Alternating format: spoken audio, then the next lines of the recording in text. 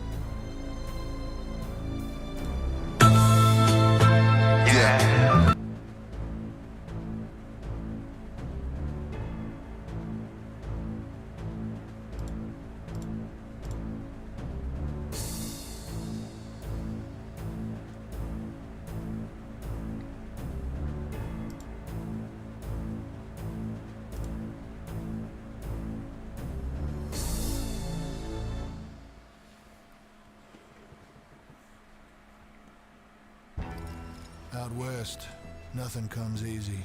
It's a hard road, and only the toughest survive.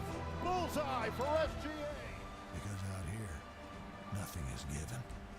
Every game becomes a fight for survival. Commercials. Two teams remain. Darn commercials. SGA's greatest hits tour continues! The NBA Western Conference Finals.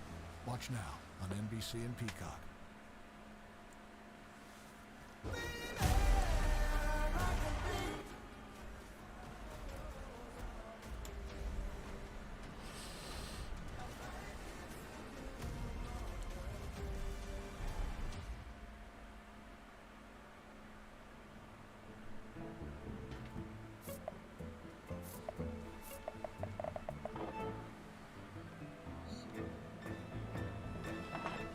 With Uber for Business, you can set your budget once and let it work for you and your team.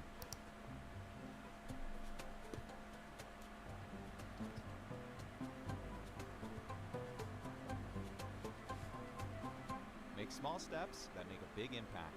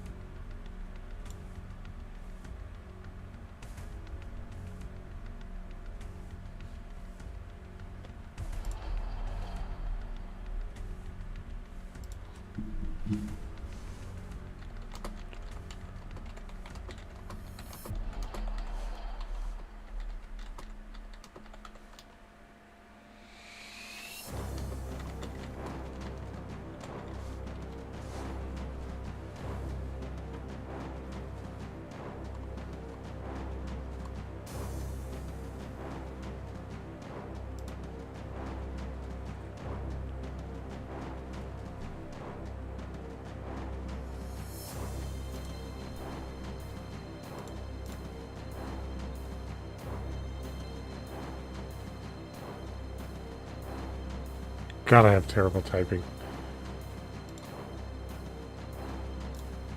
There you go. There you go. Yeah. I got you.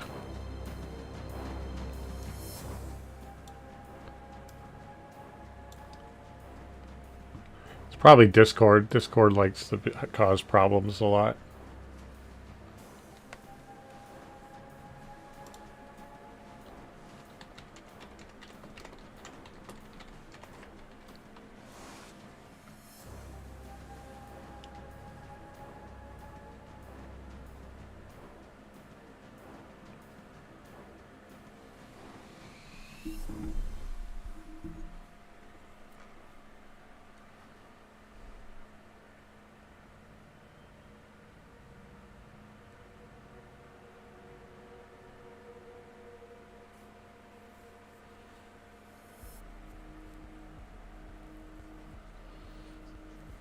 Dude, right. This is my point why I always say, like, people are so paranoid about, like, technology and AI and all this stuff, and I'm like, technology is never going to fully take over because we have to be there to fix it. We're the ones that built all this shit.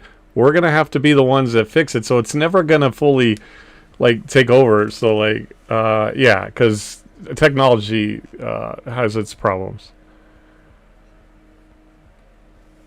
And my biggest thing is if I go live, I have to be in Discord and on camera first before I can load up my software, or it won't let me come on camera in Discord. Discord's like a brat. But yeah, with all this technology, we still got to fix it.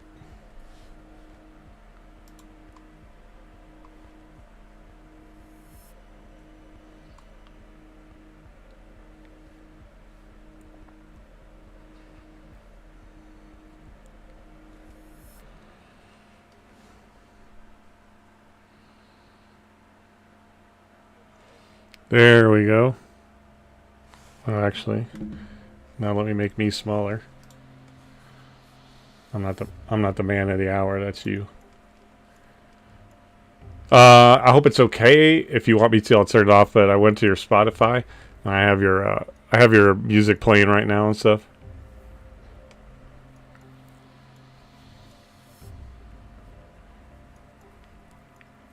Yeah, I just know in some cases, like, you know, plus it's a respect thing. I just figured I wanted to check out some of your Spotify stuff.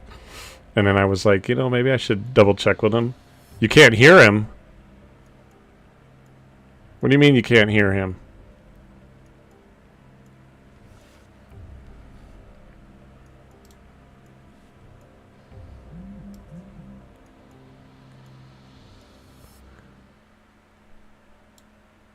No, because I'm using Streamlabs. You can see him, but you cannot hear him.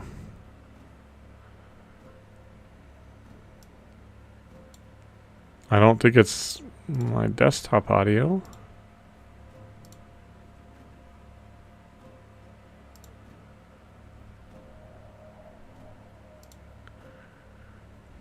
Man, you know, didn't we just say something about technology? I hate it because it just feels like I'm failing on my thing. I don't.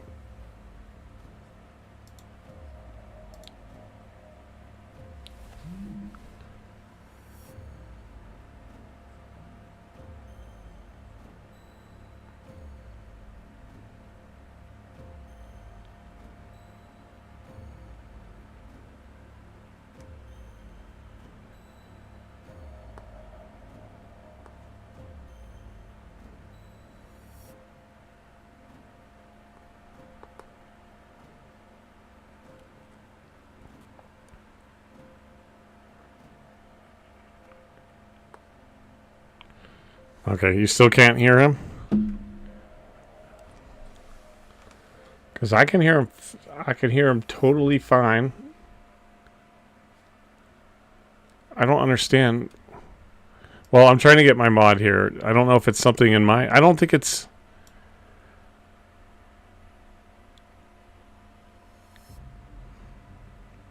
Because if you can hear everything else, there's no reason why you should not hear him.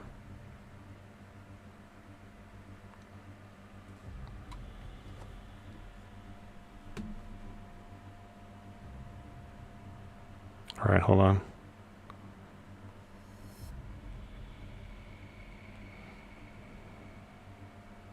I know, I hate when this stuff happens. Yeah, because I don't know, like, if you've got to get somewhere, or you got stuff going on.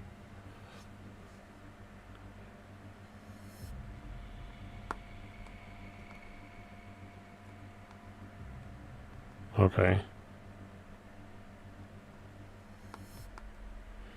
I think, are you doing the same thing that I have to do sometimes? So I have my remote control for my TV, and I have LED lights, and sometimes I turn my TV on and my LED lights go on. So yeah.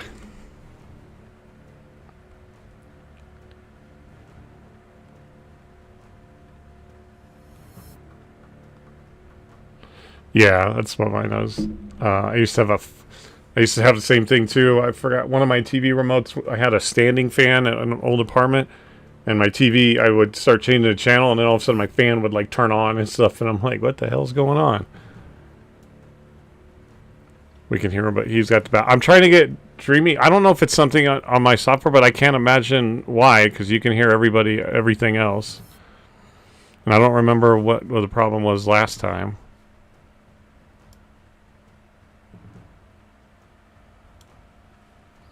And we literally, CJ, were talking about like technology because he was having a camera issue when he first came in. And now you're saying you can't hear him. I don't think so, bro. The only way to do that is if you guys got Cutterdawg52 in and let me put him in. But I don't think that's it because I'm not on the Discord on my laptop.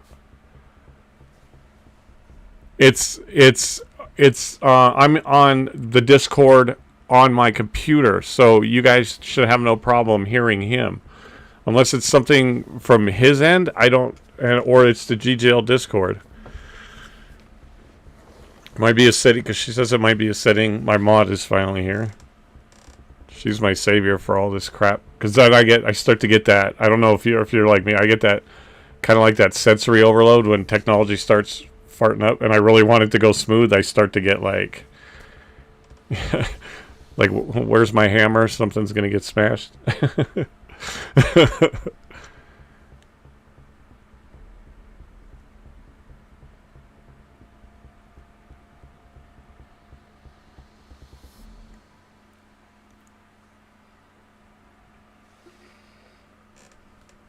And yeah, so it's not the software, because then they wouldn't be hearing me too. The only other thing that we could technically do is, if it is their software, is I could invite you to my Discord if you want to join my Discord, even if it's just for tonight. I'm not soliciting my Discord or anything, but we could jump into my Discord. But I don't think that's it, because see, what happens is I switch to a 2 PC setup. And when I'm in the when I'm on my 2 PC setup, I'm streaming from my laptop and I'm gaming from my gaming rig. And so Discord doesn't transfer over through the capture card. So I have to have a secondary account when I'm in my Discord and someone else is in there for them to hear it. But when we're on but I'm on my PC right now in the Discord on my PC, and so it shouldn't be a problem. Or do a Discord call. It doesn't have to be in VC. Because then people can't hop in and interrupt. Is Discord added to the software? What do you mean?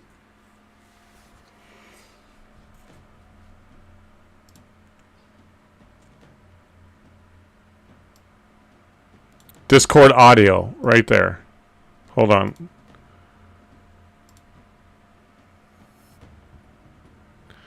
Yeah, as soon as I figure out. I see a Discord audio tab in there and nothing's coming off of it. But in Streamlabs, so when I go to properties,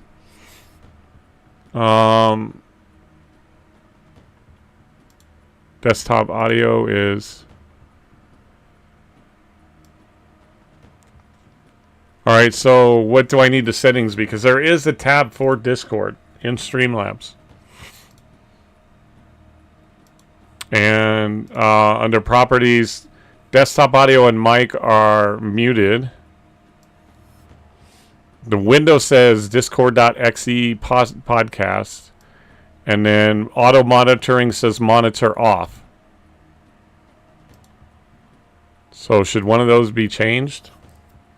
So after I started streaming, I met a couple people. One of them, which was Dream Roses. She's in my Twitch chat right now. She mods for my channels, and she's like the legend. She's like my lifesaver, because without her help, like setting up all my Discord with the 2 PC setup and stuff, like I said, I get like that sensory overload, and I'm just like, what the heck is going on? Is there an option under monitor off? Yeah, it says auto monitoring, monitor off, monitor only, and then monitor and output. Those 3 options. Should it be switched to one of those?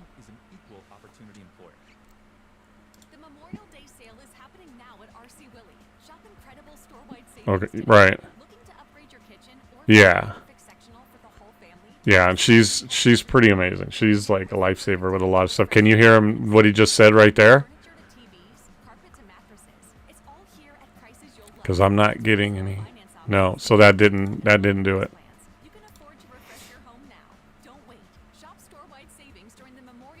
Yeah, that's from the Spotify, because I have his stuff playing in the background.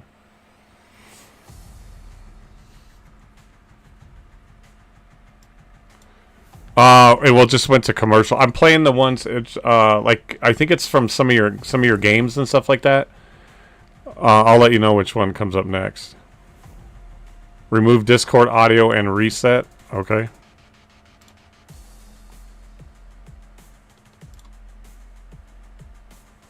Okay, and so now I gotta go in. Where is that tab?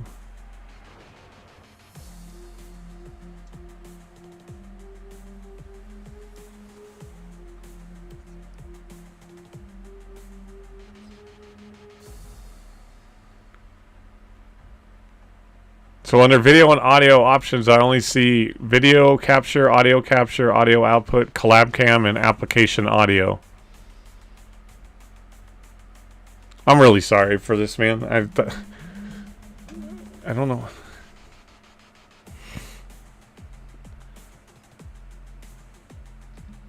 By the way, I'm absolutely a huge Batman fan too. I grew up with Batman.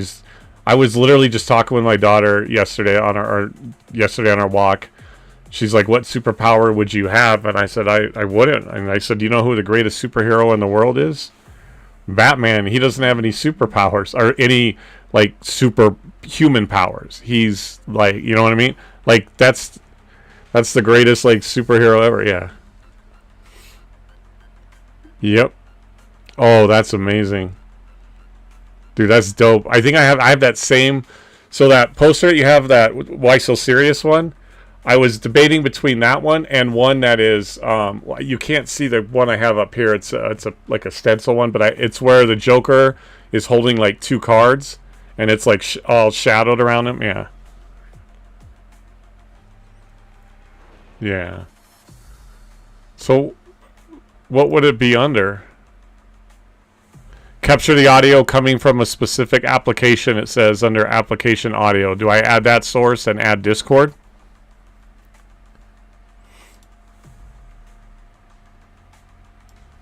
It says, please enter the name, so we'll call it Discord.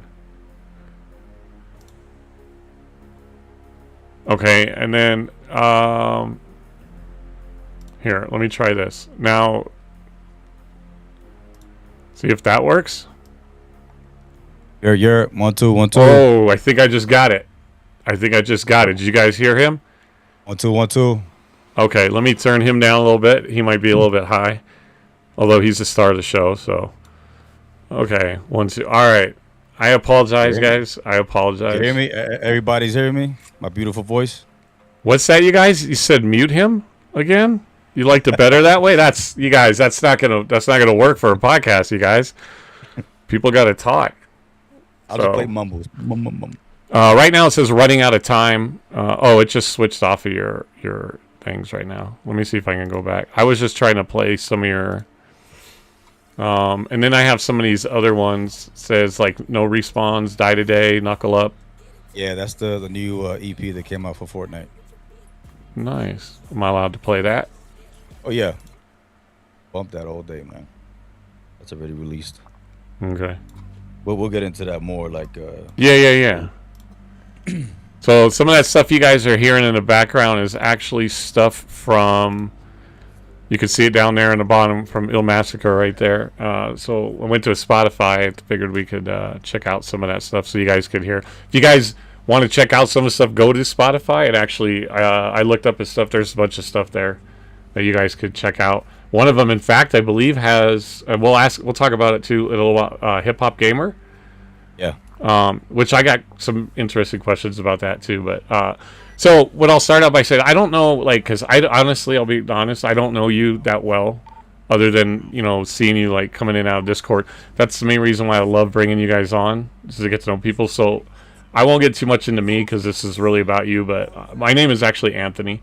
But I go by Cutter or Cutterdawg, or in the Discord you see me as Legendary Cutterdawg, which was actually kind of a moniker dawned on me from CJ, because when I got out of the hospital from the transplant, I started meeting all you guys, all these amazing people.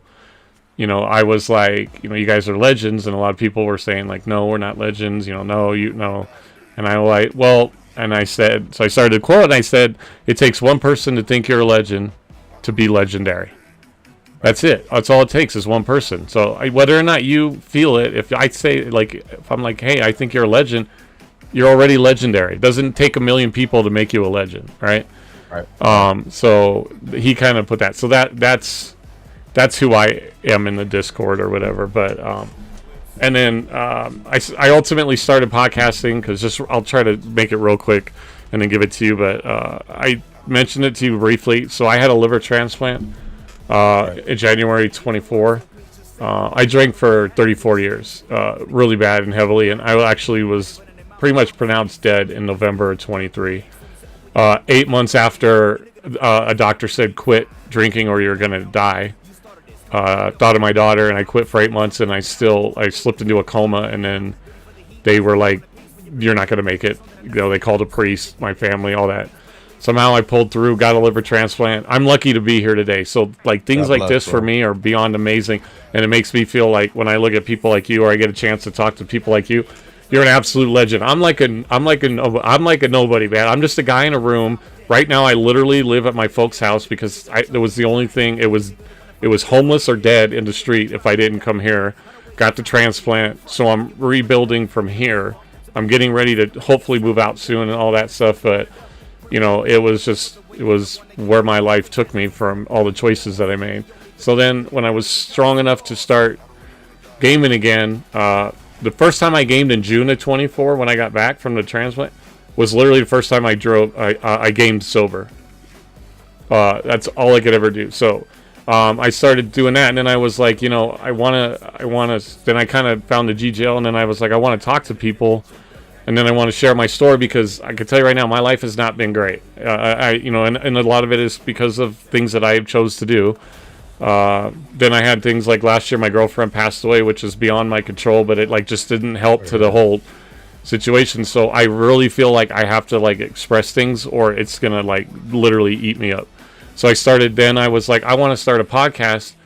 And I don't want a podcast about cars or a podcast about music. No disrespect to what you do in the music, but I mean, for me, it wasn't about like one particular topic or something like that. I wanted to be able to like share a story, which might be the topic, which is humanity and people getting to know people. Because I got lucky to get a second chance. Not a lot of people get that, and I don't want to look at a gift horse in the mouth. So I don't want people to ever have to go through what I went through or live the life that I had. Clearly, the death of my girlfriend isn't something controlled by anything. Like, the drinking was absolutely something I could have controlled and did not.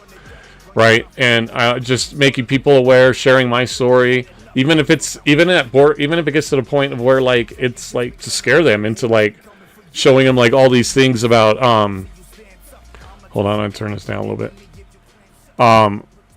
Like, things that I went through when I was in the hospital and stuff like that. I mean, if it's enough to deter you to just take better care of yourself, because I never tell people don't drink. I'm not going to tell you how to live your life.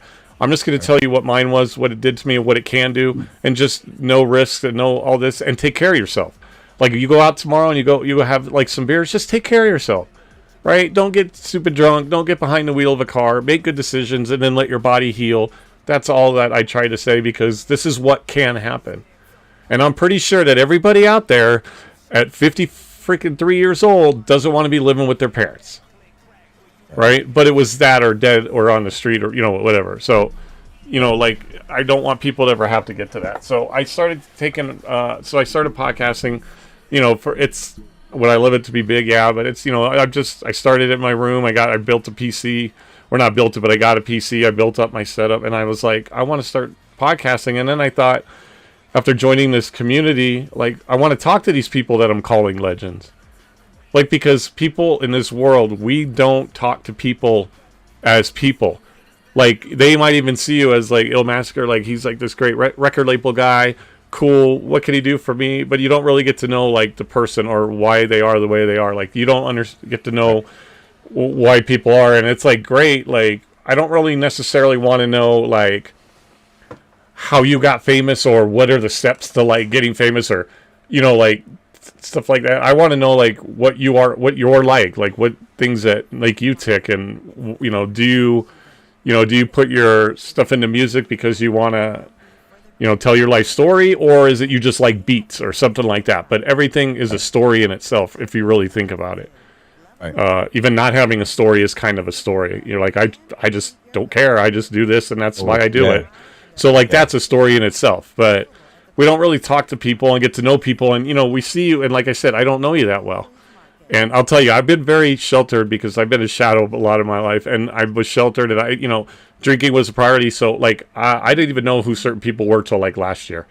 I'll be honest. Speed, Kai Cenat, like, these guys, like, I wasn't in that world. I didn't, like, go on social medias. I was, like, let's drink and play video games. Like, Right. Or let's go out and drink, or let's go, like, raise hell and drink or whatever. But I didn't do all that stuff. So like I'm new to all this, even competitive gaming. I'm new to this. I'm new to talking to people like you. And so like it was an opportunity to be like, to talk to people and really talk to people. So you're not just a Discord name, right? Like Illmaster me, oh, he's a Discord name. Oh, he produces music. Oh, that's cool.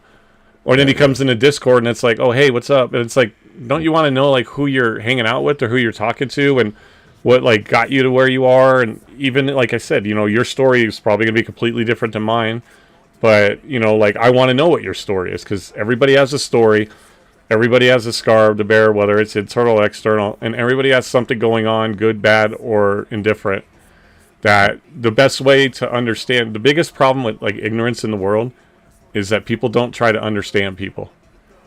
It's just, I either don't like your music, or I do like your music, or, oh, you're cool, or what can you do, to, because you've got all this money.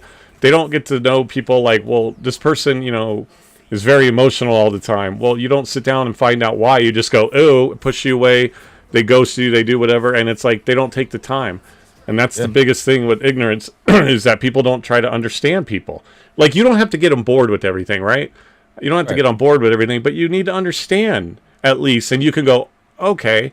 And then that might be how you work your way around said person or in a situation where, like, I don't have to understand why you cry at football game, or I don't have to, like, get on board with, like, crying on football games, but, I understand why. I do, and so that you're not, I don't know, I just think it's a good way to, and it's cool to be able to go, like, right, there's a difference between knowing of somebody and knowing somebody. Right now, like, no offense, I only know basically of you. Right? Because, I don't know you. I know of you that you do the music. I know that, like, you're in the Discord. And I know, like, you're a gamer. But I don't know, like, a lot about you. I'll be honest. I did look up stuff. Because, it was like when I first met Clinton. I freaking Googled the shit out of Clinton. So I knew what I was talking about when I went there, right? It's a respect thing. Yeah. I could just be like, whatever, dude. Hey, okay, you're famous, but cool.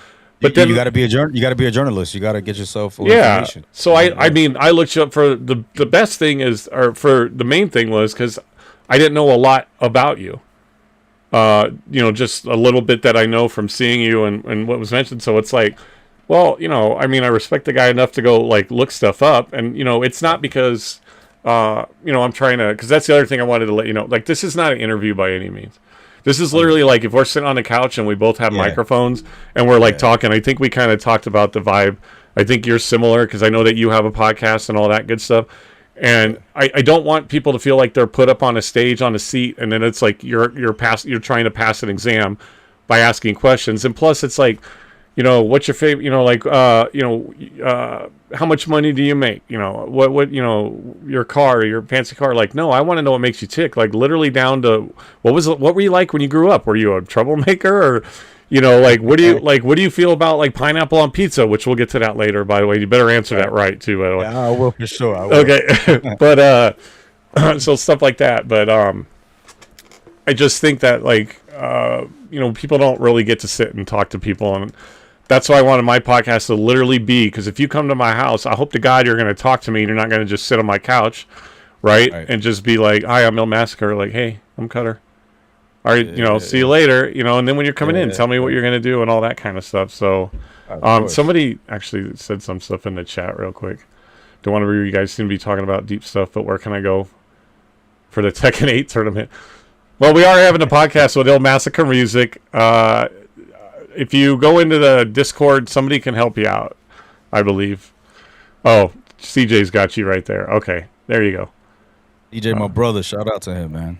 Yeah, CJ is an amazing guy. Big shout out, because he actually is the first guy that I started calling a legend. Because when I first joined the GGL, like I told you, from what my whole entire life was, I was a shadow. People like they didn't treat me very good, but I made my priorities alcohol, and I get it to a degree, but so I was very like sheltered coming in, and then I was just like, I need something. Like, I'm sober. Like, I want to be around people. I want to do something with my life, so my daughter's proud. I found this community, and I saw CJ was one of the mods, and I just sent him this freaking long, heartfelt, pour my heart out message, and it was like. maybe that's drama. And I go, but that's the case but he took it the right way, which was, it wasn't like, oh my God, look at this guy, drama and all this. It was, Right. hey, this guy kind of maybe is a little, reaching out for help, or is just showing that like, hey, I don't know how to not be a shadow. Like, I just, and then he like took me under his wing. And from then on, it was like, he's literally family now. Like, absolutely. Like, even when I raid out, if he's in my streams and I raid out, I'll literally tell people like, oh yeah, I brought CJ, he's my brother, like, and just leave it at that. Like, I don't have to explain. Like, Right, yeah, it doesn't matter whether he's blood or not. Like, he's family to me at this point. And that's a big shout out to what amazing person he is. And him and Violet, man, they're a tag team that they're just both amazing. I mean, Violet, yeah, but no. She's not here, so she can't say anything yet. But yeah, what's she doing? I don't know. Yeah. She's probably making fake chicken or something. I don't know. But yeah, they're amazing people, and they help me, like, reach out to like people like you, because it's really hard for me, even though like I talk a lot and I do this, is to reach out to people, because I feel like my whole life I've always felt like I'm a bother. Right, and I feel like I'm bothering people, and you could say that it's not, but I have to get comfortable with that. Like, even reaching out to you again to come on here. I remember when we first talked, it was like, all this stuff's going on for the end of the season and stuff, and I'm like, cool, take your time or whatever. And it wasn't like I sat here going, okay, well, it's been, it just was like, do I reach out to him, or has he kind of just like, what do I do here? And then I was finally like, I'm just going to say, hey, I didn't know if you were still down to come on, and you did. So like, that's an honor for me. 'Cause like I said, it's like talking to legends and stuff like that. And I don't get to know you, and I don't think a lot of people get to know you. And then when they see you in the Discord, it's that you start to see people on a different level. It's not just, oh, that's Il Massacre Music's, oh yeah, I see that guy. I know of that guy. Well, I don't want to know of people, right? I want to know people. I don't want to know of them at any level. And, even when I talked about, like, I wanted to, like, have, like, Clinton come on and talk to him, or T-Pain. Do you know, when I wanted T-Pain on, my first question, if I had to ask a question, what I really wanted to know from him was what it felt like when he won a Masked Singer first season or second season, third season. Yeah. Like, I don't care about how much money you have and your fancy cars. Don't tell me how to get famous. What I want to know is what it felt like for you, because especially someone that is in, like, the limelight, maybe people see the stigma that, like, they don't have feelings and they don't get excited. It's all just part of their PR and all this stuff like that. And I don't believe in that. Like, for me, when I heard him on there, I didn't know that he could do that. Like, not that I didn't think T-Pain was talented or wasn't talented, or however you say that. Like, I knew he was talented, but I didn't know he was like that talented. As in, like, I didn't know he could do that. And he crushed it, and he won it. And I was like, when he unveiled, I was like, oh my God. And so, like, the one thing I would ask him is, like, what did that feel like? Like, I don't care about your fancy car you rolled up in. Like, what did that feel like winning that season and stuff like that? So, like, and then you get to know, because, they're people too, right? You're people too. Like, you're doing amazing things. I read up on some of your stuff. Like, that's freaking cool. To me, I'm like, oh my God, I'm talking to a freaking celebrity. I'm literally like a kid in a candy store. To me, you're like a celebrity, especially when I see some of the things you're doing. And I know that you have a song. And I'm going to ask, are you actually in that football game? Like, as a character? Yeah. Okay. Yeah, I'm the backup quarterback for Hip Hop Gamer. Okay, yeah. I was watching one of your Instagrams about it. But, like, that's, like, celebrity status. Like, that's crazy to me. That's legendary to me. And that's like, oh my God. And I'm like, I'm going to have this guy come talk to me.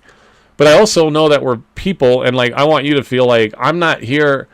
I want you to tell me everything you want. Like, I'm going to have questions for you, just of the general, like, conversation questions, like, stuff about, like, because, like, Hip Hop Gamer, which I'll admit, another guy didn't know till last year. No clue who it was. No disrespect to him. I just wasn't in this world. I wasn't in that kind of thing. So now I'm like, wow. And then I saw that you guys, not related, but you guys, he's on your Instagram, so you guys have some sort of connection. I think you guys are like you grew up together, or you know him for quite years? We were like separated at birth, man. I think like it's like adoption type situation, but like we'll get into that because our relationship, our friendship, our brotherhood is just it's amazing, and it's like Batman and Robin with me and him, except I'm Batman, he's Robin. I was gonna say, who's Batman, who's Robin? I'm Batman all day. No, but yeah, it's an amazing story, man. That's something we could definitely get into. I mean, I'm here to express myself, open up. I'm down for anything. I'm an open book when it comes to certain things. I don't keep a closed chapter. I like to talk about certain things if someone's interested, of course. So I'm down for that. Yeah, I'm absolutely the same way. With the way my life has been at this point, I'm like, I've got nothing to hide. If you want to know anything down to the nitty gritty detail, like, what do I have to hide? My life has been the way it is. I'm trying to build something new. Like, you're gonna need to know who I am, or and you go with that. Like, there's no reason for me to hide anything. I'm like, oh, I'm not gonna talk about that. Like, if you want to talk about my late girlfriend, again, this is like, I'm not gonna hide. I might get emotional, but I'm like, I'm an open book. Like, I don't want to hide, and I think that's a key to understanding people is.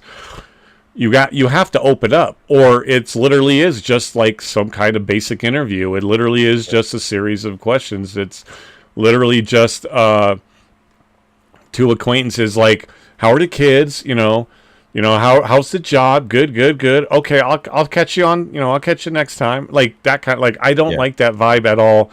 So basically, though, whatever you want to share. I mean, like, I know there's some things that I'm curious about. And stuff like that. So you can tell me whatever from like childhood. Tell us about you, music, what you got into music, what you do with it, gaming, like whatever you want to tell. Your stories. You said you've got your stories. Like, I love stories, man. That's what I'm saying. My story isn't the only story out there. People have like stories. I want to hear them all. So like, it's whatever you want to say, and then we'll go from there. Well, first off, man, let me start off by saying, God bless you, bro. I mean, the story that you just broke down to me real quick about, being in the hospital and, the surgery, the coma, the this, that, the other, and your late girlfriend, my condolences, man. You're a big, strong soldier. You're a strong soldier of God, you know what I mean? And you're here for a reason. There's always something happening in life, and a lot of people give up when one thing happens versus a person who deals with like 1,500 other things and they're still standing, so I always look at life, like the last scene of Scarface when he's getting riddled with bullets and he's just standing. I'm still standing, huh? Yeah. It's life. Life is going to try to knock you down. You got to get back up. So I bless you on that, bro. Like, seriously, truly, from the bottom of my heart, man. Like, I appreciate it. We're adopted brothers, so I'm down with that. You know what I mean? Yeah, I mean, my name is Alex. I go by Alex Luciano. But Ill Massacre, we'll get into that one because I had many names before I came up with Ill Massacre in 2016. Born and raised in Brooklyn, New York, East New York, Brooklyn. Puerto Rican from the hood, the ghetto. Just always surrounded by music and video games. That was my whole life growing up. I got into music because of my cousins. They would always bump the reggae joints in the 90s. And I would always they always make us mixtapes for me and my sister and my little brother. And when we had the little, Walkmans, I would just pop the tapes in there and learn about Biggie, Pac, Nas, Jay, Mary J. Blige. And then, hip hop has always been my number one go-to genre. And I remember, over the years of something going down at the house, something emotional with my pops, my parents, whatever, arguments and stuff like that, I would hide in the closet and just pop that tape in. And then there would always be like an emotional track. And that's when I started learning that lyrics, what lyrics meant. Lyrics can soothe your pain, make you feel better. And you got angry music that could really, get you through something and make you want to beat the shit out of somebody. It just alternates, your feelings and moods. And I just always stuck with music.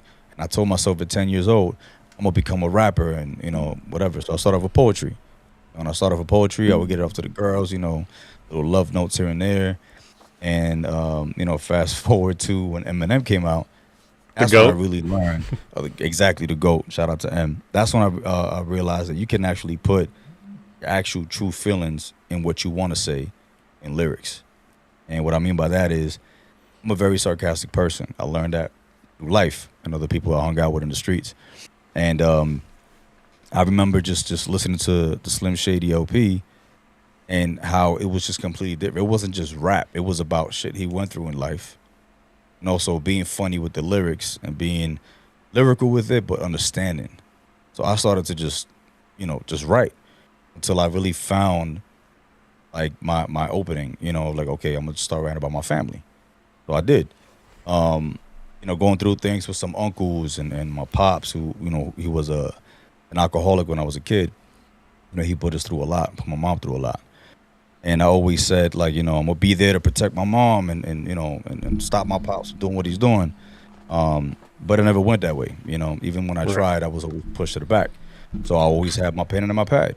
And I would go to school, write with my boys, and then high school came around, and that's when the lunch table became our beatbox, and we used to just freestyle all the time and rap. And I'm pretty sure everybody did that shit. Even when people weren't even rappers, and they'll just do it anyway, And then 8 Mile came out, and I swear everybody and their mother thought they could rap as soon as 8 Mile came out. I went to school the next day after I saw 8 Mile. This one dude in ROTC, the soldier program, came over, and he wrote like this 16-bar rap. And I was like, who wrote that shit for you, bro? He was like, nah, bro, Eminem inspired me, and I just started rapping. And I was like, all right, sometimes you may never know who can make you, hit a switch and do something different. So, yeah, man, I mean, music has always been with me growing up. And then video games, of course, attached to that. I had the NES when I was a kid, Super Mario, stuff like that. Duck Hunt, everybody, of course, that I know played that. And then Sega Genesis was introduced to me by my uncle, rest his soul, my Uncle Noe. That's when I learned about Sonic and the Michael Jackson game and Batman, this, that, the other. And I'm like, yo, what is this? And then gaming just became something to keep me out of trouble, and when I was in trouble, those games would be taken away. When they were taken away, I would go ahead and, cause more trouble. They used to call me Dennis the Menace when I was growing up. It's just stuff that I did in school, man. Starting trouble with kids. Even when I mind my business, I'm in trouble somehow. They figured since I was a kid, they always called their name out. Alex is in trouble, then they will always be me. I will be the one that's in trouble at the time. So I just became, the kid they blamed until I was 16. And I remember linking up with some of my boys who said they were going to go to the studio on the other side of Brooklyn. Now, I don't know if you've been to New York, but I mean, New York is never. Okay. Unfortunately, I do want to go once, but I've never been there. It's like one of those things where you got to go once. It's on your list, right? Okay. But it's not somewhere I'm going to live. I'm going to tell you right now, like if you do visit, make sure you go someone that has the knowledge of New York City, because a subway map will lose you. Right. I never looked at this since I was a kid. I've always hopped in the trains and the buses and cabs, so I know my way around. But we had to go all the way into the city, from Brooklyn, all the way to the city, to get on the train and go back on the other side of Brooklyn through the bridge. This trip took us at least an hour and a half every weekend just to go see an audio engineer who goes by the name of Lex Luthor, my boy Mike Dolsky. That guy was my mentor. We showed up, but we showed up late because of my boy George at the time. And ever since then, man, I just started to go to the studio all the time and write rhymes and record and stuff like that. And he mentored me, man, to using the boards, making beats, learn how to like put my vocals where they belong, how to mix a track, EQ them, compress them, master them. And fast forward 2 years after that, man, 2004, my daughter was born. I was only 19. My daughter just graduated college. Shout out to her. Congratulations. 21 years old. Thank you. And, she was my first song ever. I did a song called As Long As I'm Here to the Eminem's Mockingbird beat for her. That's still my ringtone to this day when she calls me. Nice. So, yeah, man, ever since that, bro, I've been running in and out of the studio, making beats, trashy beats in the beginning until I really found out what I wanted to do. And then when my daughter was 2 years old, I got a job at Def Jam Universal, and that's where I met my wife. Because my first two kids from a previous engagement years ago. I say engagement. We weren't engaged. She was just my girlfriend at the time. Yeah. My daughter's 21. My son is 19. And then I met my wife in 2008, and she was a product manager at Def Jam. We met, of course, fell in love, the whole thing. And talking about falling in love, that's why I fell in love with Hip Hop Gamer. Okay, his name is Gerard Williams. Yeah. That dude, that's where we met, bro. The Def Jam offices. It was the mailroom. And we talked about this on my podcast, but the way we met, bro, was crazy because I don't know if you probably seen his videos, but he's got a high energy, bro. Yeah. Like it's a drug that he has in his system that just you don't even have to touch a dude, you just feel it in the air, you know? Yeah. And he's always been that way, bro. He's always been that way.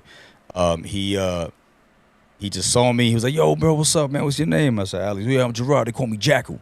That was his street name. And he just asked me right away, "Yo, you play games?" And I was like, "Yeah, man, I'm about to get the PS3 when it drops." He goes, "Bet. I'm about to be in line at GameStop to get it too at 12 a.m. And I was like, "All right, cool." You know, and then he started talking about like the Sony Bravia TVs that were coming out and the high definition, this, that, the other. Like, and I didn't know how like invested this dude was on knowing everything, like everything about the TVs and stuff like that. I just buy a TV, put the stuff on, play, whatever. Now he's got a whole recipe of how to set it up to this day, how to set it up on your TV, what HDMI to use, and this, that, the other, coloration, blah, blah, blah. I'm like, damn, bro. I said, look, I don't got time for that, but whatever. And ever since then, man, we were inseparable, man. We just became best of friends. I was in the maintenance department. He was in the mailroom. And at times, we would just, you know, we'll help out in the mailroom or we'll work upstairs in maintenance. And sometimes we never got work done, bro, because we were too busy messing around, you know, cracking jokes and doing just crazy shit to make each other laugh, man. Talk about Eminem. That's one of our favorite artists, you know, the favorite artist that we both share. So between that and Jim Carrey and movie lines, Scrubs is one of our favorite shows that we watch together. So that's been my brother for 20 plus years, man. You know, we've been like that ever since. So again, Batman and Robin. So well, maybe one day I could get lucky enough to get your brother on here. Because honestly, I've been curious about. I would love to talk to him too. He's just on a list of people that would be cool to sit and talk to. For sure. So. And I'll bend his ear too. I'm like, bro, like you got to be on Cutterdawg's podcast, bro. He's gonna go who? Yeah. That's how he is. Like he wants to know who it is, whatever. But he knows for a fact that if I'm involved with someone or whatever, he'll definitely. Same thing with me and him. Like, you know, he's been making connections for a while. His story is amazing, bro. When you do talk to him, and I say when because it's gonna happen, you will be blown away of how things just open up for him. You know, and we've both always had dreams. And we both never gave up on those dreams. I went my lane, he went his, but we always meet back at some intersection, always. So see, and that's why this is why I talk about the legend thing with people like you. Is this is the thing that I hate is that I didn't do any of that. I didn't follow my dreams. Literally, it was alcohol was the most important thing. Like when I would get jobs to the point where it was I wanted to know what like days I could have off, so I knew when I could drink. And then that started to escalate into it didn't matter what the days off were. But I hate myself that, you know, I didn't do that kind of thing. Like the GGL was like the first opportunity that came by that I was like, you know what, I'm just going to do it. I play games. I mean, what's the worst that can happen? You suck and you don't get to get a team. Okay, well, that's where I'm at now. So, but, you know, like, you know, I look at you guys and, you know, like, it's like you guys did what, God damn it, I should have done, you know, and I know people say that it's like not too late and all that, but, you know, I sometimes being, you know, with the transplant and things like that, like, it feels like I'm on borrowed time and I feel like I cut that time down. Like, this is my mindset. This isn't necessarily maybe what's going on. And I know Mike told me one time about a guy that, like, you know, became a professional fencer at like 68 or something like that. And I'm like, and I understand that, but unfortunately, like, my mindset throughout my life has been to always just be, I'm unfortunately like self-defeatist, but I never took those opportunities. So when I see you guys, I'm just like, you know, certain things that I started getting into, I'm like, what if I had done? But I can't go off what ifs. And so, like, that's a huge testament that you guys could stay on the straight and, you know, that you could do that. You could chase your dreams. Like, you know what? I started chasing my dreams and then I turned and looked at the liquor store and, like, that was like, unfortunately, the course. So it's amazing to watch you guys. So that's why I look at you guys as like legends. Like, it's weird for me to be sitting here in my room, like talking to people like you. It's just like, I mean, that for me, I feel like I'm in the world of celebrities. Like, you know what I mean? Like, it's just because I didn't do anything, you know. I mean, I'm trying to do something, and I'm not trying to be like down on but like, I really didn't do anything for 51 years of my life. I didn't do anything. It was more important to drink. So, like, hearing you guys, it just makes me look at you guys even more. And you should own it. Like, you should absolutely own that. Like, take on me. Like, yeah, you're right. I am a fucking legend. Because you did things. You did chase your, and you did it the right way. Maybe I'm chasing my dreams now. You know, I understand that. But, like, you know, man, I'm about to be 54 here in 12 days. Like, but, you know, like, I'm just trying to build this thing, you know? Like, you guys saw these dreams and went for it, and that's amazing, man. So good for you. Like, that's a huge shout out that, like, you didn't let things like what I did control me. You know, it doesn't anymore. Just so you know, like, I'm 3 years and 3 months sober and counting. Well, June 3rd will be 3 years and 3 months. So I'll never touch it again. Even after my girlfriend passed, like, that would dishonor her. I have to do it for my daughter. She almost lost her father once. There's no way I could do that to her again. So I won't ever touch it. And I'm trying, but it's hard because it does get kind of self-defeating. But I look at you guys and I'm like, you know, like, that's amazing that you did it. So, like, I'm really proud of you. Like, what that's worth, you know, that, like, you stuck to it and look where you are now. Look what you're doing. Like, that's amazing. Like, you should absolutely own, like, the legend status. Like, that's an amazing thing. And, you know, keep doing what you're doing. And, like, you are very much looked up to. I do get inspired when I talk to people like you that, like, maybe there is still something out there for me. So, like, just, you know, keep pushing it, man. It's amazing to hear that. Appreciate that a lot.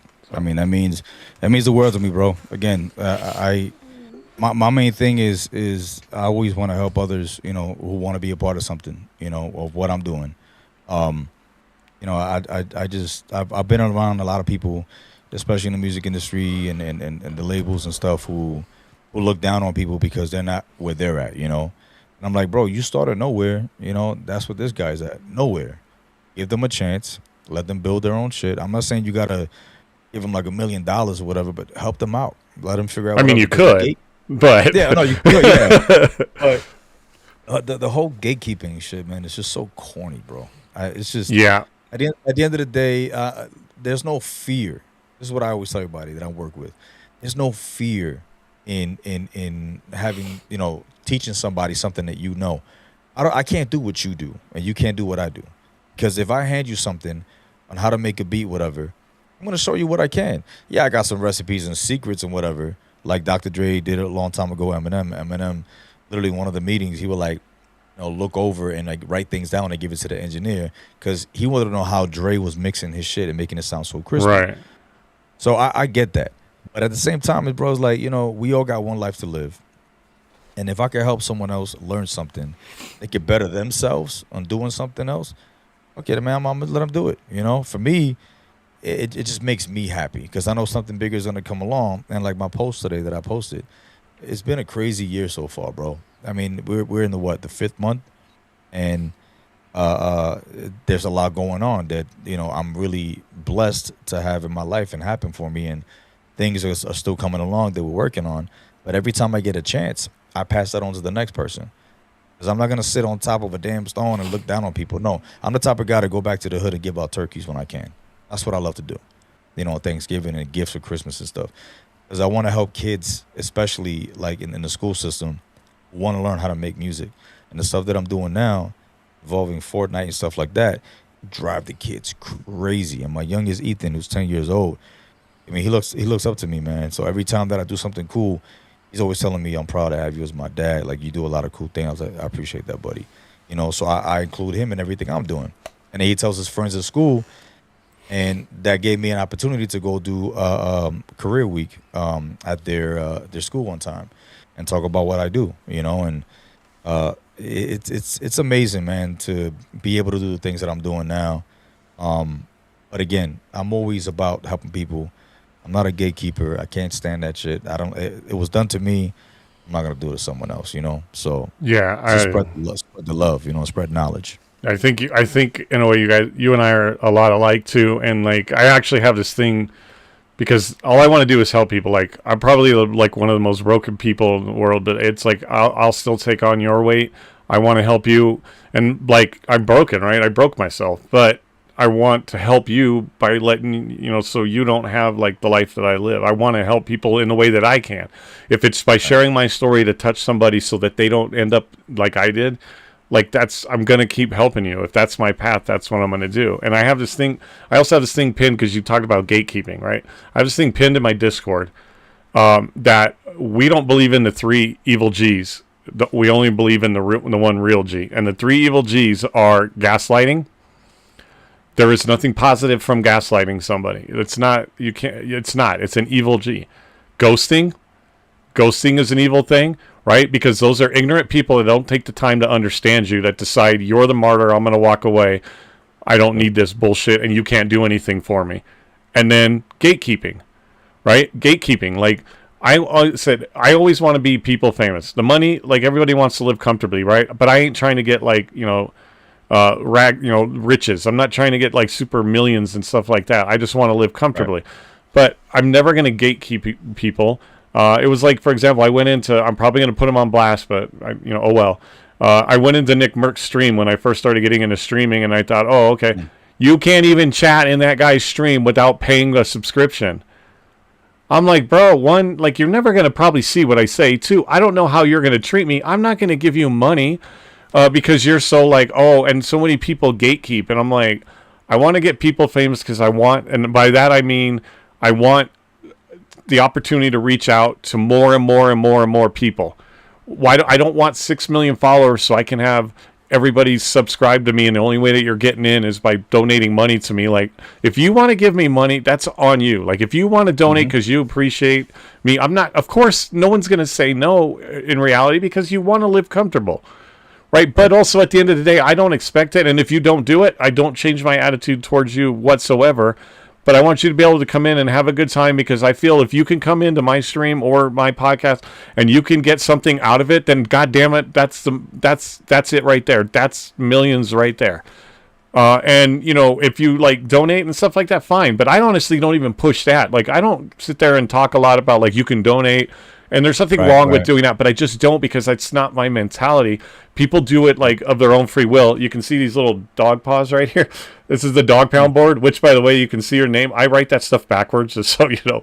So it takes me a minute. So the camera will show it on frontwards. But anyway, those paws represent when people donate like biddies or subs. And as you notice, there's not a whole lot, but that's my way of kind of thinking them, because everything goes back into either me trying to move or the stream.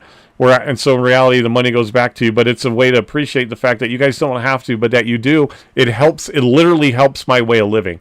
It doesn't give me those like bragging rights and like, you're only going to pay me money to get in and talk to me. Well, if I do that, how am I supposed to reach out to people?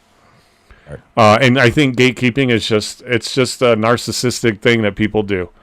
I mean, that's the best word I can think of it. You can be somebody and like, you can have money and all that and great, but like, I'm a person too. Just like I want to talk to T-Pain or you or Gerard or Clinton. Like, I want to talk to them as people. I don't care about the money. I don't care about your big house. I really don't. And not in the sense of I don't care. That's not why I'm talking to you. I don't want to know about your 47 rooms. Like, I don't care. I care about you and how you're going to treat me and how you're going to talk to me. I care about you genuinely. The fact that this cool person can live in a big house, great. But also, so an asshole can live in the house. Well, I don't care about your house. I'm not going to go to it because you're an asshole to me. But so like, so I think that in that fashion, like, we're definitely a lot alike, and that's a good attitude to have. Like, the gatekeeping thing is just so. And people go, oh, when you get bigger, like, which one? Thanks for saying I'll get bigger, because I appreciate that, because I have to believe in that. But it's like, no, that's never going to change. I'm not going to have people around me that are going to like suggest that to me or that are going to direct that to me. And I'm like, then you don't need to be around me, because I'm not going to do that. Those people are going to do what they're going to do. They're going to take care of you, or they're going to donate to you, and they're going to support you, whether it's monetarily or whatever, that I don't need to require them. Because once you require it, you take all the humanity level out of everything. All it becomes is a dollar sign, and Yeah. I'm just not that kind of person. I never will be. And I talk about I bag on that burnt peanut guy a lot. I don't like him. That's just my opinion. I think he's a gimmick, and I think people are like, well, he's got 50,000 viewers. How many do you have? You know what? I'd rather have the 2 viewers that I have that are absolutely genuine people and they care about me, than 50,000 knuckleheads that don't, right? And then I block, and then it's like, well, the only way you can get in here is, behind money or whatever. And it's like, I'm just a guy. Like, I'm a dude telling a story, and I'm getting an opportunity to talk to people. So, yeah, I totally agree, and that's a really good attitude. It's nice to see that, especially in this world. I'm sure this world's crazy. Oh yeah. So it's a jungle, man. That's what I call it. It's a jungle. I come from the concrete jungle, New York City. So it's always been that way, man. I mean, I grew up with a few people who kind of had the same dreams I had. But didn't follow through, I've always said something. When I always put my foot down and I say, you know what, I'm going to do this, I'm going to do it. I kept saying, man, like, I love New York, with all my heart, but I can't stay here. And I've been saying this since I was 10 years old. I got to be somewhere where people love me. People show me the actual love that I'm showing them. I want to receive that love back. And I didn't get that type of love till my daughter was born, and then my son was born. And then I met my wife, and then she showed me actually how life is supposed to be with people who love you back. My grandmother raised me since I was a baby. She passed away when I was 15. And it's hard when she passed because, I really didn't have nobody to, put me in my place. So that's when I really messed up and, started skipping school and doing all the crazy shit and, just hanging out with the crazy, corner drug dealers and trying to do what they're doing. But lucky for me, one told me, like, that's not the life for you, bro. You're not living this type of life. And I will open my fat mouth and be like, well, why the hell you doing it? He's like, because I don't have a choice. I have to do this. I got no education. This is how I can take care of my family and everybody else in the hood. And I just always wanted to be like the dudes on the street. But they taught me more in life and more knowledge than anybody else did in my family growing up. So I took that with me, and I ended up, just leaving New York. I met my wife. We got married in Cali. She's from Cali, so we moved over there. We were there for 10 years. We left New York City 2013. Been in Cali from 2013 all the way to 2023. Moved out to Vegas now. I'm not moving no more, bro. I'm comfortable where I'm at. I'm happy. I'm staying. But yeah, man, my life has been very, very different. I'm able to do a lot of things that I can. You have a clear mentality, and not too many things are attacking you all at once. Yeah, man, I'm one to always say, if I'm going to do something, I'm going to do it. Said I'm leaving the hood, I left the hood. I'm giving my kids a better life, gave them a better life. And just pushing, man. Pushing, doing what I got to do. I said I'm going to get my music on TV, got my music on TV. I'm going to work with video games, working with video game companies. And then helping others. As I'm doing something, I always help others. When I got the time, once I get everything situated, and I pitch it to other people. So that's what I do, man. I'm always spreading the love and knowledge to everybody else. So it's all love with me. yeah, that's pretty amazing. Like I said, it's a good attitude to have. A lot of people don't, especially in certain industries. Obviously, we know that like a lot of people don't. So it's cool. And like I said, I've never touched this world like that. But I'm like they're still people too, right? But there's the ones that are the typical, like you said, gatekeeping. They don't want to help you. It's like if you can't help them, then they don't want anything to do with you, right? It's like, well, what's in it? What can I get out of you? Well, I don't know. I'm just a guy in a room. Like, this is my podcast. Right. Like, even somebody coming on here could be like, bro, you have like no followers. I have a few. Like, I don't want to say it like that, but but people, you don't have followers. Like, you're only on Twitch, like this and that. Like, you can't do much for me. I'm not gonna come talk to you. Like, I'll be honest, and I'm not saying this in the sense that like I think you had the attitude of it or other people would, but I feel like I'm kind of half expecting someone that might go like, yeah, you're just a dude in the room. Like, you can't do anything for me. So no, I don't want to come talk to you. And I'm not necessarily saying that maybe they're wrong but it's so, and that's why I get sometimes nervous, is that I have, I know I need to be more confident, but like, I guess on one side I can't technically blame them, but then on the other, it's like, I get it, right? Like, you're like, I don't have time to go talk to you, dude. You have like 10 people. That's not going to help me, right? It's like, because I've got nothing necessarily to offer to them to help them out. Like, but I do, like, the little bit that I do, that's still one person. When I had someone from the GGL on, like one of my first podcasts, it was a girl that she was born deaf, but then ended up getting cochlear implants. And then we advocated, it was to help advocate for more affordability for people that needed that, because it helps deaf people, and a child will never, like, if you're born that way and you can get them early, like, they'll never have to experience what it's like to not be able to hear and stuff like that. So we were advocating for that. And by doing that, like, one person noticed it and said, hey, I'm going to direct some people your way. And I'm like, and I, at the time, I probably, like, I have 282 right now on Twitch. At the time, I probably had 22. And it was like, even if I can help with that one person, and, they were very appreciative, but I just know that certain people, unlike yourself with that, the positive attitude, is that, like, I just want to talk to you, dude, right? Like, literally, like, that's why I'm saying I want to talk to you like we're hanging out on the couch, because, I'll be honest with you, like, I don't have anything to, like, offer you. Like, I'm like, and I'm not going to go talk to 60,000 like important people and then get your name out there. Like, I don't know 60,000 important people, right? Right. But it's like, I want to talk to you, and if you take the time to talk to me, that means a lot to me. And then maybe somebody will hear you. If there's 10 people in my chat at the time, 10 people get to hear your story. That's that's good for you. Like, and I want to help you. That's me helping the way that I can with what I have, right? Like, I don't have a lot of money. I don't have a lot of, like, avenues like that, but I'm just a genuine guy. I want to talk to you. And then if somebody hears your story, they're going to be like, wow, now we know Ill Massacre music, or we are getting to know, not we know of. And that's the biggest difference. Right. Yeah. So and it's connection, bro. It's all connection with me. Like, I just, like you said, you want to be able to learn, of the person, and when you learn about them, you're like, okay, now I kind of know this dude. And if he's willing to tell me more, then I'm like, okay, now I know him, and that's how it's been, man, my whole life. I'm not gonna lie, I kind of shut people out, when I was younger, but as I got older, man, it's just, you get older, your mentality changes, and again, you have to go through certain things in life for you to realize, like, oh shit, life is too short.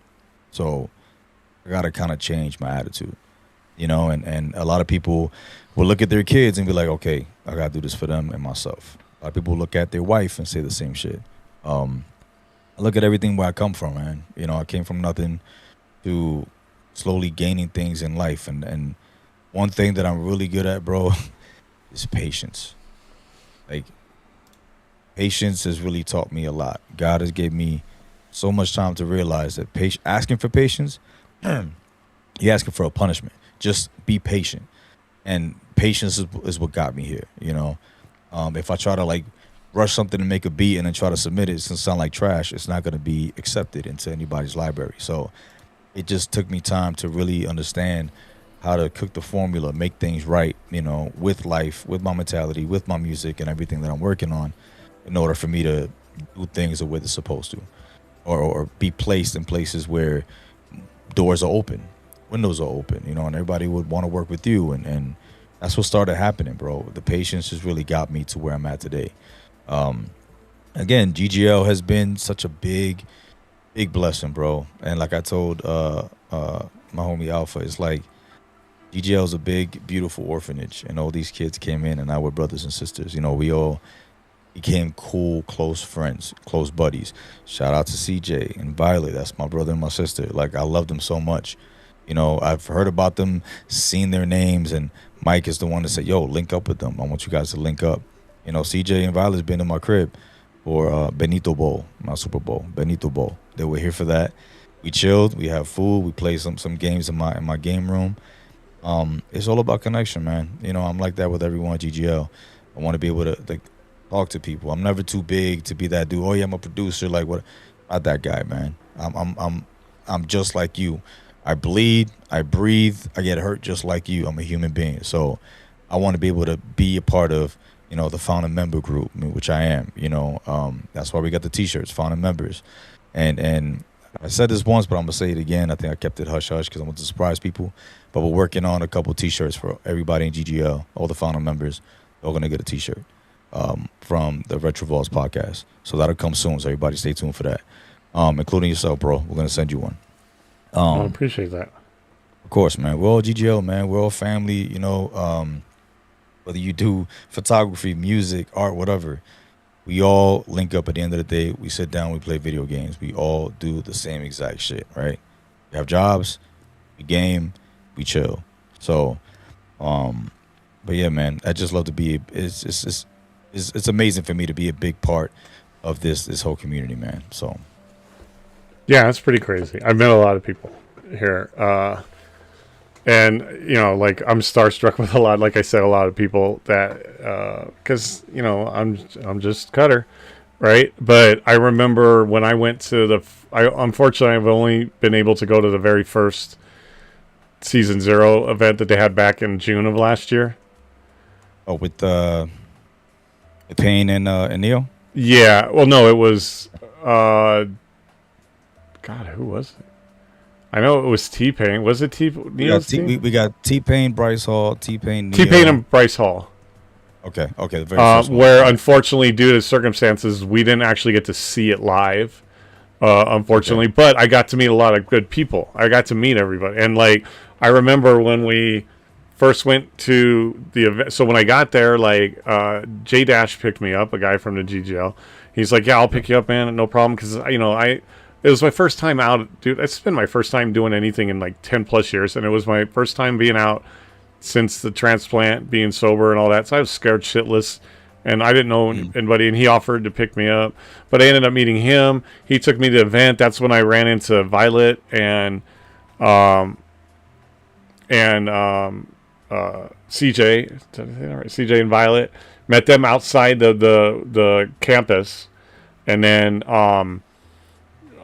we went in, and when we walked in, there were people already in the auditorium. All of a sudden, I walk into this the food area that we were going into, and like someone was like, Cutter, and then like, you know, a high five, like Cutter, and then it was like Commando, and then all these people, and I'm like, my biggest thing my whole life is I've always hated.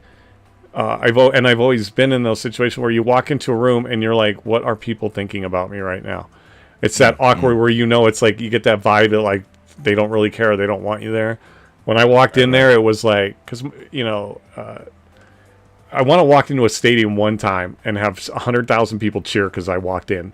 I don't want to walk in having 100,000 people go like, who is this bum that's just walking in, right? Like, so when I walked in and everybody was like, oh my God, you and that, it was like amazing. And then it started like making friendships, you know, and, you know, like we said, CJ and Violet have become family. They know everything I've been through. They actually got to, I mean, not in person, but they knew Taya, which is my late girlfriend that passed away and stuff like that. They've been there for like everything, and they're just really good people. So I got to meet people like that out of it, and it's like that's all I want to do is like meet great people and then talk to great people.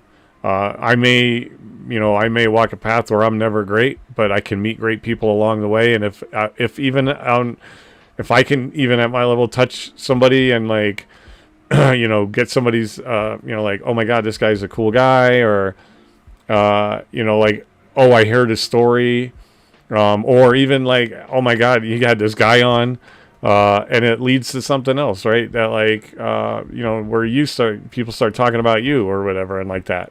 Is like now you get to know these people that you're talking to, and so it's been pretty cool. The GDL's been pretty cool. I don't know what level of a gamer I am. That I, you know, like I have this fear that I'm not good enough to be picked for a team, but then let me talk to all the people that do, right? Like then that's what I'm saying. Like, okay, I'm not maybe gonna make a team because I'm not, you know, an esports pro.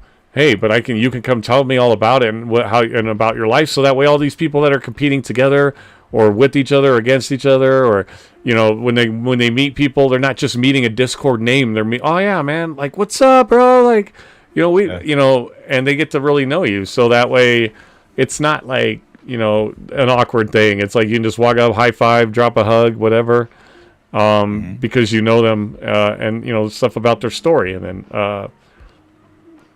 that's So I definitely think the GJL's done a lot for that, for sure. I gotta ask, man, because I don't think I've ever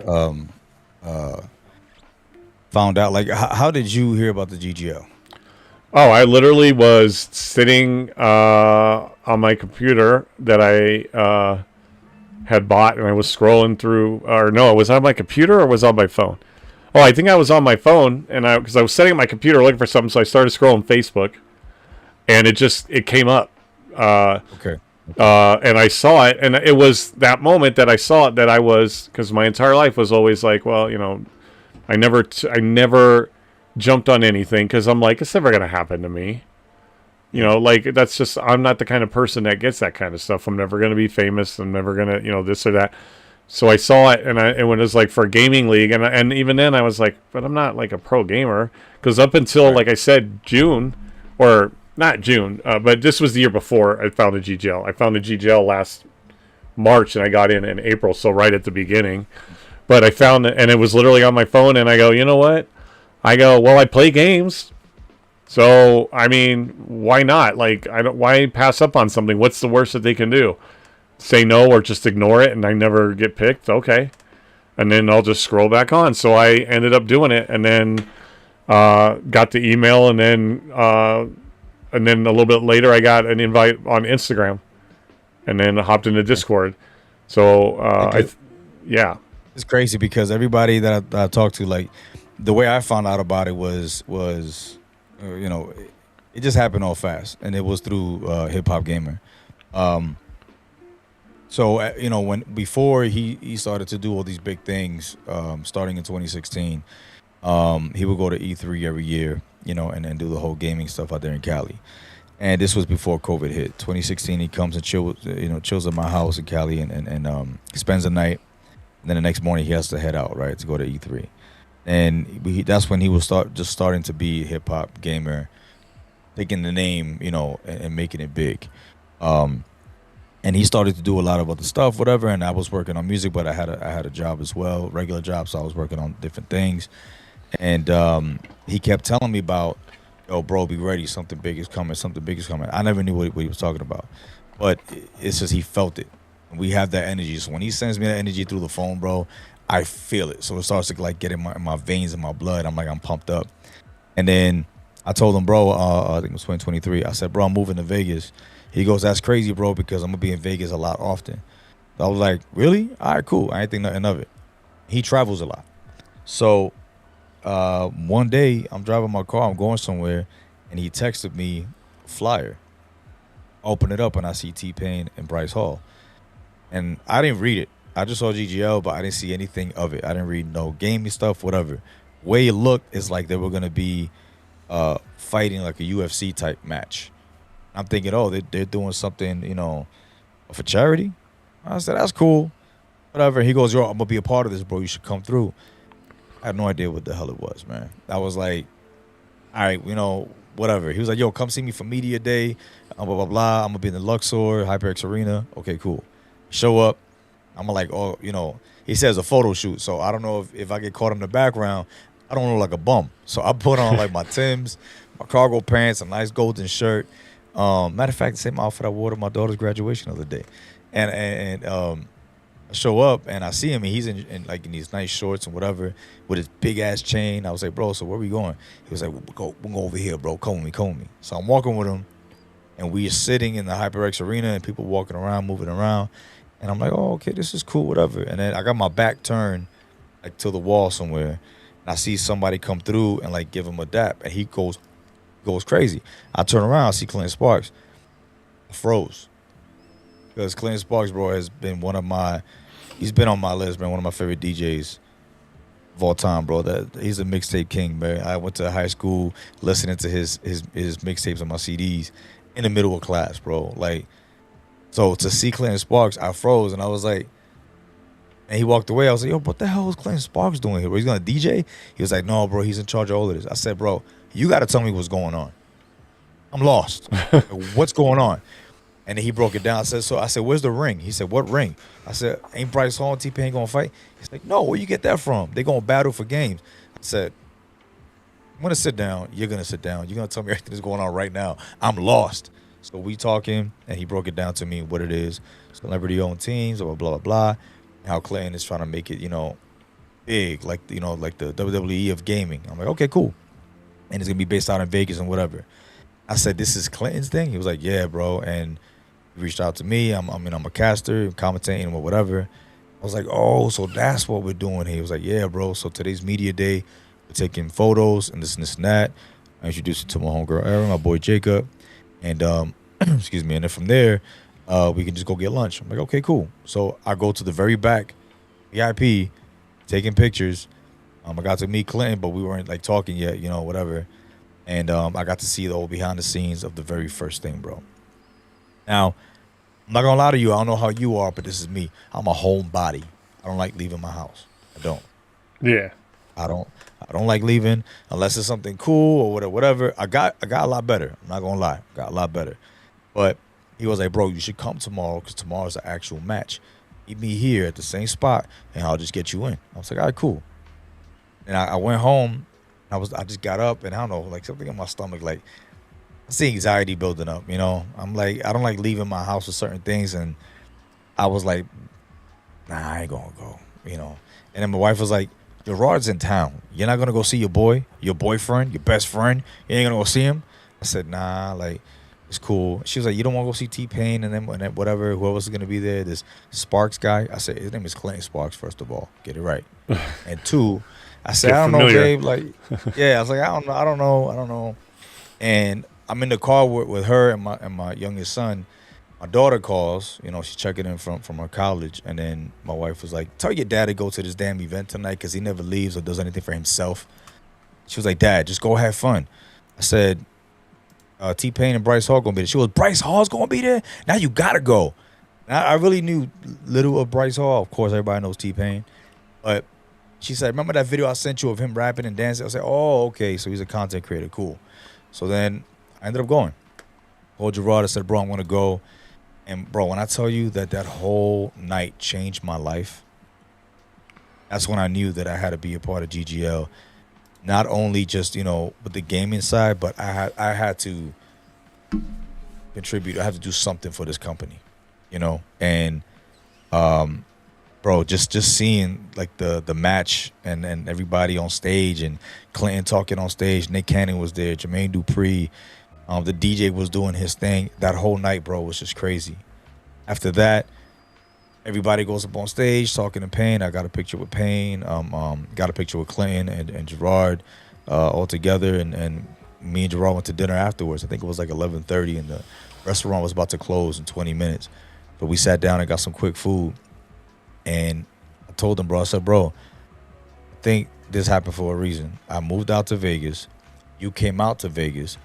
I'm in the middle of this whole GGL stuff right now. We're destined to work together, bro. God put us back in this main thing like we did in the mailroom back in Def Jam. This is meant to be. We got to do something. And he looked at me. He was like, bro, I think you're right. So ever since then, man, told me when the next episode was coming, and I started meeting more people. And then I got tied in with Nick Dietrich, head of GGLMG, GGL Music Group. We talked.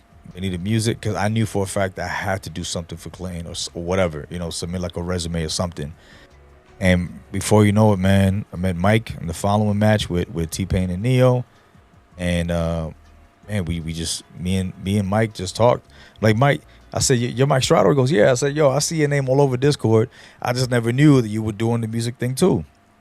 And we just started linking up, bro. And now Mike, my brother, and now, bro, we have our first track, the Soul Kid, at GGLMG now. Shout out to iHeartRadio and everything like that. There's a lot of beautiful things happening with that as well. So now I'm working with them alongside of what I'm doing for TV and video games. So yeah, this whole GGL thing, man, has been an amazing experience. I can't wait for season 1. After this rematch with Neo and Gerard, I can't wait. But there's a lot of beautiful things happening. I can't wait to share with all of you. That's amazing. And that's the thing is I'm sitting here literally like starstruck. Like, I don't know. Joe Schmo. No, that's me. I'm just a guy, man. Like I like I think about what it would be like to, like maybe even just have these people on where like what if I was like, the podcast, like everybody's like, we're going on Cutter's podcast. Like I that's like this surreal thing that I could imagine ever happening. It's just like I'm sitting here just like celebrity starstruck going like, wow, like that's amazing. Like, not to take away from anything, but like when I went, it was, I got to meet Clinton for a couple minutes, took a picture with him, and then it was, like sit in the stands, watch that. Like, I felt noticed at least in some points, you know what I mean? Like at the very least is like for somebody like me coming out of where I came up, like, literally like a nobody, like, and I'm not trying to say that in a like putting myself away, like I'm like a nobody, like I'm not a musician, I'm not a a superstar, I'm not a doctor, I'm not this or I'm not that, I'm just a guy that literally I'm starting over at 53 years old. So like I'm basically 1 year old, like really literally like going through all this stuff, but it's like but then I get people telling me that like, hey, you can like for me when I went, you talked about Mike, when I talked to Mike too in the Discord, it was same with like CJ and some of these other people, and when I went there, so I got to my hotel and then I brought my laptop because I wanted to like podcast while I was there, right? And be like, show people like, hey, I got out. That was huge for me. I'll tell you that. It was huge for me to go to Vegas.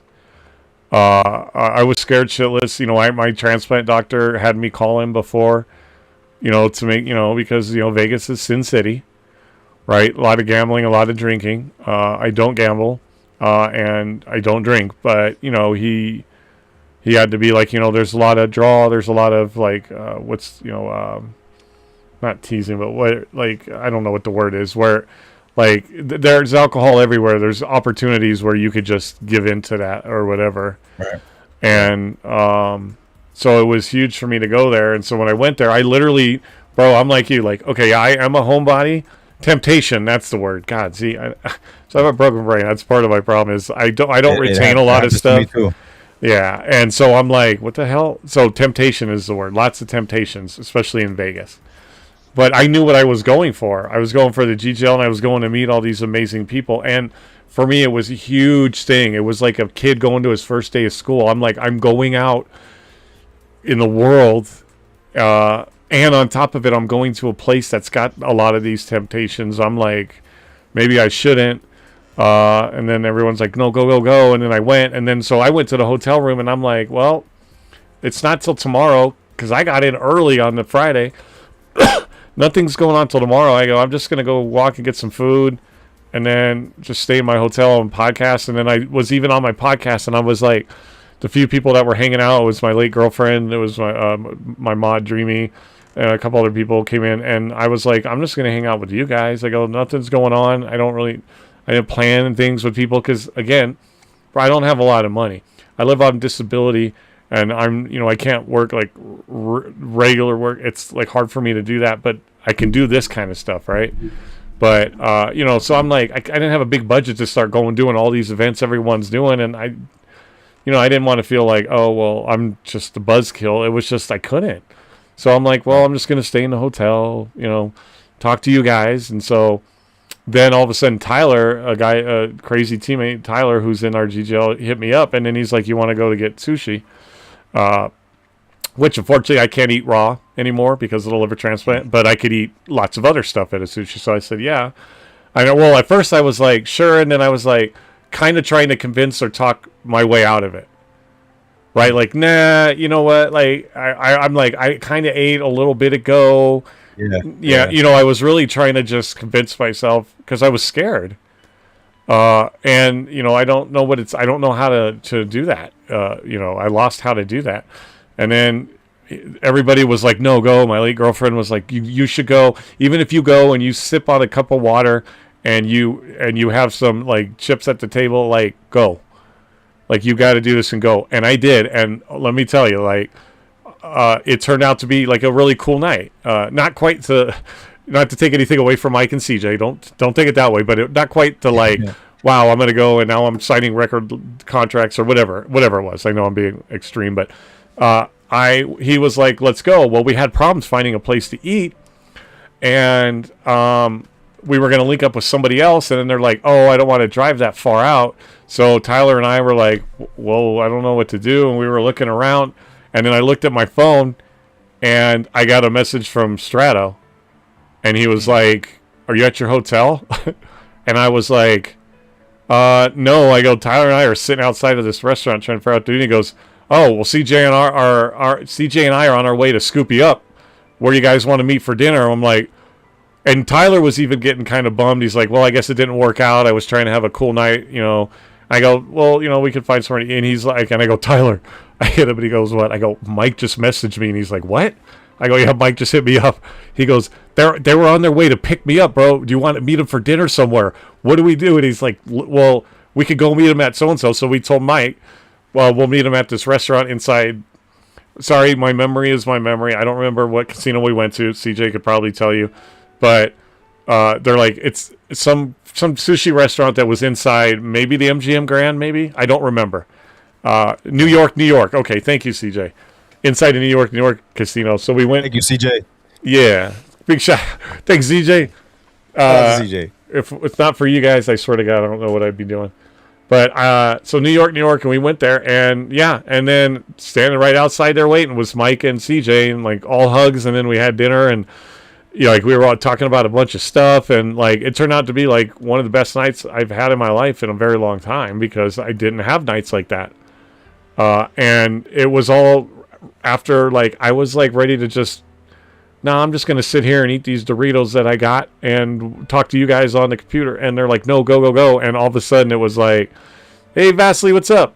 It was like, turned out to be a really amazing night. And I even thought to myself, I could have left after that night and it would have been a great weekend. But then I got to go. And I don't know if you were there in June. Were you there in June? Or that's when the first the first event. Yeah. I was there. Because I don't know if I met you, and if I did, I apologize, because like I said, that was cool. I can't remember things like that, and we may have met, and I don't want it to be because you're not memorable.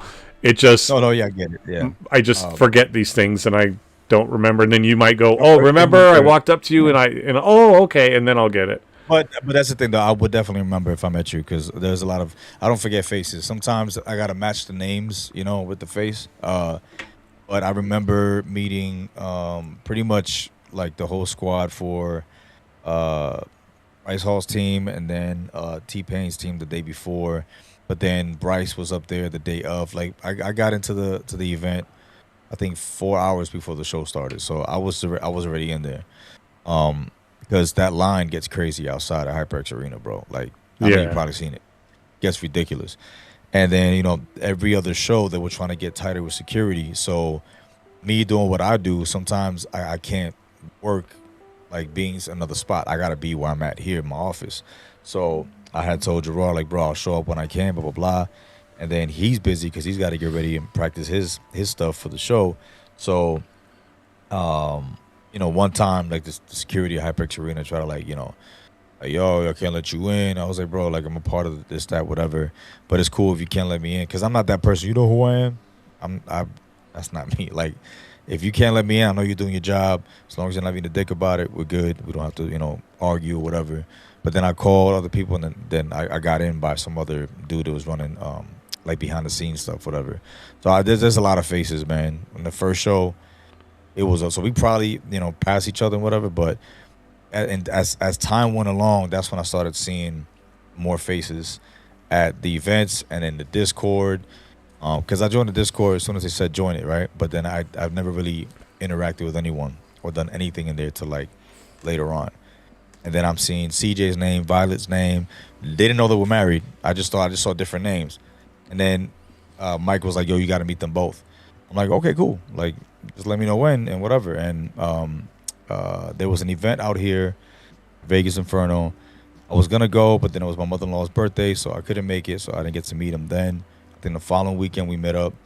at some restaurant, and man, when I told you that those two, and I know you already know this, but those two are, they got my heart.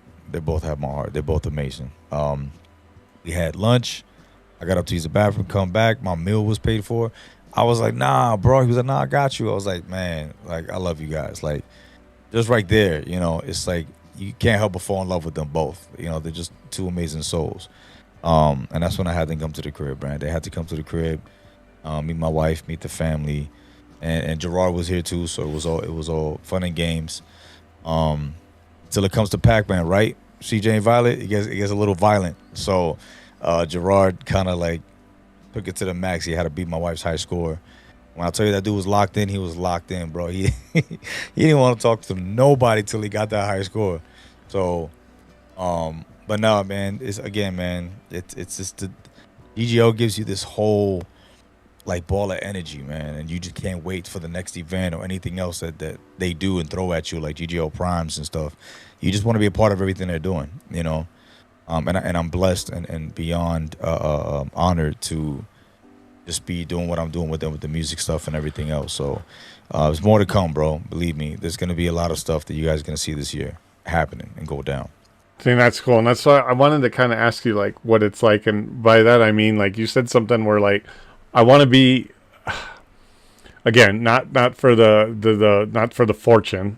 Everybody wants to become, but like, oh, you got to meet, like, I want to be the guy that people go like, you got to meet Cutter, right? You got to meet this guy. Like, it's one thing like, hey, I'm Cutter, hi, I'm Cutter, or this is Cutter, or whatever. It's like, you got to meet this person, right?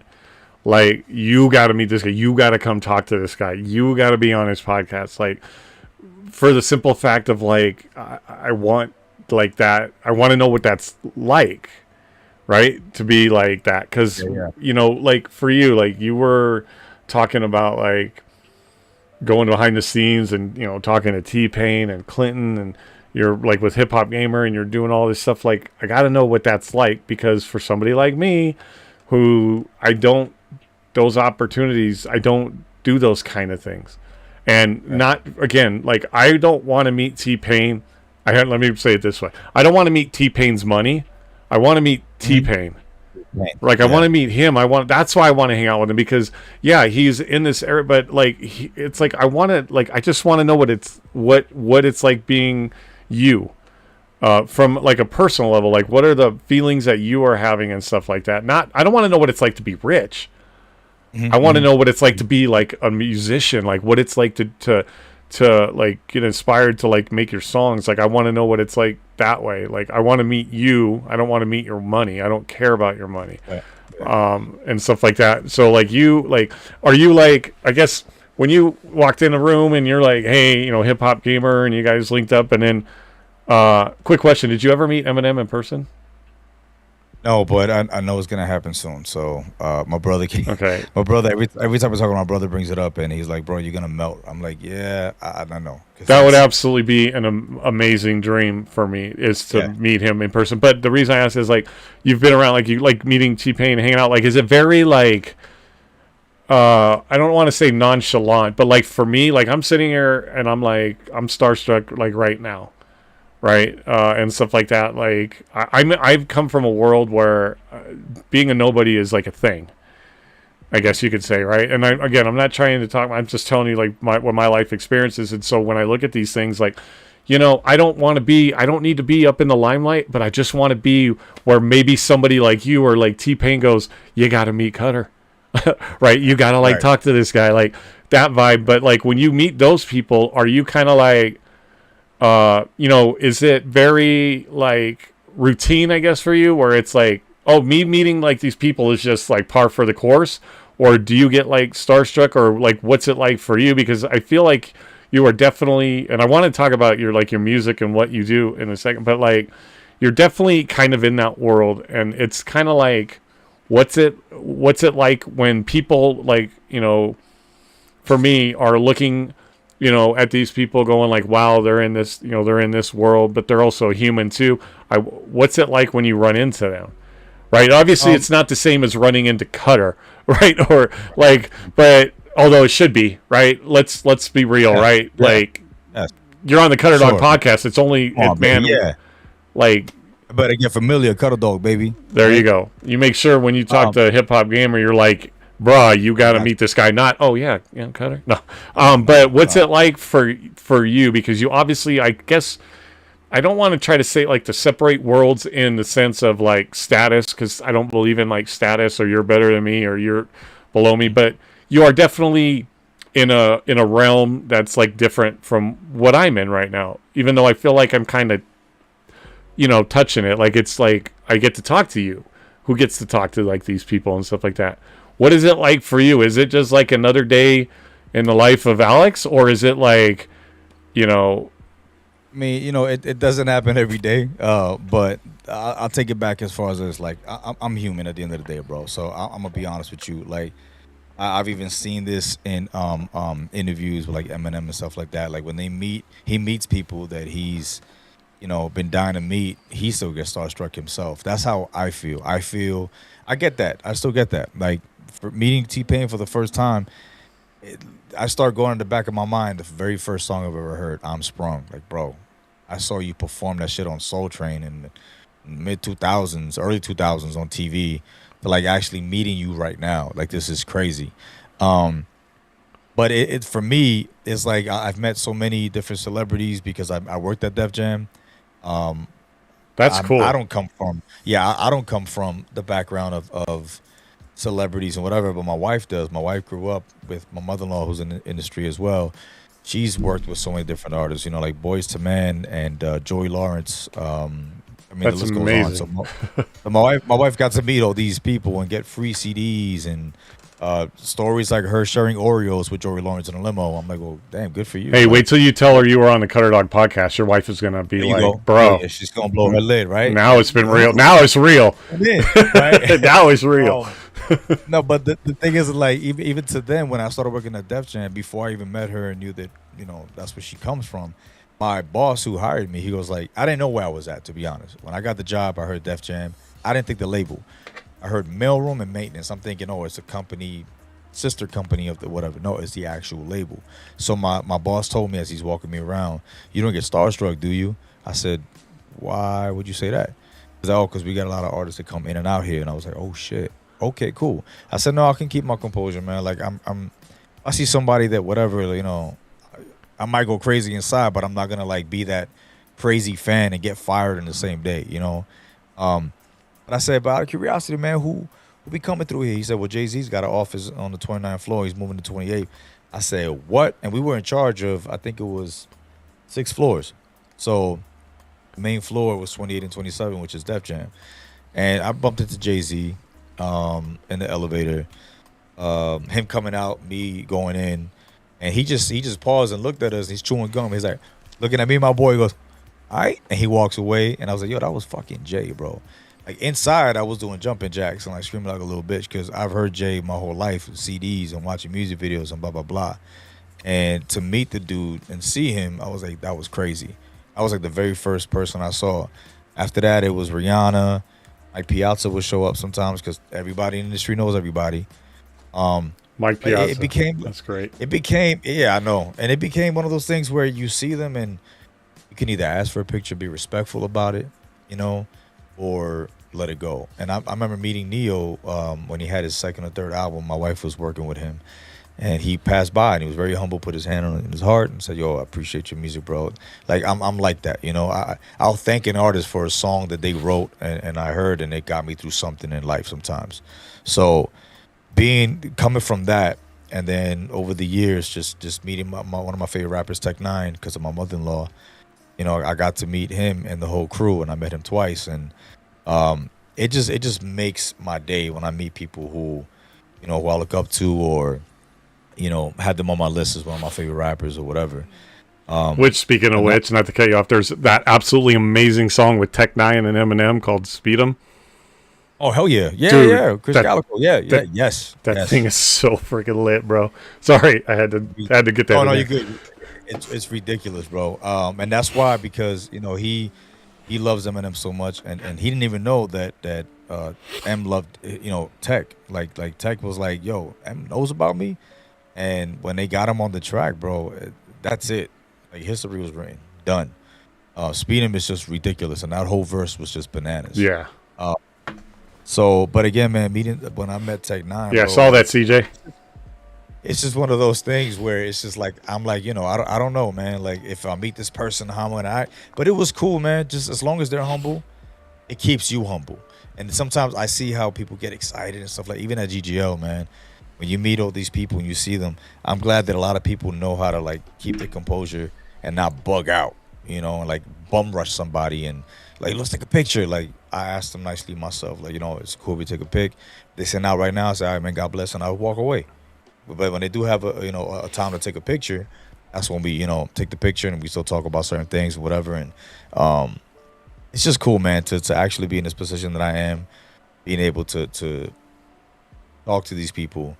Hopefully one day work with them because they're all involved in this whole GGL thing. But my biggest thing, bro, is to be close to Clinton Sparks. It's he lives in Vegas. Started this whole GGL thing. Did not know that me and Gerard were best friends for 20 plus years. So when he starts to learn that and put the pieces together, okay, cool. And then he heard the track that I produced with Soul Kid, and he approved, of course, and loved it. But again, and to be a very busy man and to remember your face and to shout you out on his Twitch, this means the world to me, bro. It really humbles you to the point where it's like, I'm really blessed to be in this position where I'm at now in life. And all I want to keep doing is doing more. I want to keep just blessing more people, telling them that this could happen for them as well. They just got to believe. Because I come from a place where nobody has dreams and they try to shit on yours. And I said, listen, man, if you got a dream, you got to make it come true, or you could still just be having that dream and it just becomes a fantasy. And I don't want to do that. I didn't want to do that at all.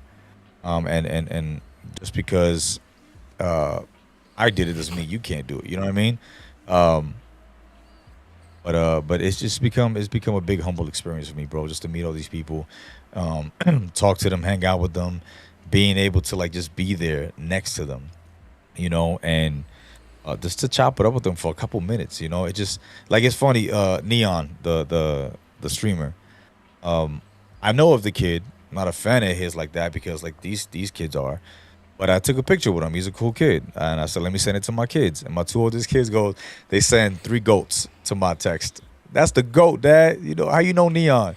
And I'm like, I just met him. I just bumped into him. I wanted to send you this guy's his pictures and whatever. And like, damn, Dad, like, that's the thing that makes me happy too, is that my kids see this and they hit me up like, yo, Dad, I'm really proud of you. Like, you're doing a lot. You're doing everything you said you were going to do. I said, well, that's what I teach you guys. You want something, go for it, manifest for it, pray on it, because that's what manifesting is prayer. Just do it, and when you get it, don't forget to thank God and keep going. Or just thank you, Lord, and that's it. Like, no, you want more out of life, and I want to be able to just have a fulfilled life, bro, before I leave this planet. Before God takes me home, I want enough jam-packed stuff in my life to, share with my grandkids in the future. I got a whole wall full of pictures of people I met. And the reason I put him up there is because these are people that I had the honor of meeting. I met Lou Ferrigno, the Hulk. Dude, come on. Yeah, I got a picture with him on my wall with my 2 little boys. I met Ernie Reyes from TMNT, A Secret of the Ooze. It's just these things. Like I grew up. I met the Green Ranger before he passed away. Took a picture with him. It's just to see my life, my childhood, be revisited at that moment, man, it just means the world to me, bro. So I just cherish those moments, and these are the people that I have on my wall that I was honored to meet and had the pleasure of being around. So again, man, it's a blessing to be in this position I am, to be able to do this stuff and talk to these people and stuff like that. So yeah, man, but I love to share that with everyone because it could happen to anyone, Yeah, and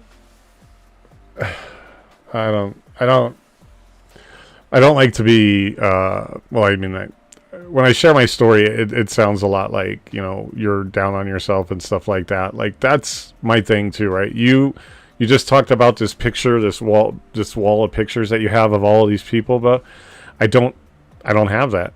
I don't, and a lot of that, again, I know, like, and people like to remind me to this day, which it's hard to move on with the second, part of your life when you have people holding you back to the other one. But like, you know, I know the choices that I made.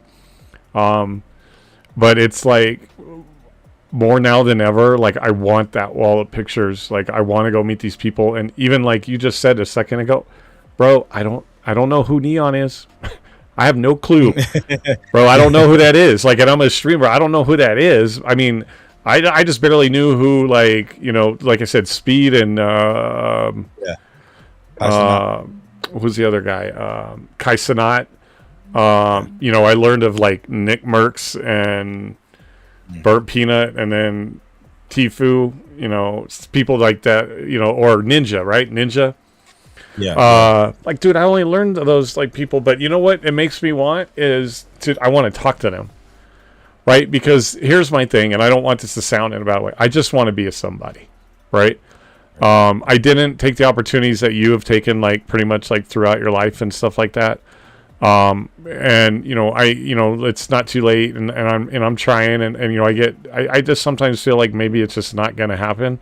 You know, things that like my girlfriend passing away after I just felt like things were just heading in a direction, feels like it just derails that. And it's like mostly my daughter, you know, she almost lost her father, and she's going to be 17 this June. And I just want to be like a somebody, right? I want to be, and I think I try so much harder, and I want that so much more. Not to be like those people on, you know, American Idol that are like, I want this so bad, like everybody wants it so bad. No, I want it like because I want to be something to my daughter, other than the alcoholic that I was for the first 15 years of her life. Right? You know, the years that she was self-aware enough to know what was going on. You know what I mean? And like, I do want to be in a world like where like I would like.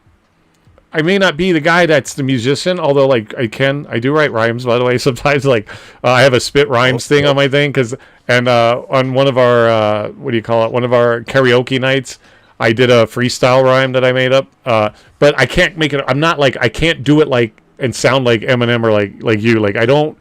Right. I can't rap, bro. But I can like freestyle, or I can like do like rap battle, but not sound like an Eminem doing it, I guess you could say. But anyway, like, I just, you know, I want to meet people. So it's like, well, what can I do? Right. Like I you know, learned a lot that I got a second chance, which a lot of people don't. And I feel like part of my thing is I need to honor those people that either passed on or are losing that battle, to show that, like, you know, like I got a second chance and I'm not taking it for granted. But I do, honestly, I'll be 1,000% honest with you. I want, not for the money. Again, I don't want to meet T-Pain's money. I don't care. I do want to live comfortably. All I want is a decent little place to live that I can have my streaming set up in a little mini studio, and maybe like I can do really good podcasts from there, right? And talk to really good people. I don't need your money. Like, I'm not asking for your money. I just want to be, and then to make my daughter proud. So I look at people like you, and it's like, yeah, you're very humble, and like I'm extremely humble. It's hard for me to really go like, oh yeah, great things are going to happen just because of my life, whether or not drinking or isn't involved. It just, you know, I wasn't smart. I didn't take opportunities, and I feel like I don't want it bad. Like I want it bad, like American Idol, like more than the other person coming on stage. I want it bad because I don't want to be a shadow. I don't want to be a failure. I don't want to let my daughter down. You know, I know your daughter just graduated college, and she's 21. My daughter's going to be 17, so they're really close and stuff. You know, she is the one thing out of meeting my late girlfriend that are like bright spots that I can say. But like you mentioned it too a little bit ago. Like I felt like just going like, dude, that's what I want so bad.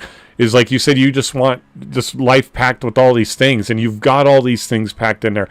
I didn't do that, and I want that. So it's like I look at that and I'm like, bro, I know what you're talking about. Not more than anybody else. I'm not anything special over anybody else or anything, but I can't tell you how much I get that, and it's why I want to sit down and talk to people like that. Is that I that's what I'm trying to say, is I want that. I want a life packed, and now I feel like I've got to pack it in a super short amount of time. because having a liver transplant doesn't guarantee I wake up the next day, or that my liver and my body don't decide like, hey, we don't get along anymore.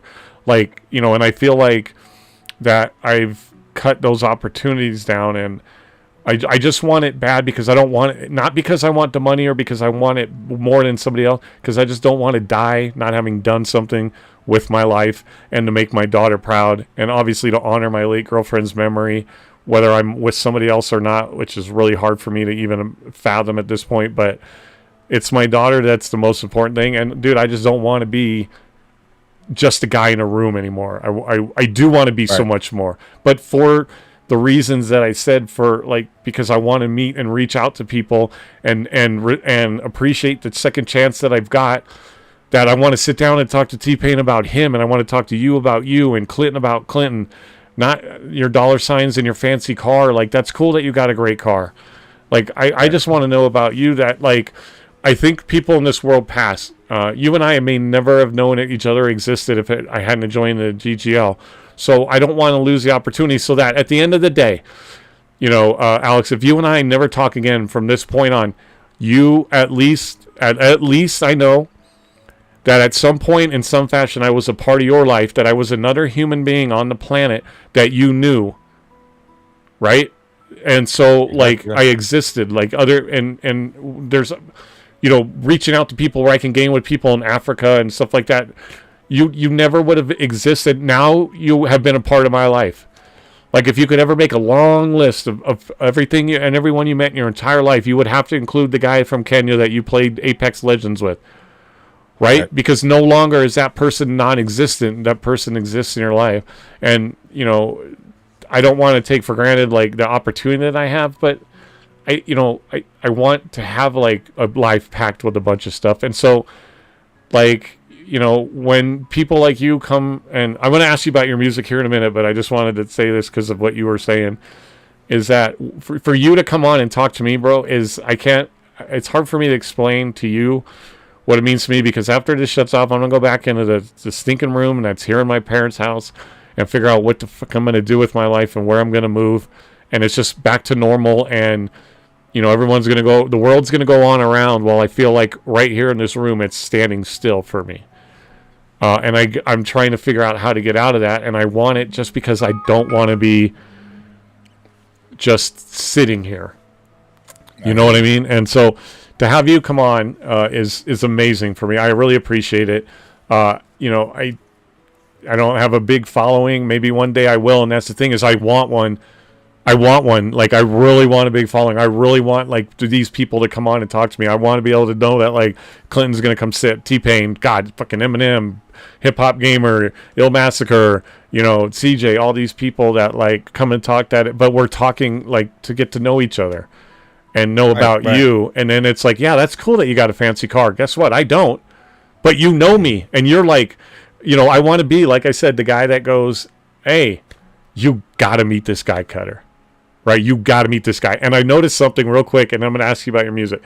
If we are wearing, like, I feel we are in the same vein right now, because one, I was thinking, God, I want one of your hats, because your hat is sick.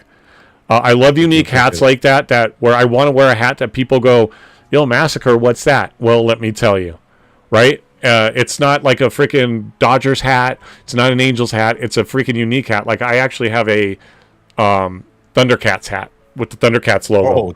Oh, that's dope. Like, it's so fucking unique, because I don't see a lot of people with that. But having a hat like yours is unique. But my little thing for when I stream is I wear hats all the time. Like, you won't see me without a hat. But I'm wearing the hat that actually... So you're wearing your hat that represents you, right? Ill Massacre. This hat is me. It says Cutterdawg podcast and stream.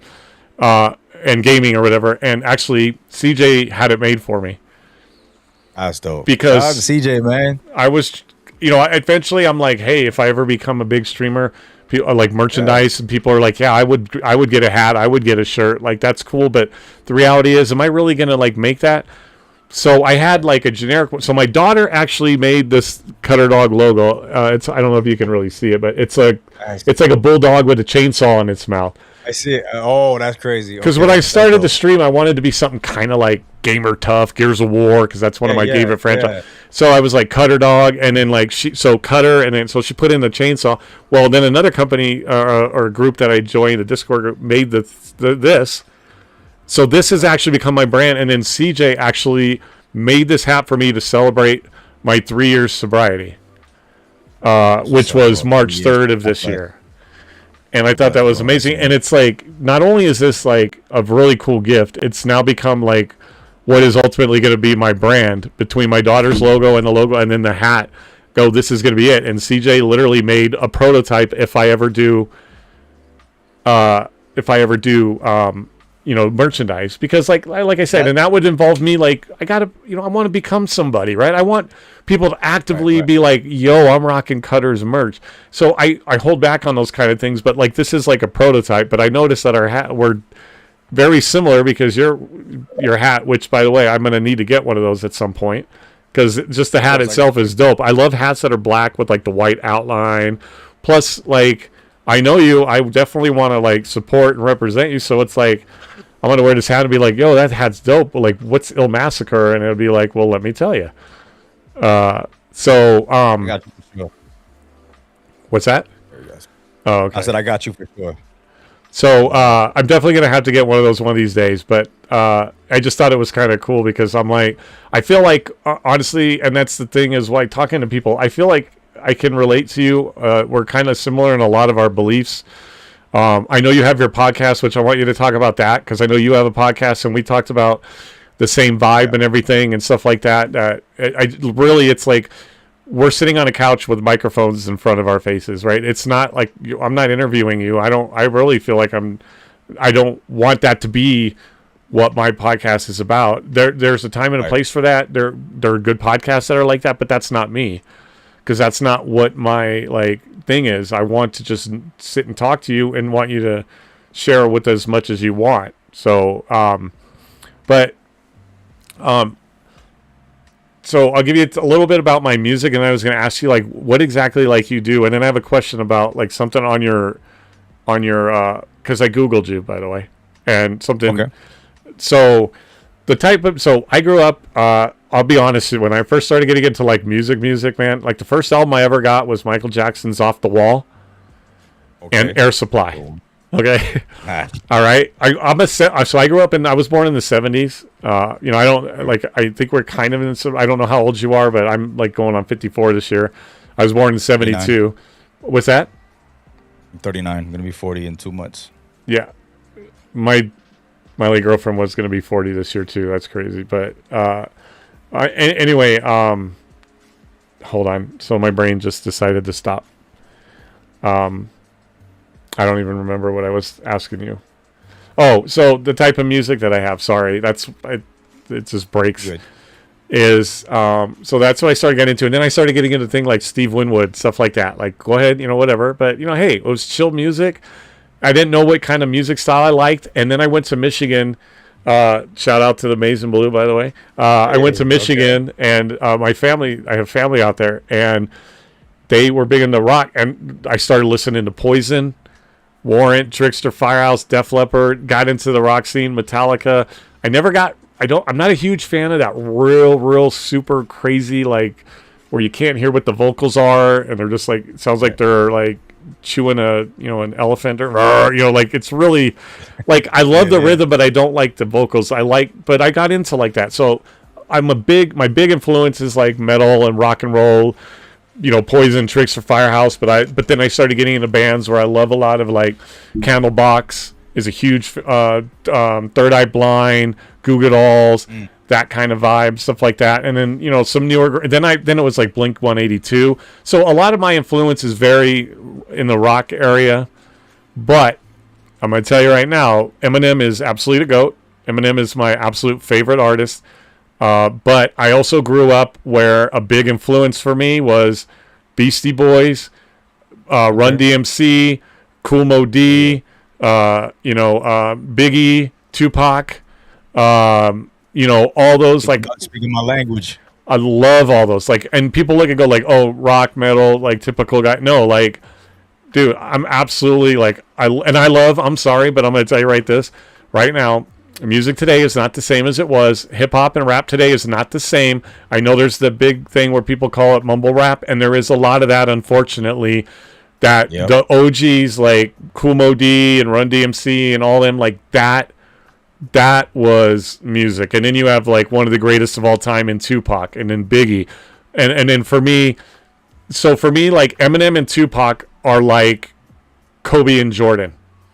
I don't think whoever you would say is number one or number two, you're not wrong, right? Same with Kobe and Jordan. For me, it's Kobe and Jordan, and it's M and Tupac. Not for any other reason than what I listened to mostly was more M, and then I started listening. I got influenced by Tupac and Biggie and all these guys and stuff like that. But you could go either way, right? Those goats, right? You could go either way. They're all goats. You know, as far as back as DMC, the Beastie Boys. You know, a lot of those guys. Like I love that kind of music. So, what? You know, I know you kind of like, obviously you kind of talked about like what kind of music that you're into and stuff like that and your influences.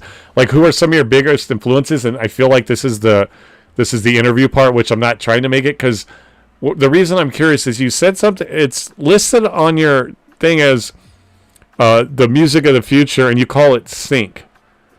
It says it. Yeah. Okay, I don't, because of someone, again, that's been in, you know, shadows and like not in this world, that I just listen to music for music. I told you my influences, but I don't know necessarily what you mean by what's sync music per se. So sync music is sync placement. So when you are submitting music to networks for like TV, let's say a Netflix special or documentary or something, right? That's called sync licensing. Oh, okay. So what they do is, you just submit your music.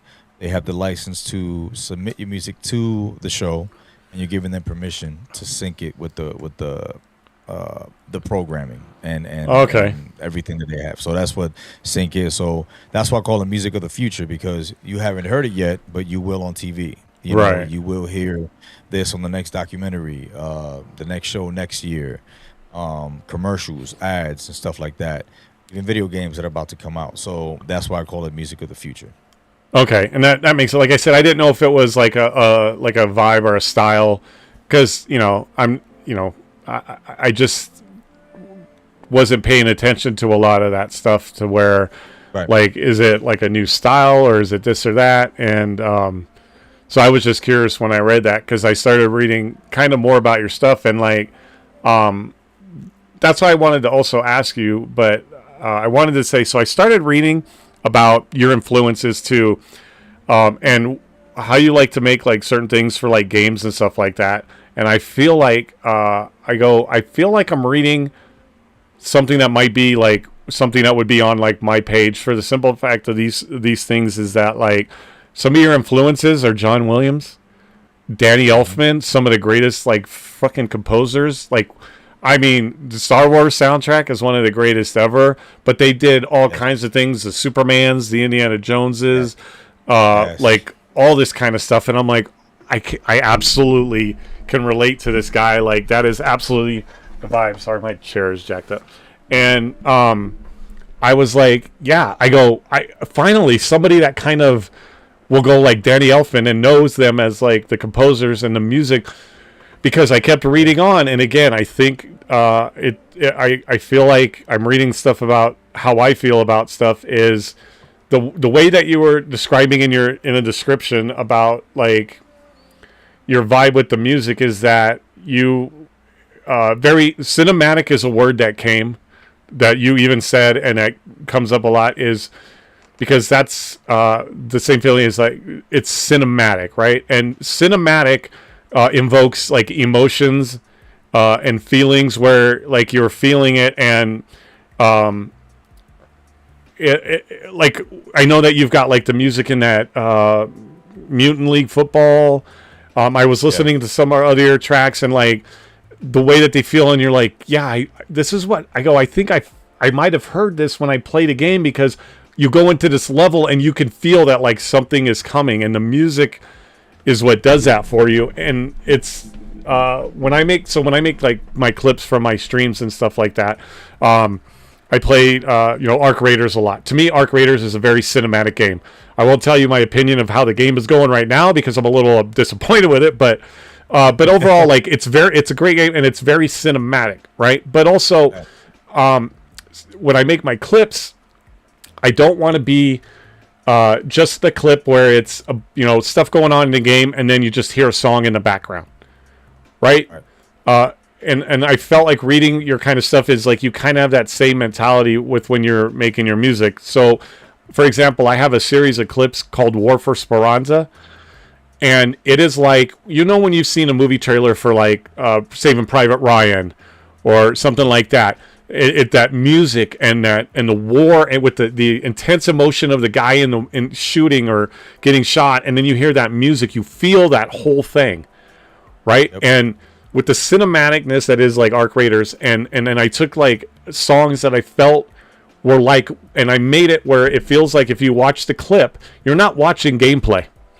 You're watching a story or a cinematic and you're feeling like this emotional like war story is what I wanted it to be like, right? And from what I read, it's like it felt like a lot of what you were saying is that it's like the same way, is like you want to feel like what you're watching, and music helps you do it in a style of music.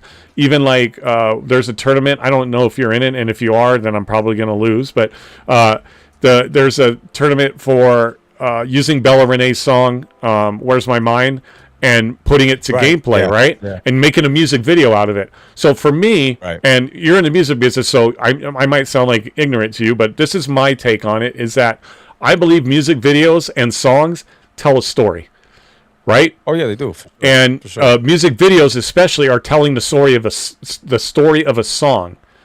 So without saying too much, not that I think anyone's stealing anything, but I just meant like I wanted to be like surprised because I really want to see what I could do with it. Is I took the song, and I want you to tell me if I'm kind of like in the right mentality, being in the music and all that, and producing and making it and all that kind of stuff. Is what I did is I took her song and I listened to it. I put it in the CapCut. I laid down the track, and then I listened to the track and I listened to it. And I listened to how certain moments are like kind of slow and melodic, and then some moments get like upbeat and like kind of heavy and start hitting.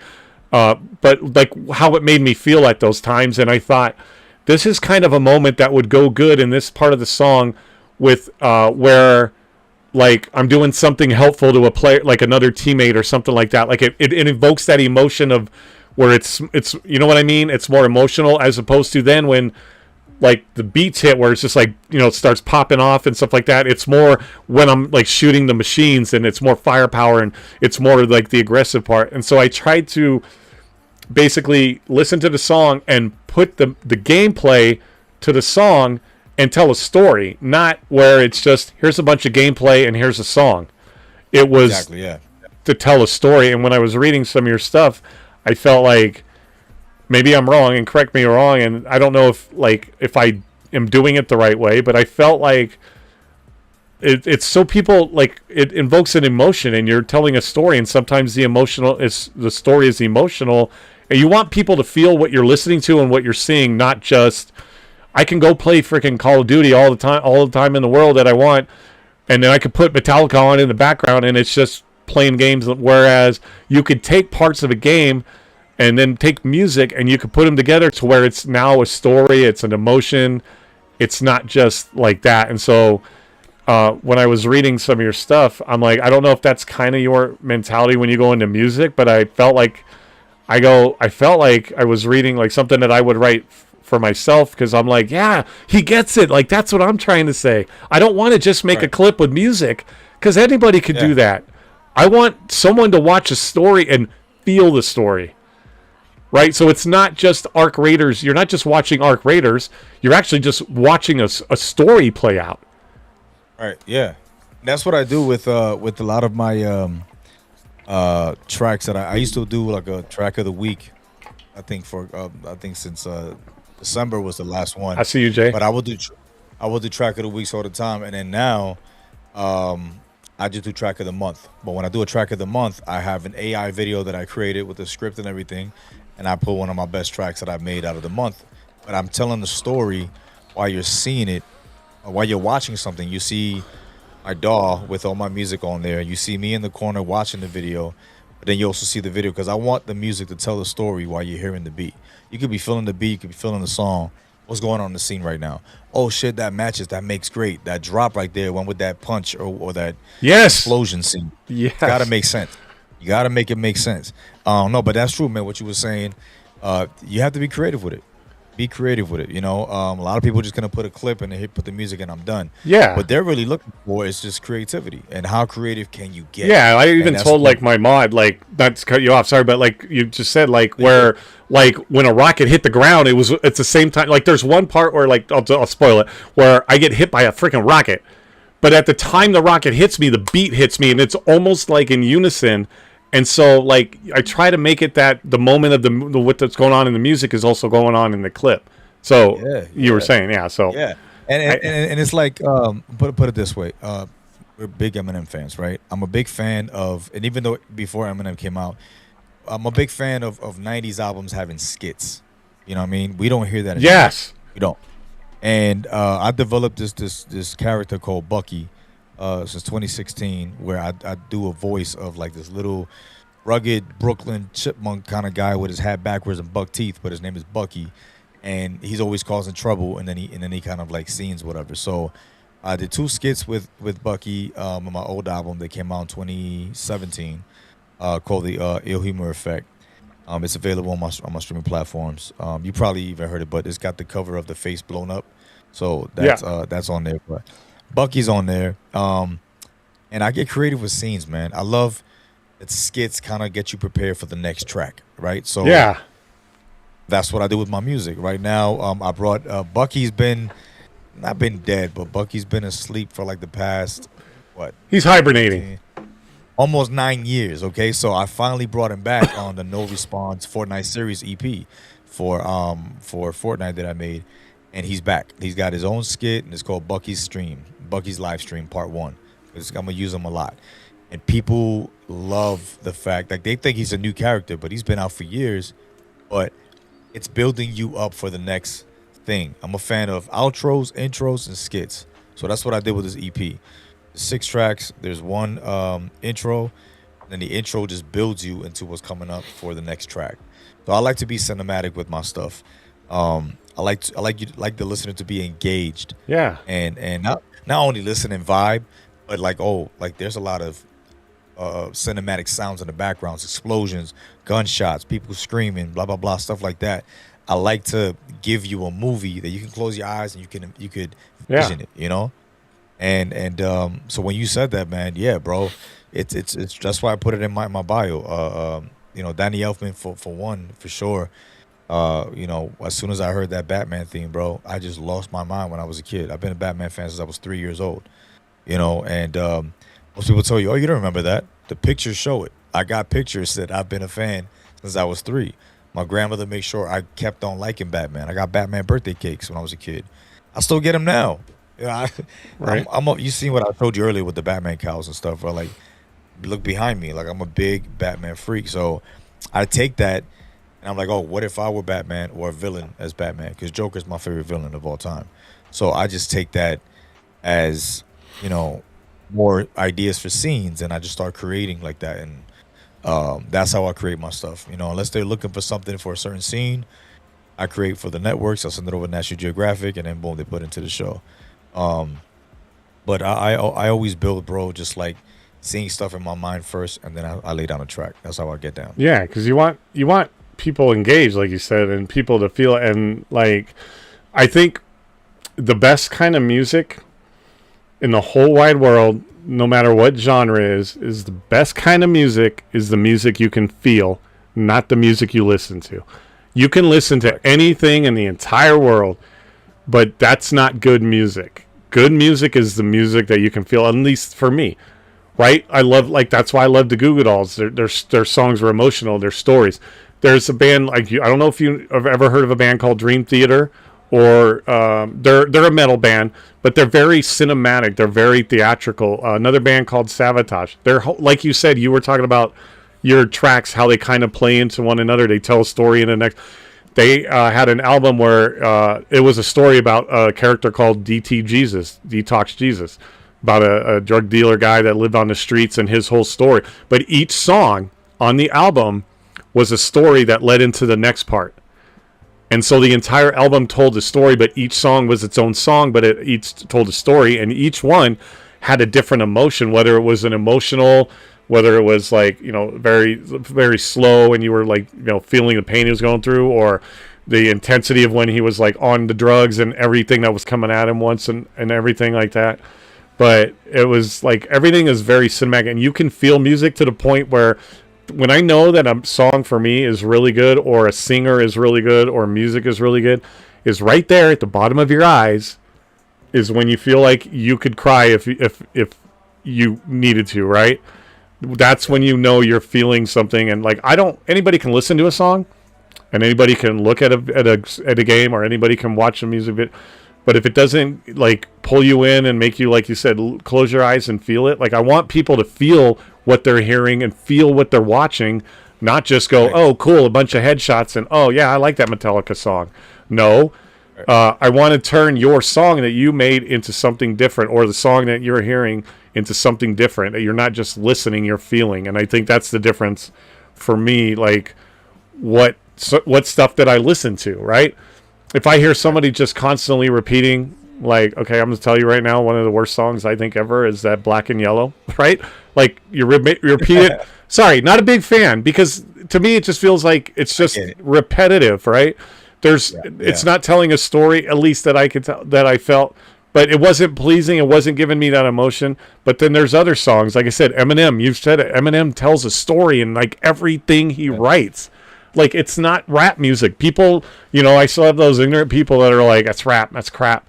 Like, you don't even understand what then you're being ignorant, because you don't understand what that music is you're not listening to the story that he's telling. And that's the difference between, say, a song like Black and Yellow. Sorry if you like that song, or whoever, whatever. We can't agree on everything, right? Like, we're big Eminem fans. I personally am not a huge Jay-Z fan for whatever reason. But I know that you are. But it's not going to stop me from wanting to meet this man and talk to this man and learn about this man. And I do respect that he's a musician, and I like some of his stuff, but I don't like a lot of his stuff. That's just me, for whatever reason, right? Eminem, like, there's a couple M songs that maybe not a big fan of, but that's like, okay, that's a small percentage, let's be real. Like, there's nothing M makes that isn't gold, right? But that's the difference, is his stuff is telling a story, as opposed to somebody talking about like all their fancy cars and the money that they got, right? Like, that's not telling me anything. I can't feel that. Like, that's the thing. Even back in the day, when they would talk about their cars, their mansions, their money, bro. But you claim that you're from the hood, but you got that now. You have that now, and that, hey, God bless you, have it. That's great. Right. At the end of the day, man. I've always been working in the record label. I got to see a lot of behind the scenes stuff. That's cool, by the way. You working at Def Jam, you got to tell me a little more about what that was like, because that's fucking insane. Not to cut you off, not to steer you off your story, but dude, that's cool, fucking shit. Nuts, bro. I could segue into that part. But it's just, I got to see a lot of like, I learned. I just want to learn what industry talk is. Industry talk is like, yo, he kills this. And I'm like, we never say that coming from the hood. Like, yo, he murdered that shit, bro. He murked that. That's crazy. But when you hear an industry cat say, yo, he kills this, and you fucking hear the verse just because of the name of the artist, verse was trash. I'm sorry. I like the artist, but the verse was trash. This guy had a better song. And I've heard that so many times over and over and over.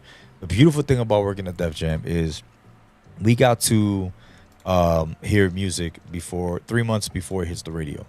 So we got to hear Rihanna singles, Jay-Z singles, artists that came in and out, not one shot. What do you call those fuckers? One-hit wonders. They came in and out. When the ringtones were a big deal, they ended up being a deal in the industry on the record labels just to make ringtone songs, and that's it. Some artists just got signed just for that. No album deals, no nothing. We just want a single. They can head straight to the ringtones. They download them, and that's how we make money. And it became crazy, bro. But to share this dope shit with you, um, it was so dope. I was there for 7 years. Yeah, 7 years working there, man. And I was there 2 years before my wife started there. And my office was on the 30th floor, and again, we were charged 6 floors. We would just like change light bulbs, hang pictures, whatever. And on the 30th floor, right across from my office, was the conference room where they'll sit down with artists like Chameleonaire. I got to meet him when 50 Cent dropped. It was Curtis. I think it was Curtis. 50 Cent. I bumped into him a couple times on 30th floor, and then they would have their meetings there. So I would try to stand outside my office just to see who's going to walk in.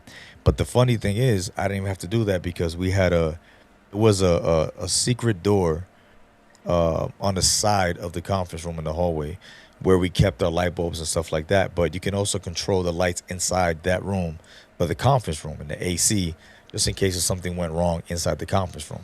So I would sneak into that room, bro, and they had a window and the blinds were tight, but you just open up a little bit.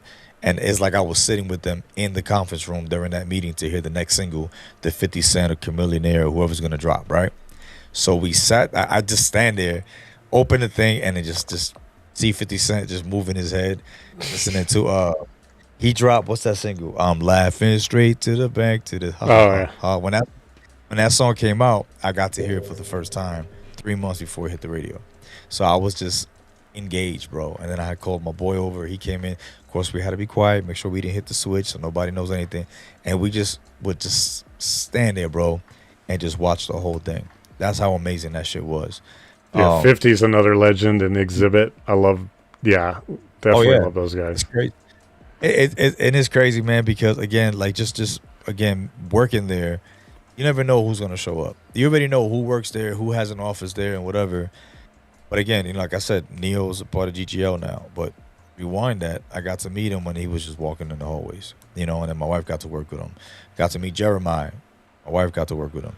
Justin Bieber, when he was first coming out, I forgot how old he was when he first came out, but when he was first coming out, my wife got to work with him. Oh, wow. That's awesome. And dance with him in the conference room. But he was just this annoying kid going with the skateboard up and down the hallway. We didn't know who he was yet, but all we heard that Usher brought him in. That's all we heard. We see this kid going up and down with a skateboard, and he passed me one time. And I wanted to kick him off the skateboard. It was annoying. The fast forward to now, look where he's at, Yeah. And then meeting Rihanna, high heels. She's tall as it is, bro. But she was taller than me in the high heels. And sweet person. Hi, how you doing? Whatever. And my wife got to work with her as well. I think on the Rated R album or something like that. But it was dope, bro. Got to go home with free CDs almost every day. It's funny because I started a side hustle with that. Some albums come with like stickers on them, so you can't take them off. Yep. But some other ones didn't, so I got to sell that to the nearest like CD shop by my hood and make some bread off of that. And then when I met my wife, I stopped doing that shit, of course. But yeah, man, I got to that's when Gerard started the whole hip hop gamer thing, but it wasn't big yet, and he started to like interview people. My wife got him interviews with Sheik Luch from the Locks, and he started to interview a bunch of other people in Def Jam. I got to use the 29th floor recording studio where Ludacris would record his vocals there. So I got to record a mixtape in there as well. Met Ludacris. Again, my wife's got a Ludacris plaque in her office. She worked with him when she was back in the Def Jam days. She's not there anymore either. But it was cool, man. Again, you see these artists, you hear them. I just heard you in my CD player in high school, and now I'm getting to meet you. It's cool, bro. It was nice. It was nice to do that and hang out with them for a little bit. But I never, I got starstruck, but I wasn't starstruck to the point where I went crazy. Right. That was on the inside. Because you want to treat them like real people, but you still are like, right. Wow, right? Yeah. And then you learn because sometimes people, like when they're eating in public, they're human beings, bro. Yeah, they expect the paparazzi to show up. But out of respect, if they're with their family, that's number one rule. Don't approach them. Leave them alone. If they're eating, that's their time. Don't bother them for a picture or whatever. If they're walking around, that's when I like. Even if they tell me no, if they got an attitude about it, I'm not one to like, yo, you supposed to do this. We're all human beings, man. I don't know what you're going through. or what rough day you're having. If you're not in the mood for a picture, I'm all good with it. Like, I'll walk away. But I haven't had that yet. But if that would have happened, we're all human beings, bro. At the end of the day, like if somebody, like yourself, like you said, which I appreciate you calling me legend. Like to me, like I call myself Joe Schmo because it's like, God put me in this position and I want to be able to help the next person do what they want, and if I can help you, I'm going to do it. And if you want to do what I'm doing, I'll be more than happy to teach you how to do it. Why? Because I love teaching people, bro. Yeah. I can't stand when somebody teaches me something I'm learning on the spot. They expect me to learn it in 2 minutes. I'm like, bro, it's going to take time for me to learn this shit. Like, it's not that easy. And that's where I have patience, because I even told my little man and my oldest son how to make a beat, and, and my nephew. I'm all for that, bro, to helping people do stuff. So I take what I've learned, I pass it on. So, yeah, man, Def Jam days were fun, bro. I'm not going to lie. That's cool. Well, I do love learning shit, but I can tell you right now, unfortunately, it takes me a little extra now because of just with everything that I did to, when you drink for 34 years, like you kill some brain cells and stuff. So it takes me, but like with my editing, like I learned CapCut all by myself, and now I feel like my editing is, so I can learn and stuff like that. And I want to learn more things because, like I said, I want to know this kind of stuff. I want to, do this kind of stuff. But why do I edit my clips so good? Maybe, somebody will notice, like, wow, like, I could, on this, at this point, it's kind of like this. I could, without saying I don't care, but my winning the tournament for, like, the music video is not the ultimate goal. It's, I want people to see, like, what I can do because, like I said, I'm, I don't want to be a nobody. I feel like I can do cool things that maybe somebody might go, oh my God, you can do that. And because it's like, oh my God, I could help somebody do something I can enjoy doing. Not because it's like, wow, now somebody could pay me. It's, could you imagine if like, okay, like, let's just, I'm gonna make up a scenario. Bella Renee sees that and goes, I need this guy in my editing department. Yeah. Like, holy crap, only for the simple fact of like, now I get to do something with my life. Like, I'm not even thinking about, oh, what are you going to pay me? Like, I don't give a shit about that. I'm like, oh my God, somebody noticed me, and like, oh my God, I'm going to get to do something with my life and stuff like that, right? So like, I sometimes make my clips go, and maybe someone will see it going, man, the way you make your clips, you try to tell a story. That's what I like. That's what I want. Like, is it going to happen? It's hard for me, I'll be honest with you, to think that that's going to lead to something like that. Just, I've not had the luxury of being in that kind of stuff, right? I just, being sober has changed the fact that I'm like doing this kind of stuff, but it's still like,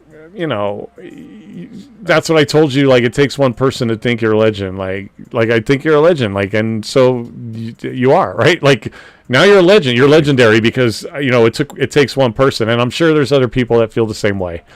I made a video that kind of was to say thank you to like people that do come and support me, like on my channels, and it mentioned my late girlfriend, and I said that I feel like my path is kind of this path that it's on.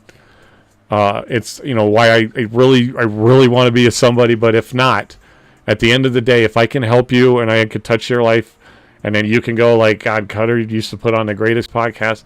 Just can somebody at the end of the day, when I'm gone, just remember me and say that I'm a legend, so I can be legendary for that one moment. You know what I mean? So it's just, I don't know. I'm just inspired, and it's very cool to see people like you. I don't want to be the guy in the room at his parents' house anymore. I just don't want that. And I want my daughter proud. I want her to see the sober. The good thing about my late girlfriend was she only knew to sober me, which is really important because she never saw the alcohol and the drunk guy and the idiot. Unfortunately, my daughter did, so I feel like I have to make sure that she doesn't see that anymore. And I feel like I feel like I'm still trying to do. I mean, she says she's proud of me. She wrote me a beautiful letter at Christmas. I'm I'm trying to do the podcasting. I'm trying to do the streaming. I'm not by any means big or anything. You know, I do get discouraged if it's ever going to happen, but God, man, let me tell you, not for the money by any means, but I do want to live comfortable. So that just kind of goes without saying. But I'm not doing it for the riches, man. I just want to be a somebody, and I want my daughter to be like, my dad is like this big streamer, or my dad's podcast is like, he's going to have Eminem talking to him. Like, you know, just as an example, you know, like, and I told her you were going to be on, and I told her a little about you, and she's like, oh, wow, you know, and stuff like that, that I just want to be a somebody somewhere so that, you know, honestly, like, that's that at the end of the day, somebody goes, yeah, man, Cutter is a legend. You know what I mean? And not just to boost my ego or, you know, anything like that, to actually think that, like you said, you got to meet this guy. You know what I mean? And, you know, when I knew I was doing the podcast, I was like, first when you said, yeah, when we talked the first time, I was like, nah, this isn't going to be real, and nothing on you. But I'm like, nah, this ain't going to be real. And then, you know, it sounded like, yeah, okay. And then afterward, you know, like, let's wait till after. Yeah. And then I was like, should I reach out to him? It's not going to be real, right? And then you're like, yeah, I'm ready to go. And then I was like half expecting, just because of how my life is gone, that like, oh, he's going to have to cancel, which no reason like against you that you would have if you would have. But I'm like, is it really going to happen? And then it is. And so I'm like, you guys, this guy's coming on. I put it all over my Discord, dude. You know, I told my folks, I told my daughter, you know, and, you know, I'm like, for me, it's like, this is a huge, huge moment, right? So maybe for that one, you know, this one podcast, I'll be a legend to some people. So that's kind of what I'm, you know, when I talk to you about that, like, you may not, you know, you're not a Joe Schmo by any means, bro. You're doing a lot of good things. And you're talking to like these cool people that, like, man, if I could just sit down with them and just talk to them for a while, like, that would be the greatest moment in history. Like, I don't need your money. Like, I don't need your millions. Like, I just want to talk to you. Like, you know, I've seen you, I've listened to you. You've gotten me through a lot of things. Like, one of my dreams, I'll tell you, is to meet Rhett and Link from Good Mythical Morning. If you haven't seen it on YouTube, it's one of the greatest shows. But it's kind of like with Eminem and his music getting me through a lot of tough times. They are people that I've watched. They do a little variety show on YouTube, and they've done it for many, many years. And it all started back when right before the pandemic hit. I started watching them, and then when I got really sick, and then when I thought I was dying, and then when I came out of it and I thought I was still dying, and then in recovery, I listened to, you know, the Eminem. I watched them. They're like a comfort thing and a guidance thing and stuff like that. And you're probably that to some people, right? I mean, I haven't heard like a lot of your music. No offense. It's just because, again, I haven't been in this world, and now it's an opportunity for me to know you. So of course I want to know like more, which leads to a question in a minute. But like, you're probably that for somebody, and honestly, for me, I can tell you being on a podcast is that for me right now. That I actually feel like I'm a somebody. So you do that for me. So like, I hope you take away that like you want to help. You're helping me. Like, I feel like this is a moment for me. So I can't thank you enough. And you know, that it's pretty special for somebody like me, man, who just doesn't touch this world or get, you know, noticed or be a somebody. Like, it's a moment for me. So it's pretty cool. Thank you, bro. That means a lot to me, bro, because I love to, again, my one of my biggest things in life is to leave a mark, you know, of I touched this person, you know, in their heart, and they were able to, you know, do the next thing that they wanted to do, and because Il said, yo, you can do it, and I did it happened, you know. But the thing is it's deep in your heart, you know, and whatever you think about it, you just got to connect your heart to your brain, man, and make that shit happen, because the passion's here, the ideas are here, but the passion's right here, right? So you just got to push yourself and do it, you know. And right now you're doing it, bro, with this podcast and everything. And you know, when you hit me up and said, yo, like, are you down? I was like, yeah, I'm down. And the whole thing was happening with GGL and stuff, whatever. And I got back from Cali. I just want to make sure that your schedule was good. And as soon as I thought that, you hit me up. I was like, let's do it, you know. So and I'm glad that we got to do this now, because, you know, it's I say it this way: it's first of many, because I don't mind coming back at any time. You know, if I'm free. Of Well, I'd course, love to have you back anytime, man. Like, You know, so, yeah, that'd be amazing. family, bro. Yeah, for sure. So it's yeah. I just wanted you to know that. But I was gonna ask though. So, do you like? This is just genuinely like we're chilling on the couch. Like I just want to know. Like, do you? Okay, you make music. Like you do you rap? Like do you Yeah. vocally make music and you make beats and then do you? And then I know you make music for like games and stuff like that. Do you make it for like movies and stuff? And then do you produce? Like, are you also like a music producer? Oh yeah, music producer, music composer. And forgive my ignorance, I- man. I apologize. I don't. Oh, no, you're good. This Yeah, is why no, we're no, here. no. This is why I want to talk to Hip Hop why, Gamer right? Yeah, because I don't yeah. know the guy, and you mentioned him, and I'm like, I need to know about him, so I'm not like, oh yeah, I know Hip Hop Gamer. I don't, No, for sure. but I For want sure. to, right? So it's the same thing with you. Is like this is us talking. Like, dude, do you want to come over to my house and hang out? I drink Purple Powerade Zero, so I could offer you water or something like that. But like, do you want to come over and have a Powerade and talk to me? Like, this is what this is right now. So like, I'm genuinely curious that like do you produce and like who do you produce? I'm assuming Hip Hop Gamer or like how does that all work? Can you like that's what I'm not. When I first started, I started years ago, but when I was really taking it to, I wanted to build Il Massacre to be this big, production thing.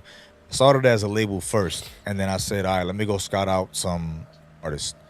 And I figured, let me just make beats for myself, and then make beats for other artists that I can work with. And lucky for me, my wife's cousin is a singer, so I brought her on and coaching her, and then she went to a vocal class, and we started just dropping songs. And then put them on streaming services, whatever. And she had a friend who raps, so I put him on. And then, it didn't work out, of course. And then I kept saying, you know what, this is just making beats like a SoundCloud rapper. I don't want this. I'm trying to do this for the profession to make things happen. And then it got to the point where I said maybe I should stick to what I always wanted to do since I was a kid. Make music for TV. How do I do that? And then I started just jumping every different channel I could, man. Going from learning how to make the music, buying courses and learning from this person. But the thing about them courses, bro, is that you get one person who teaches you how to make the music. They don't teach you how to pitch it. Then you got to buy another course, this one. Right. And I'm like, the hell with all of this shit, man. I'm just going to cut the middleman. I'm going to figure this out. And that's when you really needed AI, because it would have broke everything down to you. Right. Because Google wasn't really that much of a help. Right.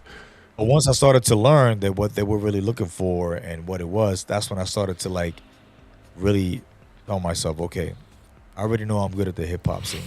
I can make beats. That's fine.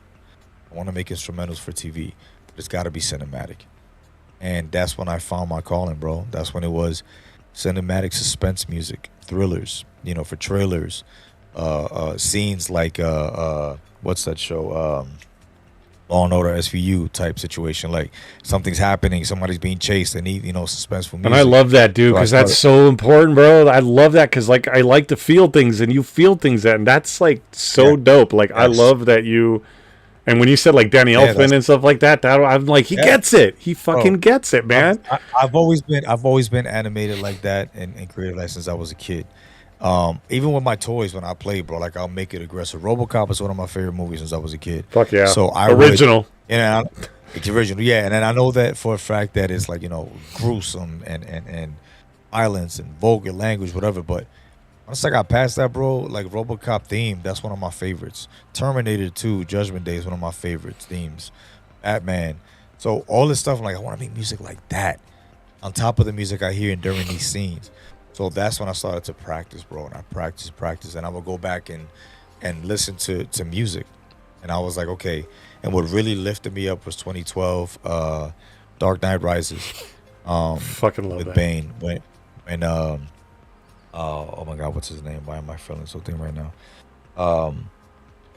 The soundtrack alone, when they made Bane's music, Rise, I literally rose out of my bed because I had the TV in my room. I was like, that's it. No more of this shit. Let me go to my little studio in the corner in Brooklyn. And I did.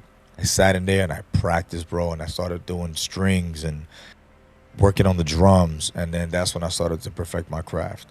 And that's when I ended up just making like a whole, I think it was a 8-track album, which I have on vinyl now. And that's it. I just said, okay, now I got to start pitching this shit to companies. But I didn't know how to do it yet, you know, so I would just send what I have, and I didn't get no responses. I'm like, what the hell's going on? That's when I started to learn in California what they're looking for, what they need. And that's when I signed my first deal for a publishing deal. And I sent, I think it was over 30 tracks. And they took 12 and put them all into this 8-part series on National Geographic, Disney Plus, Hulu, Amazon Prime. The show is called Never Say Never with Jeff Jenkins. It's on Amazon Prime now. And yeah, man, it took 12 of my tracks, and that's when everything just took off. So I love to make music for, you know, National Geographic, when the guy in the background's talking about a gazelle chasing some bird. That's so dope, though, dude. It's so unsung, too. It's like people don't realize. Yeah. Like, it makes the video and what you're watching something completely different. It makes it an experience versus just watching something, right? And it's like the unsung part of either music, games, anything, clips. It's an unsung part, and it's like without that, like watch a movie without any of that, and you'll just be like, it's totally different. The vibe is different. But to be honest with you, bro, 85% of the movie is the music. You know, the acting is great, the scenes or whatever, but the music is what makes everything pop off. Yeah, what makes everything happen. And when I started to be a part of that, I'm like, okay, well, what's the next one? What am I gonna do now? You know, and I just kept on doing that. And my calling is basically, you know, cinematic suspense, horror, thriller. That's what I do. Do a bunch of other music, of course, for artists and stuff like that. Gerard, aka Hip Hop Gamer, my best friend, who's a Hot 97, the radio station. My music is on his show, so it's been on there for about a year and some change now. So I got music on there. He comes out here for CES, where we do, like, we see all the electronics that are coming out for the year and stuff like that. And then DICE Awards is in February every year for the gaming stuff. So he comes out for that too. I go with him, and that's when I finally got to meet my boy Brian Skarsig. He's CEO, head of Tiger Media at AI. And what they do is they take your music and they have it AI trained, gamified into your gameplay. So you can set your music in the moods that you want. You can jump out of the bus in Fortnite, take out the drums and the vocals, and just have the bass as you're falling down. Once you land, you can change it back to drums and whatever you want. You can pick any sound effects you want. My son, my little man, is in Fortnite with the sound effects, so I got him in there. All artists that you know are following Cutterdawg, you could be in Tiger Media, man. Hit me or Hip Hop Gamer up. We can get your music in there. All you need to do is have a PRO, ASCAP, BMI, or whatever you are to register your music, and you're good to go. You get paid per second. So I have 25 tracks already on Fortnite through Tiger Media. That's dope. And now the No Response album, a Fortnite series, was specifically made for Fortnite. So now you can stream it while you're playing. So you got a PC, download the Overwolf app, get the Tiger Media app, set up your stuff, gamify, and you can stream my music while you play. That's dope. That's amazing, dude. And yeah, because it's like when you know, and that's the unsung part, right? It's like when you're playing a game, like you said, like I know you said like horror and stuff like that is a good one. Movies, you know by the music something's coming, right? You walk into a room in a game and you're like, oh shit, it's gonna be a boss fight. Or like in a horror movie, you're like, oh, this is not good, right? Like this is not good. What's coming? And it's because you get that vibe from the music, which is that's awesome, dude. Like congratulations to that. See, I want to like be able to. I want to do something like that, right? Like that's crazy. Like that's amazing. And I saw like Disney Plus and Hulu. You have stuff like how like on movie trailers or on. So the movie trailers are coming soon, but now it's just other shows that'll come up on my roster and shows you what shows took it. Like mainly, you know, National Geographic is a part of Disney Plus now, right? So sometimes, which is weird how they do this, because they got their own National Geographic section, And then you go to Disney, and then it's like one episode is taken out of National Geographic and put into Disney Plus. I'm like, what are you guys doing? But they bounce around their shows, so you finally get to hear like, or get to see, when I get my either my royalty payment or anything like that, you see what show was used, what track was used in what show. So there's a lot of National Geographic stuff that's being used. A lot of my cinematic tracks are like the top request of all. That's why I really focus on just making cinematic stuff, because, and that makes me happy too. I'd rather them use that than I got a bunch of stuff that I have on my Disco page, but they love. So the cinematic you stuff, like so. make the tracks and then like say National Geographic wants the track and then puts it in somewhere. So it's not like you like watch a movie trailer and then you do the theme for the music, or you actually do it. You like make the tracks and then they're going to go like, we're going to use your track in here on this part. And then you're going to go like, hey guys, if you watch National Geographic into the Gazelle part, this is music that I made. So they do it that way. So you make the musical tracks and then it goes in like that. Okay. So that's cool. I didn't even know it worked that. The track could be a minute and a half, and they'll probably use like maybe 15, 20 seconds of it. Or they'll use like a stinger part that ends the track, which you still get paid for. Sometimes they'll ask you for the steps, like different parts of the beat, send them all of it, and they'll probably use your drums with somebody else's beat, but you're still getting paid for that because they're using your kick to somebody else's bass line. So it's weird how the TV networks work. It's like I learned a lot in the past 5 years. So the more I learn about that, the more that I soak it in and then teach other people who want to do it. Like I'm putting a program together, hopefully by the end of the summertime, and I'm gonna put it out where if people just want to, on my website, they want to download this and learn how to do it. Either $10 for the whole thing or just free. Like just because I'm not trying to teach you something but then not give you everything you need to know. Like again, you can't do what I do and I can't do what you do. You might do a track that they want that I submitted. They don't want mine, but they want yours. Well, glory to you. Go ahead, do it. So I'm going to put a whole program together on how to work on your track, what you specialize in, and how to submit it, and how to like get a template in an email and how to talk to them. Because one thing they don't like is you giving them a whole email of your whole backstory. They just want to know who you are, what you do, what you specialize in, and what you want to submit. And that's it. So I'm going to help out others who want to do what I'm doing. That's dope. TJ said $9.99 sounds like a good price. There you go. I'll split it with you, bro. All right. Hey, if you ever need any help in the editing department, man, I feel like I'm really good in this. So just throwing that out there. Hey, man, I'm gonna tell you this right now for those who are listening, all because of a lot of beautiful things are happening. But I feel like I could start talking about this just to make it a big thing.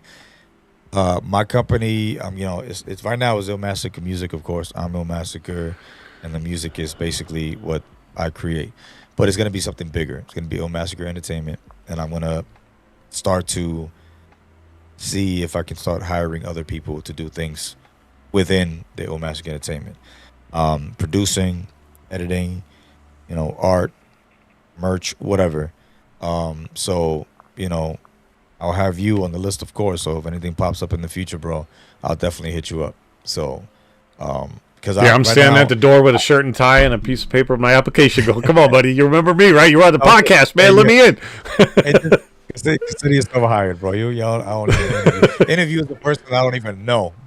Put it that way. But yeah, but for me, man, it's like again, like I own a company or whatever. Basically, you just gotta have a good heart. You want to work, that's cool. We're all family. It's like GGL, right? Everybody's got a good heart. If you're an asshole, go that way. I don't want to talk to you. But you just gotta have a good heart. That's it. And you're willing to work and put in the craft. And from the way you talk, bro, I can feel the hunger. So that's what I love, because I'm like that. I'm always hungry. Like I gotta go to the next thing. So, I always look for the next project or whatever it is. So I could feel that coming from you. So much respect to you. Well, I know I can't do because like with my on disability, and I have a lot of other stuff that came from that has affected my body. But the 9 to 5 grind is not like something but like I can edit, right? Like sitting in a studio and a computer, like I can do my editing, the pod, stuff like that. So like, I'm not honestly trying to sell myself to you. I'm not trying to like ask you to give me a job. That's not what I meant. But I mean, like, seriously, if you ever want help editing, send something my way. I don't even care. Like, people are like, do you charge for that? I'm like, I just like to help people. But like, so I'm not honestly, like, in all intents and purposes, am I going, give me a job? No. But if you ever wanted help with anything, like, I do. But yeah, I love doing that stuff. And yeah, honestly, like, it makes me go, hey, if this artist looks at the music video for the tournament and I don't win, but is she still going to go, God damn, that guy's going to have like look at the editing that he can do. Like, that's a style that I like or something. Maybe, like I can dream, right? So like, I just know that like if starts, right? like if you gave me, like, let's say you gave like I'm the kind of person that like, I don't 100% know everything about CapCut, but you give me a thing and you go, this is the idea I want. And then like, I'll go, do you want something? Do you want any feedback? Yeah. Or it'll be like, okay, I'm going to make it work, or I'm going to take that and then I'm going to put it in there. Like I did with her music video and stuff. It was just kind of like, I know the vibe that I am when I make clips, but I also want to make it like to fit with her. And so it's like, I'm going to do this and go like, here you go. What do you think of this? Like, right. And then it's like, well, that's, you either do or you don't like it. But I really like, I will go and I will be like, okay, I'm going to spend 35 minutes on what the text is for the intro and how I want it to come up. Right. Like, and so that way I feel like it's perfect. So when I bring it like to like what I've submitted for that tournament, I feel like is the best that I've done. I don't know if it's necessarily like the best that I can do. I feel like it's the best of all the clipping. It's taking kind of so far to date what I've learned and taught myself and just the effort that, like, bro, every morning from 10 to 12, I'm editing if I'm not looking for a place to live now, which is what I'm doing. But I edit, and I'm always in CapCut. I'm always editing, and I'm always looking at different things to do and different ways and different music and different stuff.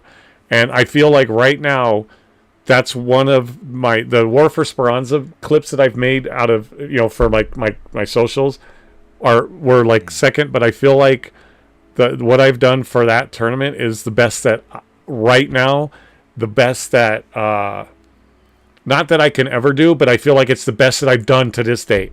Like, if I wanted to showcase, like, show me what kind of like editing and put it all together, like show me where you're at with editing and like show me who you are, I would give them that, because I feel like that kind of is like the best, where I'm, like my proudest moment, I guess you could say.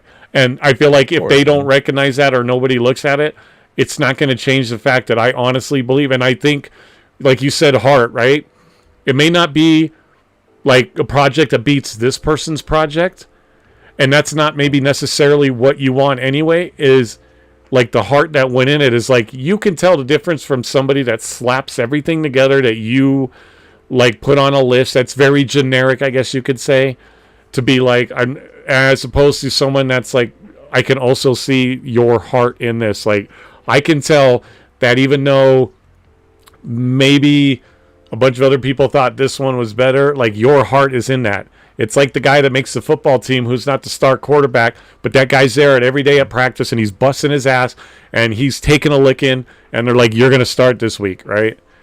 That like, and that's kind of what I feel like the music video represents. That right now I feel like that's me, and that's if you want to go like, who are you? Show me who you are in editing, like through editing, like right. I'd be like, here you go, dude, check this out. I'm just glad that at least you jumped in there and did it. Because some people take an opportunity, they hear the opportunity, like, oh man, I don't know if I should do it. But no, man, jump in that, bro. You did, so I'm glad that you did. I really want to see the edit though, bro, because the way you explained it, again, it's like we think alike because of the whole cinematic, like drama of it, right? You want to make it cool. So I really hope they show clips and stuff like that before they decide which one it is, because I want to see everybody's work. Well, if not, like, or you don't get a chance, like, I'll be more than happy to send it to you because eventually it's going to go up on my socials anyway. So I can always DM it to you, but I kind of like to. Just going to review them live on Twitch. Oh, and pick the winner. I did not know that. Oh shit, that's crazy. But again, Violet. and thank you. And that's very cool. And I'm gonna be super nervous. And I can tell you right now, like if I don't get picked, I honestly, grown man, I don't afraid. I might cry, but not because of anything other than I feel. But is that I'm proud of what I did, and I don't go back on what I did, and I don't have any regrets, and I feel like I can't do any more to that project without it either becoming polluted or whatnot. And that makes me super nervous to watch because I'm going to be devastated if I don't win, but I'm still going to be like, man, I feel like, and then when you see it, and I would want you to be brutally honest and go, I can kind of see why it doesn't get picked, but also I want you to go like, man, this guy keeps swearing up and down. All his heart and soul is into this. Like, I want to see that. And like, it is for me right now. I feel like I can't do anything to it outside because that's my vision. My vision was, and how I went about it. I feel like that's exactly how it came out. And so, I would love to win for the sole sake that somebody sees like what I did and and that they get what I was going. Dude, I went even as far as. I'll admit it.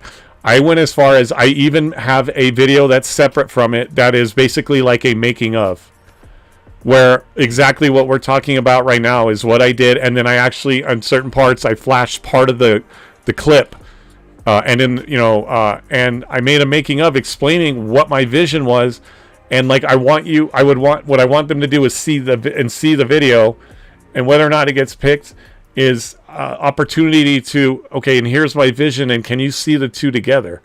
Because I think for me sometimes if that works, it doesn't have to be the greatest thing on the planet, right? For somebody to go, maybe like I could still, I could see it, I see your heart, I can see what you were going for, your vision came across. While it's not the one that won, you talked about your vision and you produced your vision, and that takes a lot. I think that people could go, maybe someone will go, we could use that because you could take that vision and then make it even, I don't want to say better because like I said, I feel like that's a word that might be misused as far as like so at the end of the day I would be devastated if I didn't like win or place. For the sole fact that, like, I hope at the end of the day, though, that they see that. And that's why I did the making of. I don't know if a lot of people have done that, but I did it because I want them to watch it. Like, I want them to watch it. And then I want you to listen to what my vision was and then go, holy shit. Like, even though it might not have been the winner, like, it's exactly, we get it and we see your vision. Like, one, did you feel it? And then two, did you see did I actually translate to the video what my ultimate vision was? Right. So I just hope that, I mean, I'm proud of it. And if you ever want to look at it after the tournament's over, man, like I'll send it to you. Sure. And not for any other reason. Like, it's not me sending like, you like my mixtape going like, give me a record deal. I just want you to look at it and tell me what you think of it. And then tell me what you think of if I got my vision across, and if all that we've talked about, you could see like, he does exactly right. He puts his vision right into what he's talking about. So I would want you to just to get your opinion and tell me what you think. Forget everything else, right? It's not a mixtape. It's not a, what do you call that? When they go to a record label and hand them a song, their audition. Demo. Yeah, demo. It's literally just like, what do you think, man? Do you think that like, and then I would want you to go like, here, do this, this, and this, and this is feedback, right? But of course. I do know that I am proud of it. So yeah, that's all that matters, bro. As long as you put your hard work into it, right? So, I'm really excited though to see this whole contest, bro, because I know that a lot of people are submitting. Are you in it? Again, I'm glad that you. Nah, I'm not. I think my homegirl Alpha is. I think she's gonna jump on it. She's my partner in the podcast, She said she's gonna do it. So now that you Speaking mentioned of it, I gotta which, hit her up. yeah. Oh, and speaking of which, your podcast. Talk Yeah, about man, podcast. Yeah, the Retro Vaults podcast. It was, of course, heavily inspired by GGL, by all the founder members. The funny thing about the podcast, it started as a show on a radio show that I was on out here in Vegas called HB Radio, and the show was called Who's Got Next, and the show was supposed to be a gaming show, part of the station. And the reason that came about is because the owner of the station wanted to kind of merge with GGL, which I knew wasn't going to happen. The pitch that he had wasn't going to be, it didn't make any sense. And I'm glad that it didn't go through, because it would have been a total mess. So I decided, so, if you want to do some gaming in the station, I got my knowledge on it. We could just do that. I'll come up with the title. I'll come up with the programming, the schedule. We'll do everything. I shot it right here in my studio. We did one episode, and that was with my homegirl Alpha. And my thing was, I was gonna have a guest either come live here, or we could do video chat and game with them one-on-one on whatever game that I can play with them on the PC. The thing is, he didn't want to invest in a lot, so I ended up just saying, forget it, quit it, left. And then I still wanted to do the podcast, but I said I need time to build on it. And then my wife came up with the genius idea that why don't I do it with Alpha, since we both hit it off great, and we have chemistry there. So I said, all right, let me come up with the name, let me see what's going on. And then Retro Vaults just popped into my head, being that retro is our soul, and the vault is your story. right. So basically, it's soul stories. You're talking about things that you went through in life, and you're like, right now, I'm able to open up to you, and letting you know certain things that are personal, not personal, but we're having a good conversation, like we're chilling on the couch, like you said. So that's what the whole thing came about, man, and it was really inspired and empowered through the founder members of GGL. This is our podcast, not just mine and my partners. Everyone's podcast. Is your podcast. Is CJ's, Violet's, the Soul Kid, Commando, everyone.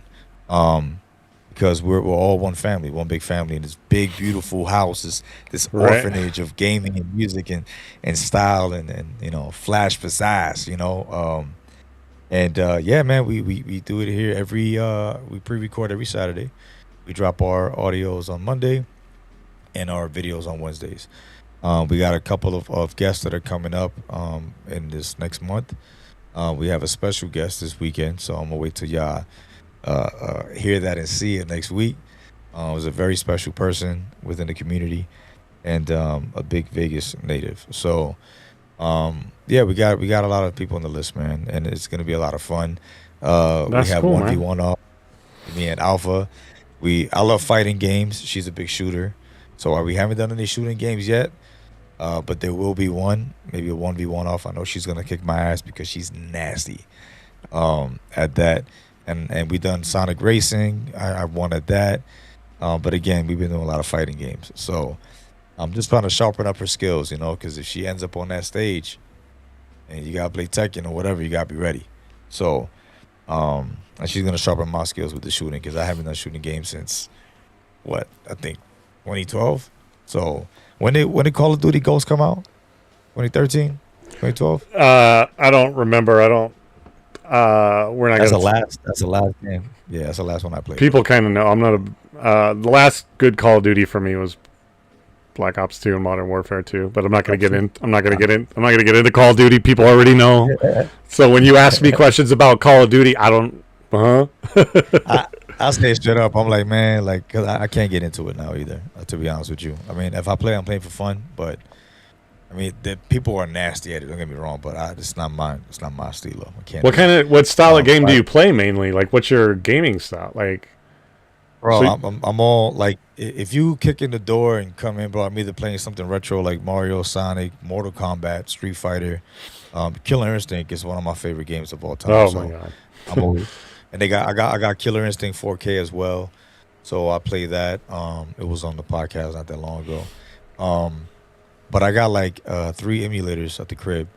So I got like over 75 to I think 95,000 games, old retro games. So I just pop one on the TV and we play. Um, Anything from like Lion King, Aladdin, any Mario games. Yeah, we play everything in this house, man. I got a arcade, little mini arcade you put on the wall, Pac-Man. Um, uh, Dude, speaking of what retro, is it? and you play Sega Genesis, did you ever play Kid Chameleon? One time, man. That was my uncle one Fucking time. loved that game, dude. I played the shit out of that game. You could be like a rhino or whatever. That was my Sega Genesis game, was Kid Chameleon. That's the best because for Sega was Sonic for me. Like I got so hooked. And of course I got Sonic. hooked. Yeah, right. Everybody played Yeah, I Sonic, got right? hooked. Yeah. Yeah. And then that's one of the games you had to go to school the next day and tell your friends, like, yo, I played. And like, yo, you late. I played that a long time ago. I'm like, well, I just played yesterday. You know? I'm a big retro dude, man. I love, like, if you were to walk into my house right now, like 95% of the time playing old games, retro games, PlayStation 1 games. But ever since I got my PC, shout out to Hip Hop Gamer who hooked it up for me. Like, I haven't played Fortnite like that, bro, since my music is on it. I'm telling you right now, I've been hooked because of my little son, my little man. He's nasty at Fortnite. So, but I always see Violet playing on Fortnite. I hope you're streaming my music, girl. I'm just saying. But I see her on Fortnite, so I gotta play with them pretty soon. Yeah, these little brats right here got me into that damn games for the longest time. Like I have a very strong opinion of Call of Duty, which I said, is what it is, but Fortnite was another one, like, cuz I wasn't ever a big battle royale fan, right? Even now it's not my favorite, but I do like it now. And I used to didn't even like the format at all, but because especially when you play with good people, right? You get a good squad going, it makes it a whole different experience. But I hated Fortnite, man. I hated Fortnite. I remember when it first came out, I loaded in and I go, what in the hell am I doing? And I go, nah, this is not. Good. And then I put it, and that was it. And then I was like watching everybody play it. Yeah. And then, of course, recently becoming a streamer, it's like everybody streams Fortnite, like all this. And I'm like, I hate it. You won't ever see me stream it. Like, Fortnite's dumb. Now, bro, I'm streaming it. I'm playing it. I'm actually good at it. And all because of Violet and CJ, and because of Violet doing her Sunday event. And I go, you know what? I love them, and this is a a shout out to them. And we both love them very much.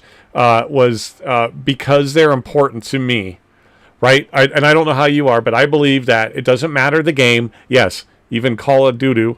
It doesn't matter the game. It's more about the people you play with. And you can take any game, and whether you hate it or love it, and have a good experience if you play with like the right kind of people or good people, a good team, stuff like that. And because it was them, I was like, we were doing Call of Duty Zombies. Call of Duty is a game I still to this day hate. I don't like Call of Duty. Don't actively play it, but I did Zombies with them because I love them. They're important people to me. I want to be there for them and show them their appreciation or my appreciation for what they're doing. And then they switched it up to Fortnite, and I was like, you got to be shitting me, right? And then I was like, I know I love you, but do I love you that much, right? I was like, But I did it, right? I didn't care that it was Fortnite. And on top of that, I blew away my community or my little community. They're like, Cutter on Fortnite? Like, I was streaming. They're like, no fucking way, right? Excuse my French. Like, no way. And it's all blamed on them. But I love Fortnite. But now, of course, I'm going to want to be like, yeah, that music is Ill Massacre. Guess what? I know that guy, right? Like, you guys, like, I know this guy, and like your music, like that's amazing. And I know, like, so Fortnite is your music is in. Yeah, Victory Royales. Yeah, we get Victory Royales like all the time, man. It's crazy, and like I like Fortnite, but now I have another reason to even appreciate it more. Right, on top of the fact that CJ bought me the Darth Maul skin for Fortnite. Right now, I know that like your music in it, and of course, I want to like it's a respect thing. Like, you're gonna tell me your music's in Fortnite, I'm gonna go play Fortnite looking for your music, and I'm gonna play your music because it's like I know this guy, and it's like, you guys, I know the guy that makes this music, right? And fair enough, not like any other reason, and like, I'm not gonna do anything for you, but I just want you to know I know this guy, right? And that's a big shout out to you. So that's amazing. And then you're in. So Mutant Football League 2, you got some music, and you're in it. Yeah. So the thing with that is, this happened last year, and it's funny because Gerard, Hip Hop Gamer, I was leaving the station that I was at, the radio station, and he texted me, and he was like, "Yo, bro, I got some big news. Let me know when you can talk."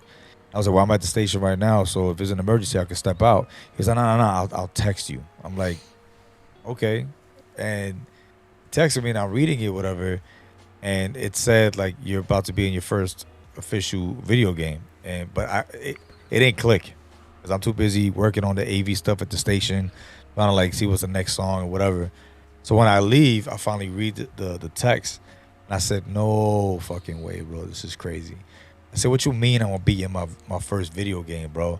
So I gave him a call, and mind you, he's in New York, so he's 3 hours ahead. So I got out at the station around 9:10. That's 12:10 for him. So I call him. I said, "Bro, I'm sorry if you're sleeping." Mind you, this dude's like a bat. Like he sleeps, his hours are off. He's like, "Nah, I'm up. I'm just editing right now." I said, "What the hell you mean I'm gonna be in my video game?" He's like, "Bro, Mutant Football League 2, baby's coming out. You're about to be my backup quarterback." I was like, "This is crazy." He was like, "In about a month, I'm gonna need you to send me like your pictures of your face, what number you want, and the name on the jersey." I said, "I bet, cool." So then I finally sent it to him, and he sent me the whole process of how they're building my character, getting ready for the game. And yeah, man, CJ, when he came over to the crib, and Violet, they played it, the backup quarterback for Hip Hop Gamer. His son is in there as well. That's Hip Hop Gamer. sick. Yeah. And then he's got a bunch of other things that we're pushing through for Mutant Football League 2 for GGL. So I decided, I was like, "Bro, then let's make a theme song for it. Like, what's up?" Luciano. And he was like, "Yeah," he's like, "You ain't got to tell me twice." So Luciano, it's the name that I've always had growing up. I'm a big Lucky Luciano fan from the Mobsters. So that's always been my thing. So I told him I'll give him that number, and then 31 is Halloween, of course, but it's the day that me and my wife sealed the deal as boyfriend and girlfriend relationship back in 2008. So yeah, so that's the number. That's cool. That's the name on the jersey, and then I submitted my pictures to him, whatever. I thought I was gonna be a mutant though, or a monster or whatever, because that would have been kind of dope. But I love the way it looks and stuff, and the game is pretty cool. If you haven't played it, bro, download that shit, play it. It's really amazing. Get Money Gamers is the team. Yeah, and we worked on the track together, and he recorded it here in my studio. I recorded my track here.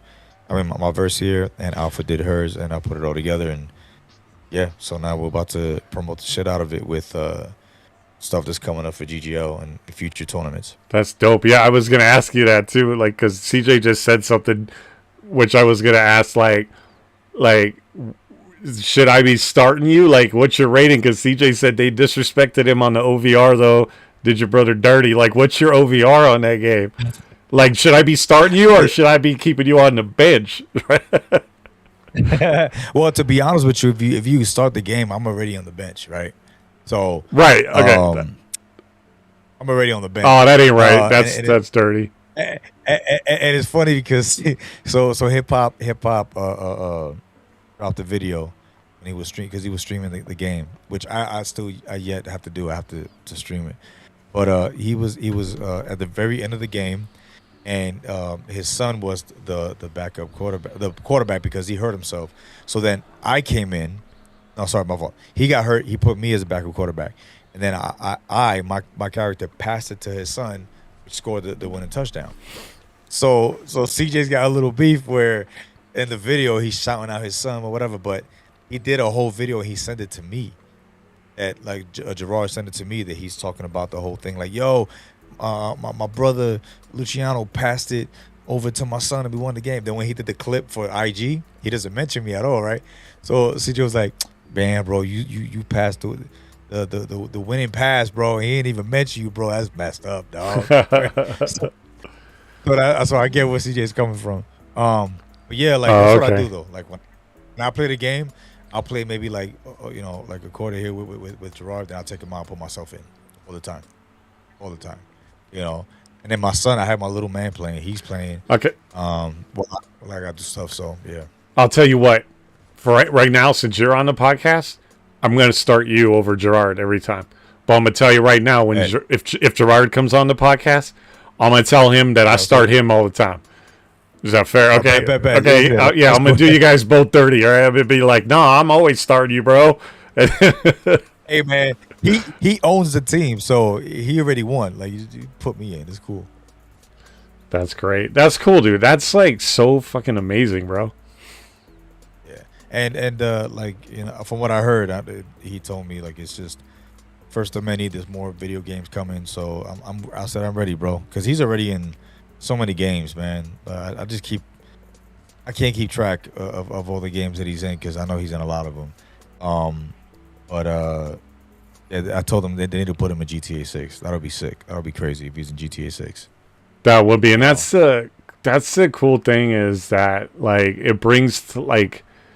How gaming is just like it's cool that you guys are like gamers and that like hardcore gamers and you're like you see these people and they're like gaming is like there's that stigma of like you're too young, you're too old, you don't got a job, you're like it's not something that you can make a living off of, and you can, and it's something that's in everybody's world. And when you see like people like in your stature and you see like Henry Cavill's a huge freaking gamer, right? World of Warcraft. What's the actor's name? I can't remember. He's been in a bunch of Taglioni or something, I think is his name. He's a big Dungeons and Dragons guy. I can't remember the actor's name, but he's like an actor that acts in a lot. You see him in a lot of stuff. And it's like, it's not like you're just music, right? You're only in music. Like you don't play video games, right? This person is an actor. They don't listen to music and they don't play video games. And then this person is like, no, like it's cool when you see like how incorporated gaming is that like, and that and it's diffusing by like, the fusion is like you're in, not only is you in the game, but your music's in the game. And like you're a gamer on top of all these amazing things you do. And yeah, everybody does game, but gaming is gaming is a lifestyle. It's not something that you do, right? You don't, you don't just play games. Gaming is a lifestyle. And maybe there are some people, honest, that just play games, but it's that stigma of when people say that like gaming isn't a lot. Gaming is absolutely a lifestyle. Right? When people play games and you hear the expression like, well, what do you do in real life? Well, I'm in real life. This is one of the things I do. This is real life. The game itself is not, but like gaming is real life. This is just part of my real life. So it's other things that I do in my real life, not like, oh, what do you go out and do in real life? Well, I'm doing it. Like on top of other things, this is what I'm doing. So it's real life. Like, so I hate that expression when you're playing with people and you hear them like in chat and they're like, oh, so like, well, I got to go do things in real life. No, I think what you mean is you just got to go do other things in your life. Like this is still real life. Yeah. The funny thing is that, as I got older, because I used to get defensive a lot when I was younger. Like they would tell me something and immediately my thing was like, tell me to go F off or whatever. But as I got older, I'm like, you know what, man, I realized is that if I'm doing stuff or wasting my money or my energy to make you happy, I'm living for you. I'm not living for myself. So outside of music, I'm not chilling with the family or not playing games. I collect comic books, bro. I got a whole collection here. I read them. That's what I do. Dude, I've been collecting comics my whole life, bro. Dude, comics, bro. Which is another lifestyle, which is another part of life, bro. Exactly. And I've been doing this since I was a kid. I remember, having them, and they were thrown to the trash because they got mixed up with some. When I was younger, I don't know how it was for you, but they would throw these realtor books onto your stoop, and my mom used to collect them, and they were like almost the size of a comic book but thicker. My comic books were stacked with those books. My mom thought they were all real two books, and she threw them in the trash. Ever since then, my heart was broken. So when I got older, I said, my mission in life is to get everything I got back, if that. Get everything that I lost as a kid. And I've been doing that ever since. I've been collecting all my comic books. And when people tell me, oh, you read comics or whatever, I see these videos of, oh, you said you're a grown-ass man, but you collect comics. I'm like, your problem is, why are you worried about another grown man, what he does? It keeps me happy at the end of the day. I'm happy. I don't care that you don't like what I do. Maybe you like to go and party and go clubbing. That makes you happy, right? Even though I think it's a stupid waste of time. But you do that, right? Good for you. I'm happy reading comics. I'm happy playing video games. Outside of what I do for music, it is what it is. I'm happy with that. So once I learned that it keeps me happy and I'm living for me, that's all I really give a shit about, bro. It makes me smile and makes me excited. That's all I really care about. So when people say that, you're wasting your time gaming, what grown-up shit is there to do? I already work. I pay my bills, take care of my family. That sounds like some grown-up shit to me, don't it? So let me have some fun. Right, and people, because as soon as people hear comic book and video games, they automatically think you're a bum and, like all this. And I'm like, you're a bum for judging me. Like it's a part of life, whether you like it or not. Like, it's a part of life. Like collecting comics, it makes me happy. It's something I enjoy doing. Like, if that doesn't make me a man, then I guess I'm not a man. Then I'm cool with that. Like, that's fine. Like, you must be a man because you don't do any of that. Like, honestly, I feel sorry for you, bro, because you're missing out. Right? And I think gaming is like an escape too, right? It's a way to get away from all the outside world. You get to sink yourself into a game, and you get to go into another world, and you get to just be in that world. It is actually there. It could be therapeutic on top of everything, and God knows we all need some therapy, right? So, like, got the truth, bro. You're looking at it the wrong way. You're being, again, ignorant. You're not understanding it. Like, and again, maybe you don't need to be the gamer that I am. Maybe it doesn't need to be your lifestyle, but you need to understand, right? And that's where the ignorant part comes in, and where the whole thing is. You need to understand that, like, it is a part of life. And then maybe if you get to know me and understand why I'm so passionate about it, what it does for me, one of the things it does for me is it's therapy, right? When I've gone through traumatic relationships, when my girlfriend passed away, when I got in a fight, or when I got fired from a job, or when things were going good, is like, okay, I'm going to go into this world, and for that minute in that world, like, everything is like put aside, and I can kind of just go into this real world, and it becomes a form of therapy. But people scoff at video games, but it can be as therapeutic as a doctor telling you out of a book what you're supposed to do with your brain. Yep. Right? So yeah, man. That's what I teach my kids, man. Just, you're gonna get a lot of people who are gonna hit on you and whatever, and say all this dumb stuff and make you feel bad because they actually want to do what you're doing, but they don't know how to do it. They're too afraid to ask for help. Because I've learned that my whole life is, you're never gonna leave out of here. If I can't make it with my baby mother's, problems or whatever, you can't do it. Prove them wrong, bro, because I have faith. That's one thing you lack, people, is faith. And the more that I do that, the more faith that I have, the more prayers are answered, bro. I just keep going and keep pushing and keep pushing. And again, when I started collecting my comics, bro, man, I was so happy. I forget what number I'm at now. I'm not gonna stop collecting, and my wife knows it too. Yep. She knows I'm a comic book freak. She supports the habit. I love it. She supports my gaming habit. It's how that's it's amazing. Yeah, I had so many people try to change me. That's amazing, bro. Like, you got to keep doing what you find passion, and just like your wife, even if your wife, say, doesn't like comics or video games, but she sees that it makes you happy. If that makes you happy, you're going to be happy with her, around her. Isn't it part of being happy watching somebody that's passionate about something, whether you like it or not? Doesn't that make you feel good?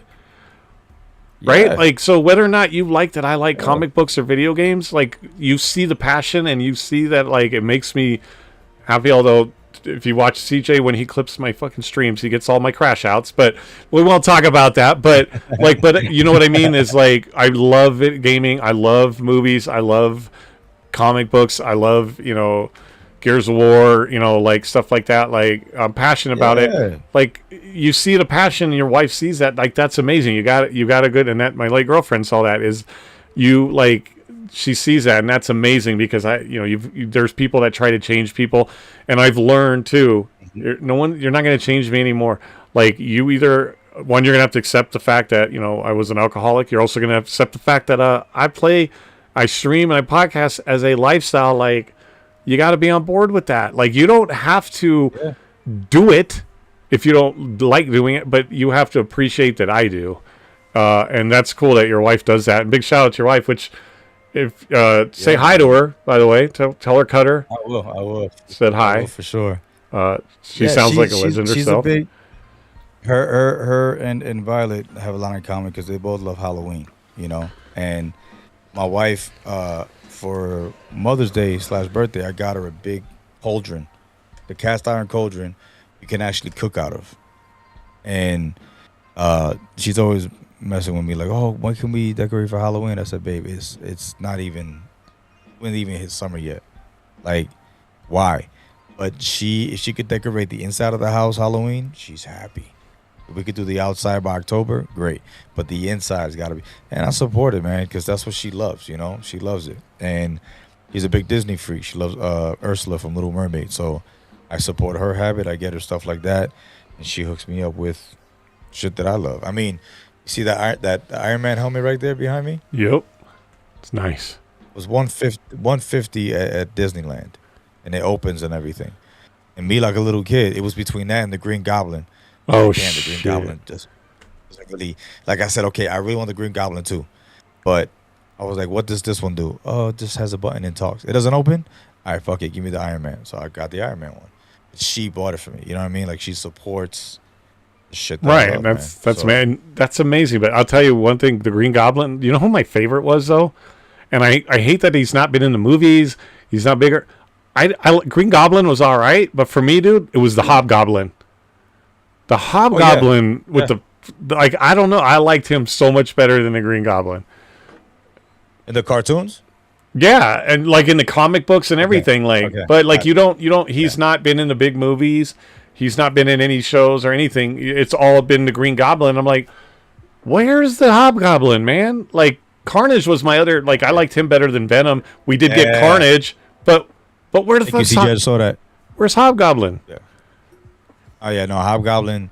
I'm not gonna lie. When I was a kid, I would play as Spider-Man, and I would because the '90s Spider-Man cartoon was my favorite. So I would just act like I'm being chased by a Green Goblin. Like all the villains in that cartoon, bro, it's just ridiculous. Like amazing. Venom is one of my favorites. No, but Hobgoblin, you're right, bro. Like they definitely have to. Like, where is he, man? He's like, am I the only one that's that passionate about Hobgoblin? Did most people not like him, or I was like, where's Hobgoblin? Right. I think you're right. I'm just happy they're finally bringing Scorpion out, bro, and like really doing something with Scorpion on the next one. So yeah, I think it's gonna be pretty dope. So I can't wait for that. I'm excited. That's cool, man. So I know you probably got something to do. So I want to tell you something. And then I want some advice from you. And then I have 4 questions that I'm going to ask you. I think it's 4. Yeah. It's 3 and 4 if you know one of them. Anyway, so it could be a 4-part one. But I did want to say that. So I've learned a lot of things. And you talk about your wife and how supportive she is and was of you, or is of you, and supports everything that you do. And like for my late girlfriend, she was the same way. It was somebody that, like, I went through a lot of relationships. They tried to change me, didn't understand. She did. And after her passing, I do want to, like, my advice that I would give to anybody, and I'm not saying that you do it, but this is just a little personal part of me that I wanted to share, is your wife sounds like she sounds like a legend as well, I try to tell people that you need to love the person that you're with. Like, they are going to, and I don't want you to ever think of like your wife not being around. That is not what the point is. The point is that people, I think, like we talked about it earlier, is that people don't love the right way. People don't appreciate life, right? You only get one life, and people don't realize that, right? And they don't look at it like that, and they don't go through life that way, and they don't appreciate it. And it might have taken a lot of things like near death for me to realize that kind of stuff. But like there's no fucking around, and getting a second chance, excuse my French, is insane. That you need to love the person like that. They will not be here tomorrow. They don't know that, but you do, and you want to give them the best day possible, right? That and then you need to do that again tomorrow. And then you need to do that again and do it every day like they are not. And not to say that, like, think of them gone. What I mean is that you give them the best day possible every day as if they're going to be gone tomorrow. So that way, at the end of the day, they know that they're loved, that if they pass on or you pass on, they know that they were loved and that you don't have a regret. Because the last thing that I said to my girlfriend, she said to me was, she was getting wheeled off to the surgery. She said, "I love you, Anthony." And I said, "I love you, Taya." And that was the last words we ever spoke. And I'm glad I'm not glad that she's gone by any means. Obviously, it's broken me, but I'm so thankful that those are the last words that we said to each other, because I told her I loved her like nobody's business. And so her last moments, she got to know like she was completely, fully loved, right? So, like, listening to you talk about your wife, like, and I don't know that you probably already do, but, you know, like, every day has to be like it's the last day, and then you just keep repeating that. So for the next 45, 50, 60, 70 years you guys are together, it's like a beautiful day, like, every day, and you'll never at any point, if God forbid one of you is gone, that you'll be sad and you'll be heartbroken, but it won't be regret. And it won't be like, I told you to treat the person better or any of that. So I just do that, right? Just every day do that and do it every day. And I think, and people need to treat people like that the same way, like every day. Is like, that might be the last time that Violet and I talk to each other, but I want her to know like how important they are to me as people. And that, you know, and do it again tomorrow. And tomorrow I'm going to be like, I appreciate you as a friend. And I'm going to tell you that every day. Like, you don't have to tell me that every day. Like, no, I do. Oh, God, these guys. I love but I need to tell you every day. I need to tell you every day that I appreciate you and thank you for being, you know, so that would be just something that, like, listening to you talk about your wife, like, yeah, you know, like people and in the world and the, you know, people would, and understanding people and appreciating people, like every day is just that's the day. Treat it like that's the last day, like that's the only day, and then do it again, and then do it again, and do it again. Right. Don't do it with the mentality of like, you know, tomorrow. Well, you know, they'll be down the line. It's like, nope, today is going to be the best day you have, and then tomorrow is going to be the best day you have, and then that day. So, true. But. Tomorrow's never promised. But yeah, man, I mean, I just think that you're pretty amazing. I really appreciate that you did come on to talk to me. So, like, your music is amazing. One, like, if you have any advice for me, and then I have those 4 questions, but if, like, anything else you have going on, like your amazing podcast. Oh, yeah, by the way, I have to write stuff down because I easily forget stuff. Not because I don't care, but because, like, it's like, wait a second. I'll literally be talking, and I'll say something about like a favorite color car, and someone will type in the chat red, and then I'll look away, and then I'll look down, and I'll see red, and I'll be like, red what? And then they'll be like, so my chat has to help me along, right? And they're like, you just asked what color is my favorite car. Oh, thank you so much. And most people understand and respect that. You know, some people don't, but like, I'll have to do that. So I have to write things down. Your podcast, when do you do it, and where do you do it? On Spotify or on Twitch or? Yeah, it's on Spotify. Twitch, we only have the Twitch for like special events. So if we're out somewhere, we'll stream live on the Twitch. So you do have your Twitch, and it's Il Massacre Music? Il Massacre Gaming, which is right, gaming stuff. And then Retro Vaults, RetroVaultz. Okay. Podcast. I'm going to follow you on Twitch just for... I want to support you. And then when you do your events, I'm going to be there. And I think we're following each other on IG, correct? Yeah, yeah. Again, I didn't know a whole lot about you. So I don't want you to be like, but it's like making a new Oh, no, friend you're good, every you're day. good. And I was like, why am I not following this guy?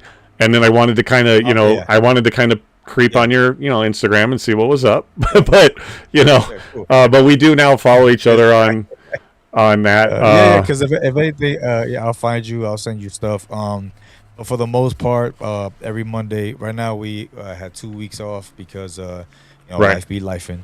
But we got episode we're working on this weekend, and then the audio drops Mondays at 10 a.m. and Wednesdays drop on YouTube at 10 a.m. And everything is through a link in our bio on Retro Vaults podcast on IG. Okay. But yeah, I'm always dropping flyers and stuff like that on the podcast, so you can check that out. But we're on Spotify, Apple Music, and every other app that you can put your podcast on. So That's cool. Yeah, I got to figure out a way to do that.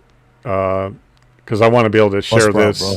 That's I want to be able to share this too with your blessing, obviously. But of course. that's pretty cool. But I do want to You come want, check out man? your I mean, podcast.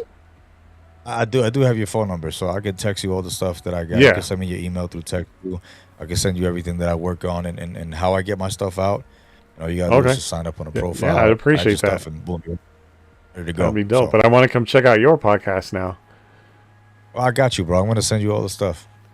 I'm gonna be like, No worries, I gotta I go got check you. out the legend, man. I gotta go see what it's all about. It's amazing what you do. By the way, that's great.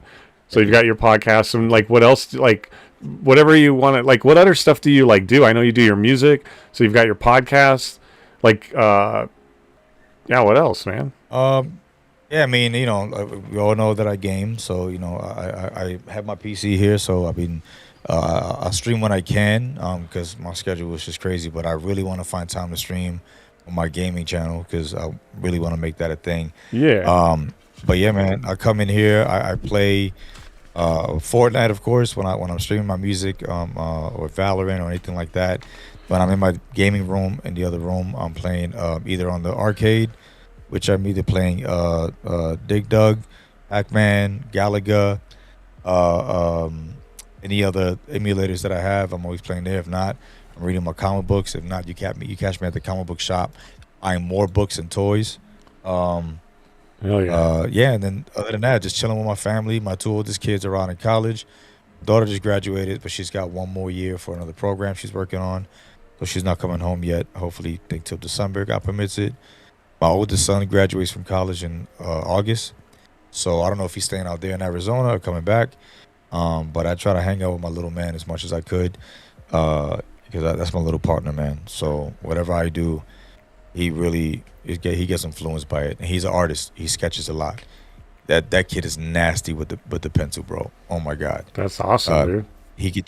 He freehands and everything. If I ask him to make me, I don't know, a messed up zombie Batman, this kid could just think about it and do it. It's just crazy. So yeah, I'm hanging out with my family for the most part.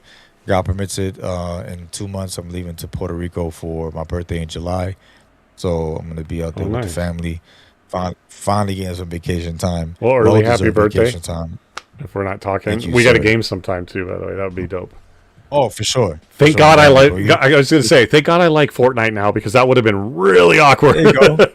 Okay, so then we'll do this. Like you hit me up, right? And I'll let you know how my schedule is looking. We'll hit up CJ and Violet.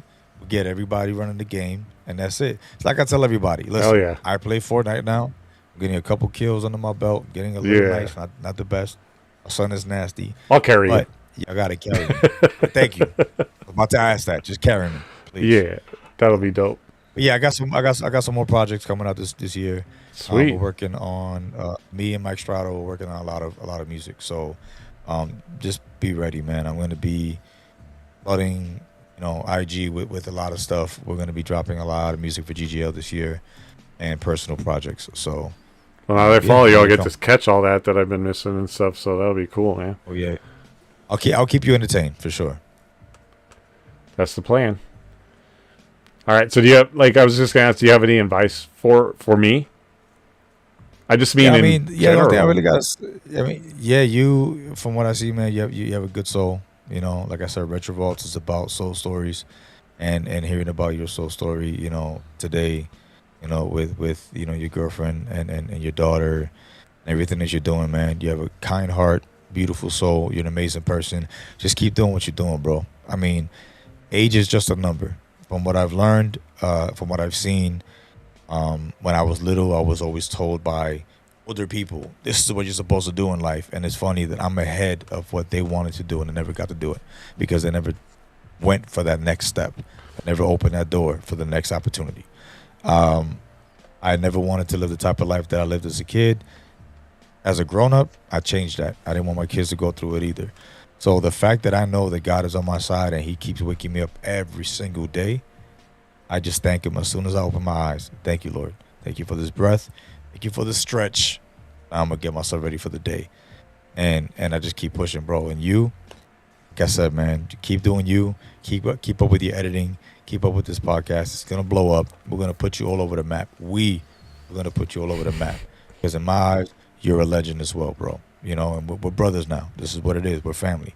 So I adopt people. Yeah, CJ and Violet, I adopt people. We could be family, we brothers, cousins, whatever you want. We're family. So, my advice to you, bro, is just keep doing you, keep pushing. Just as long as you have that strong heart inside of you and a good mind, bro, you can kill anything that comes your way. So, yeah. Let's do it. Family is definitely something I strive for. I think friends is like the way in, and then I think people become family. Like I said, CJ and Violet to me are family. I don't refer to them in any other way. So I think I got some room for you there too. So I think we're gonna. But I mean, I appreciate the kind words, man. Like I said, I mean, I just want to be a somebody. You know what I mean? Of course. But yeah. So I'm working on the legend status. So I'm just trying. So.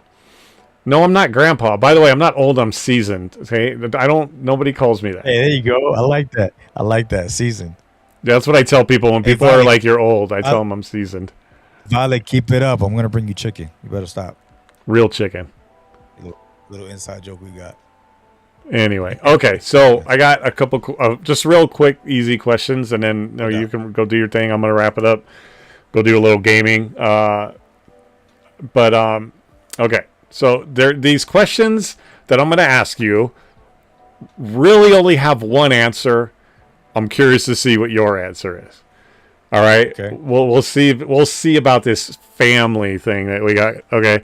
So I'll just start kind of like the easier one. So the first one I'm going to ask you will relate if there's a second, because I don't know how much you may or may not know. So the first question is Star Trek or Star Wars? Oh man, Star Wars has always been on there, but I'm a Star Trek nerd too. I'm not gonna lie. Oh man, why you do that?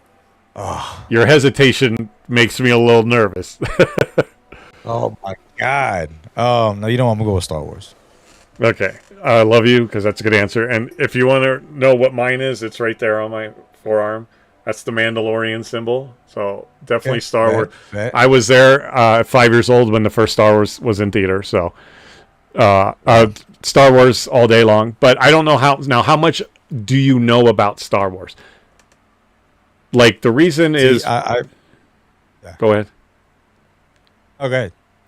So the reason is, the question I'm going to ask you is simply who shot first. And depending on what level of Star Wars you know, you may not know what that means. But so who shot first? Do you know what that means?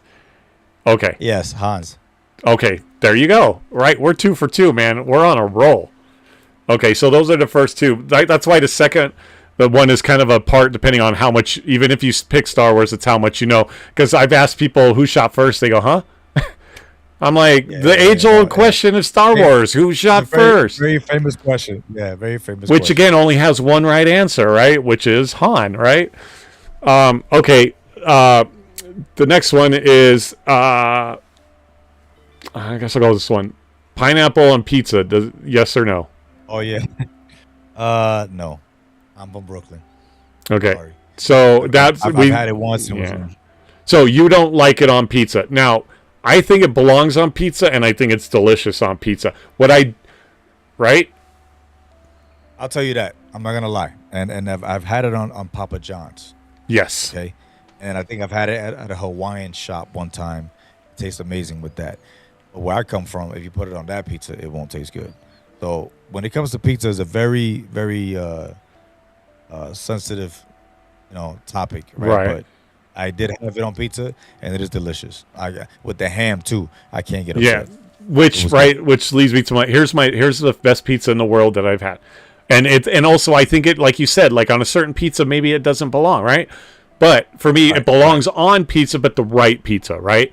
And it's delicious. And it's Canadian bacon, pineapple, sausage, pepperoni, jalapenos, and black olives. Dude, you eat that pizza, I guarantee you'll like it.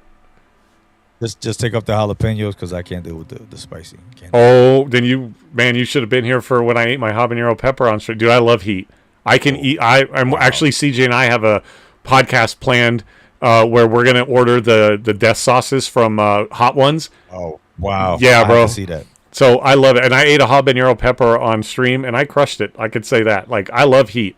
I have ghost pepper hot sauce daily, so I'll take the jalapenos off for you. But overall, like that's the best pizza in the world, man. And it has to have the pineapple on it. So I'll give you that, right? Like it belongs. Certain pizzas, you're like it doesn't belong, but it does belong on pizza, and it's good. Yeah. The people I hate are the ones that are like, here's how you eat a pepperoni or a pizza with pineapple on it. You take the pepperoni or you take the pizza and then you throw it in the garbage. Like, bro, first of all, you're wasting food, you moron, right? That's wrong. But like, you cannot like it and all that, but like, you can't be like throw it in the garbage. Like, no, not acceptable. So that's a fair question. And then the last one, is it more a question? I think it's a statement you either agree or disagree with, and if you disagree, you're wrong. But sorry, I'm just kind of leading.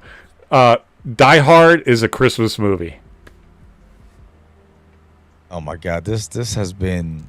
But and I'm not asking you though. I'm not asking you. I'm just saying. No. I know what you're saying. I know what you're gonna say, and I'm gonna have to decline on that one. It's not a Christmas movie. It is happening during Christmas, but it's not a Christmas movie. But he's thinking about it. It's a Christmas movie. So is Die Hard 2. Both of them are. What's going on? Wait. What's going on? Let me tell you what's going on. It's Christmas. He's going home for Christmas, which is a Christmas thing to do. To spend time with his family on Christmas and open Christmas presents. Shit happens on the way to his Christmas with his family on Christmas. It's a Christmas movie. You sold it for me. Nobody said it that way to me before, so you sold it for me. I get it. Okay. I forgot what other movie it was like that too, and it was like during Christmas, but it's not a Christmas. I forgot what other movie it was. And then Die Hard 2 is also a Christmas movie because it's the same thing. Once again, it happens while he's going home for Christmas. So okay. Jingle all the way. Dropping. See, those are Christmas movies, yes. But what we're talking about is completely different, guys. But so is Die Hard. It's a Christmas movie. Shit happens. But the way nobody has ever put it the way you put it to me. So now I'm sold because they just argued about it. That's it. But the way you put it, visiting his family, going through that makes sense. Which is all Christmas things. Oh, Batman Returns. That was the other argument. Is that a Christmas movie? So everything that's happened is during Christmas. Then it's a Christmas movie.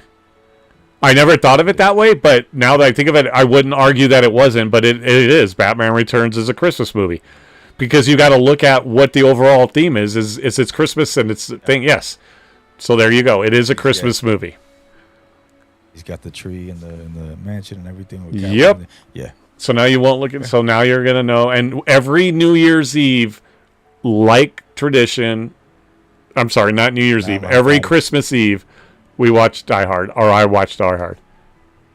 I'm gonna have to add it to my list now. Thank you. It's now an official. I already have Christmas the DVDs downstairs, but now I'm gonna watch it. There you go. You're welcome. I'm glad I could turn you over, man. I was worried there, man. That was almost a deal breaker, bro. Man, if it's one thing I know, and of course I know you're older than me and stuff, but one thing you will appreciate from me. No, I'm more seasoned than you are. Yeah, that's right. You're seasoned. Thank you. Sorry. Let's get it right.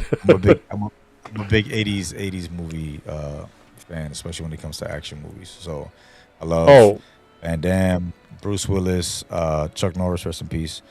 Not a big Steven Seagal fan. He has one movie that I like, and that's it. Um, but yeah, man, I love Sylvester Stallone. Rocky's one of my favorite movies. So 80s is I talk about this all the time. 80s is the best decade ever.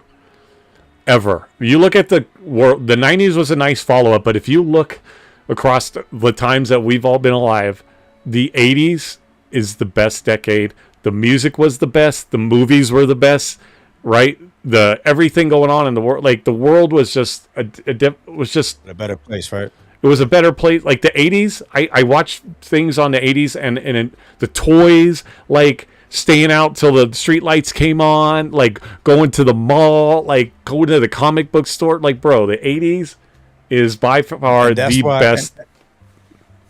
But that's why, like, you know, I was born in 86, right? So everything for me kind of carried over from the 80s into the 90s. So I kind of, growing up, I kind of grew up with both, you know, like 90s, of course, by era, and I love the 90s. But everything that was 80s, like my mom passed over and cousins, like they showed me all the cool stuff from the 80s. So out of all the kids in the house, I'm the one that always went backwards because I wanted to learn more about the 80s and stuff like that. And the music, the movies, like you said alone, man. The movies is what had me glued to the TV. Bro, the Lost Boys, Star Wars movies, like the music, like, you know, I mean the 80s rock, dude, the 80s hip hop, like Teen Wolf for Michael J. Fox had me glued to the screen all the time. Dude, Teen Wolf, like, I mean, The Last Starfighter next to Star Wars, one of the coolest action sci-fi movies ever, dude. The Last Starfighter is a masterpiece, like, dude. And for the time in the 80s, the graphics were insane. Until today, you watch it and you're like, those are still cool graphics. So, Made you with this last one, Bloodsport. It's my shit. Yeah, the blood sports. Yep, Van Damme, dude. Oh yeah, like Karate Kid. I mean, come on, like. This is what we're saying. Like, this kind of stuff doesn't come out in now. Like, the 80s is the best day. I was born in 72 and then grew up in the 80s. You came in late in the 80s, and the 90s was a nice follow-up, but it was a follow-up to everything the 80s brought up, right? And then 2000 hit and the world decided, like, man, we're bored. Like, we don't want to do cool shit anymore. They took a shit on everything. Yeah. So I definitely agree there. And then, you know, like, we got like Kobe Bryant in the 2000s, one of the greatest basketball players ever. I always say to this day, the world cracked when Kobe Bryant passed away, because immediately after we had the pandemic, and then it's all this other kind of stuff. But look at the world, like names on teams weren't taken away. Like, you know, comedies were comedies, like jokes were jokes. People were like doing things, staying out at the beach. Like, there wasn't like all this crazy shit. Things weren't gatekeeps. There was no gaslighting. There was none of this kind of stuff. Like, man, that was the best time in the world. Not to say that great, you know, things aren't cool. There aren't cool things going on. Your life's not good. That's not. But I mean, if ever it was a decade to just go back to, man, I yearn to go back to the 80s and just be stuck. Just not necessarily maybe stuck for 10 years, but like the 80s. Just needs to be what the world is for, like, on and on, right? So I totally feel it, but anyway, so you passed the test, so good job. So we can definitely be family now. We can definitely be family now. Awesome. But I wanted to ask you, because we talked about it earlier, do you have merch? Like, where can I get? Eventually, I want to get that hat. I would like a hat. Yeah. If you go to illmassacremusic.com, you scroll down, it's a little green button, shop now. You can go on there, and then I got everything from sneakers to socks to men's underwear, hoodies, clothing for women, kids, everything. I'm definitely gonna get a hat. I can't promise you, you know, that the underwear. I mean, you know, I think I'm good on that, but you know, I mean, you got to cover all bases, bro. But like the hat, I definitely want a hat. I think the hat is sick. Like, I just like the look of the hat as just a standalone reason why I like the hat. And then, of course, you know, I definitely want to, you know, support you. You're doing amazing things. I got a few of them there with different colors, so you can pick whatever you want. Ooh, nice, dope, sweet. Well, I really appreciate you coming on, man. I mean, like, thanks for sticking around as long as you did. Thanks for talking to me. Like, I'm glad I got to know you. I think I feel like as a like an ode to you is that I feel like we kind of think on the same thing, and that it's nice to finally, like, when somebody gets things like how you make your music, how you like, the gaming, how you make the music with the games and stuff like that. Like your philosophy. You're a very smart man. Like, good for you for not letting things like alcohol or anything else in the world that might have screwed. Like, even like you said, when you thought it was cool to hang out with the drug dealer guys down on the street, you didn't let the streets like take you over, or that wasn't the path that you chose. And like, look at you now. You're doing like these amazing things. Like, good for you. Because even though like alcohol was my thing, like maybe the guys on the corner of the street could have been that vice that took you out of your life, and I'm glad that it didn't, because you're a cool man, and you give me like inspiration to like, hopefully I can get something going here, that you did go down a good path, and good for you. I like to hear that. It's hard for me to, like, I'm trying, but like I love to hear that like there is a chance for me to like actually be somebody like you, and when I say like you, like I do look up to people like you, just because I'm more seasoned, right? More seasoned than you doesn't mean I can't look up to you or aspire to be like you or anything like that. Right. And kudos to your wife. Sounds like an amazing person.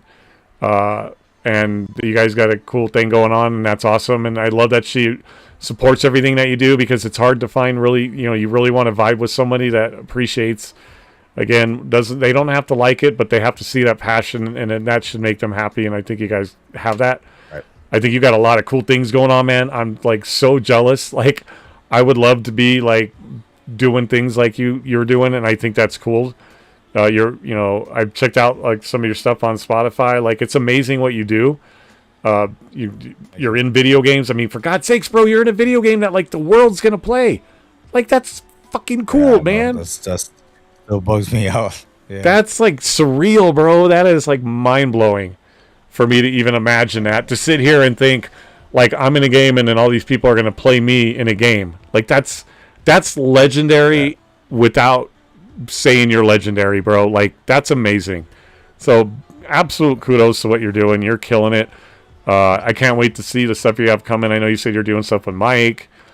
I love the relationship you have with Hip Hop Gamer. That's amazing. I told CJ the other day too that like I don't look at him as anything more than like a brother. I haven't had a whole lot of that, so like he's important to me like that, and so the relationship you have with that guy is pretty cool, and I'm glad I know a little more about him. And like those are bonds that I don't have a whole lot of, is until I met like CJ and stuff like that. Is I don't have a lot of those bonds. I don't have a lot of it, like IRL, as you want to call it, right? Of like in-person friends. I don't have a lot, because of things, whatever the course of my life is taken. So like getting bonds like that is super precious, because it's important to the fact that we value life, because you want to value the fact that you have these people sharing your life story with you and stuff like that. And you have it, gosh darn it, I'm sorry. That's an alarm. I have alarms that go off 5 times a day. I have to take meds 5 times a day. And even though I've gotten in the routine, I keep them on in case that one day I forget. So sorry about that. But yeah, dude, that's cool. Like, and I can't wait to talk to him at some point one day, maybe, hopefully. Like, if he's, I mean, any friend of yours has got to be a good guy, right? I feel like I should apologize for not having known you sooner, but for the fact of the world that I was in before and just getting into knowing this, like, I wish I would have known you sooner, just to, like, appreciate, like, what you bring, dude. Like, you bring a lot to the table, and that's pretty amazing, man. You should be proud of who you are and what you do, and that you can honestly inspire somebody that's, 15 years older than you, and that, like, you'd be like, oh, elders are, whatever. I'm not an elder. I'm seasoned.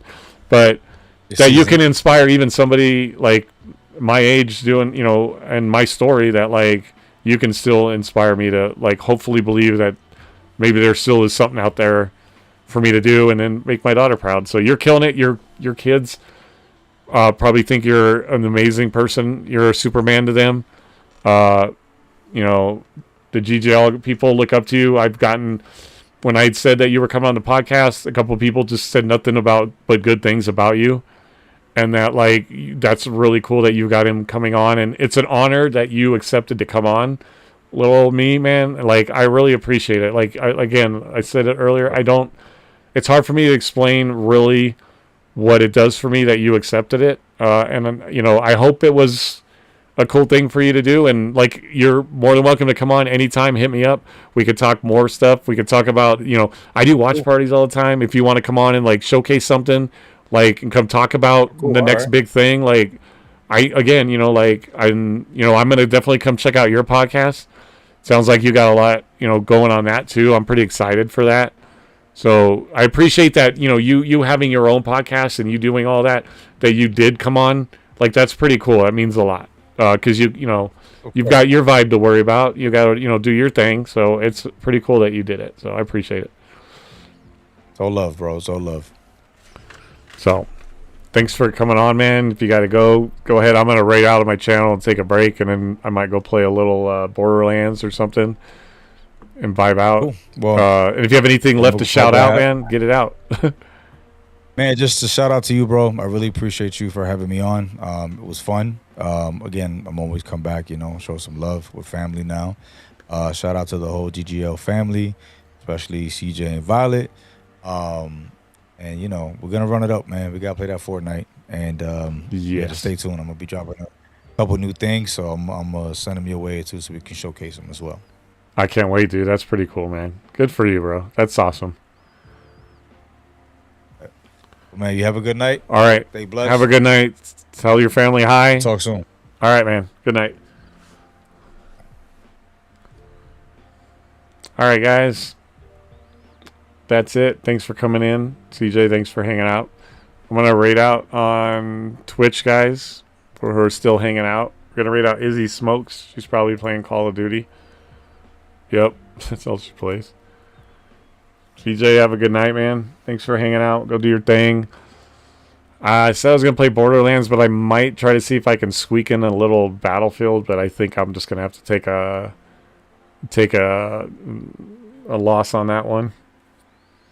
But I do have a low-key clip that I don't want to talk about it because I don't really like the game. I don't want people to know that I was playing it. That's why I did it off stream. So we're not going to talk about that. All right, man. I will talk to you later. I'm going to raid out, and then I'm going to jump out of here. So let's go say hi to Izzy Smokes, guys, on Twitch. When the raid goes through, I'm going to bounce out of here, and thanks, everybody. And then I'll be back in a little bit, Dreamy. Probably going to see about maybe a couple of rounds of Battlefield, see if I can put something together for its highest kills in a vehicle. If not, hopping on Borderlands. No time for Dune tonight. Starting real late, but I hope you guys enjoyed that. And I'll talk to you guys later.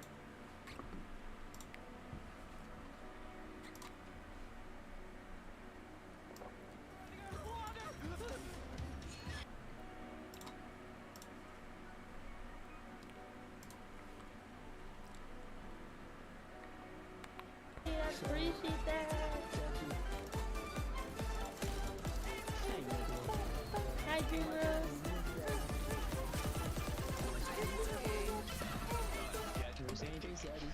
Thank you for that raid. How was your stream, Cutterdawg? Thank you.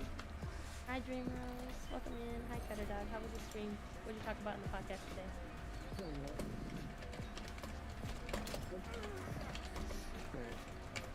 You're having a good night. I am. How are you? I sniped you? No, because that SMG doesn't hit as it once did. What, the NPC? No, the carbon. Secure the main area. I mean, yeah, but you just gotta get a new bow. Sorry. Yeah, I need to fix it.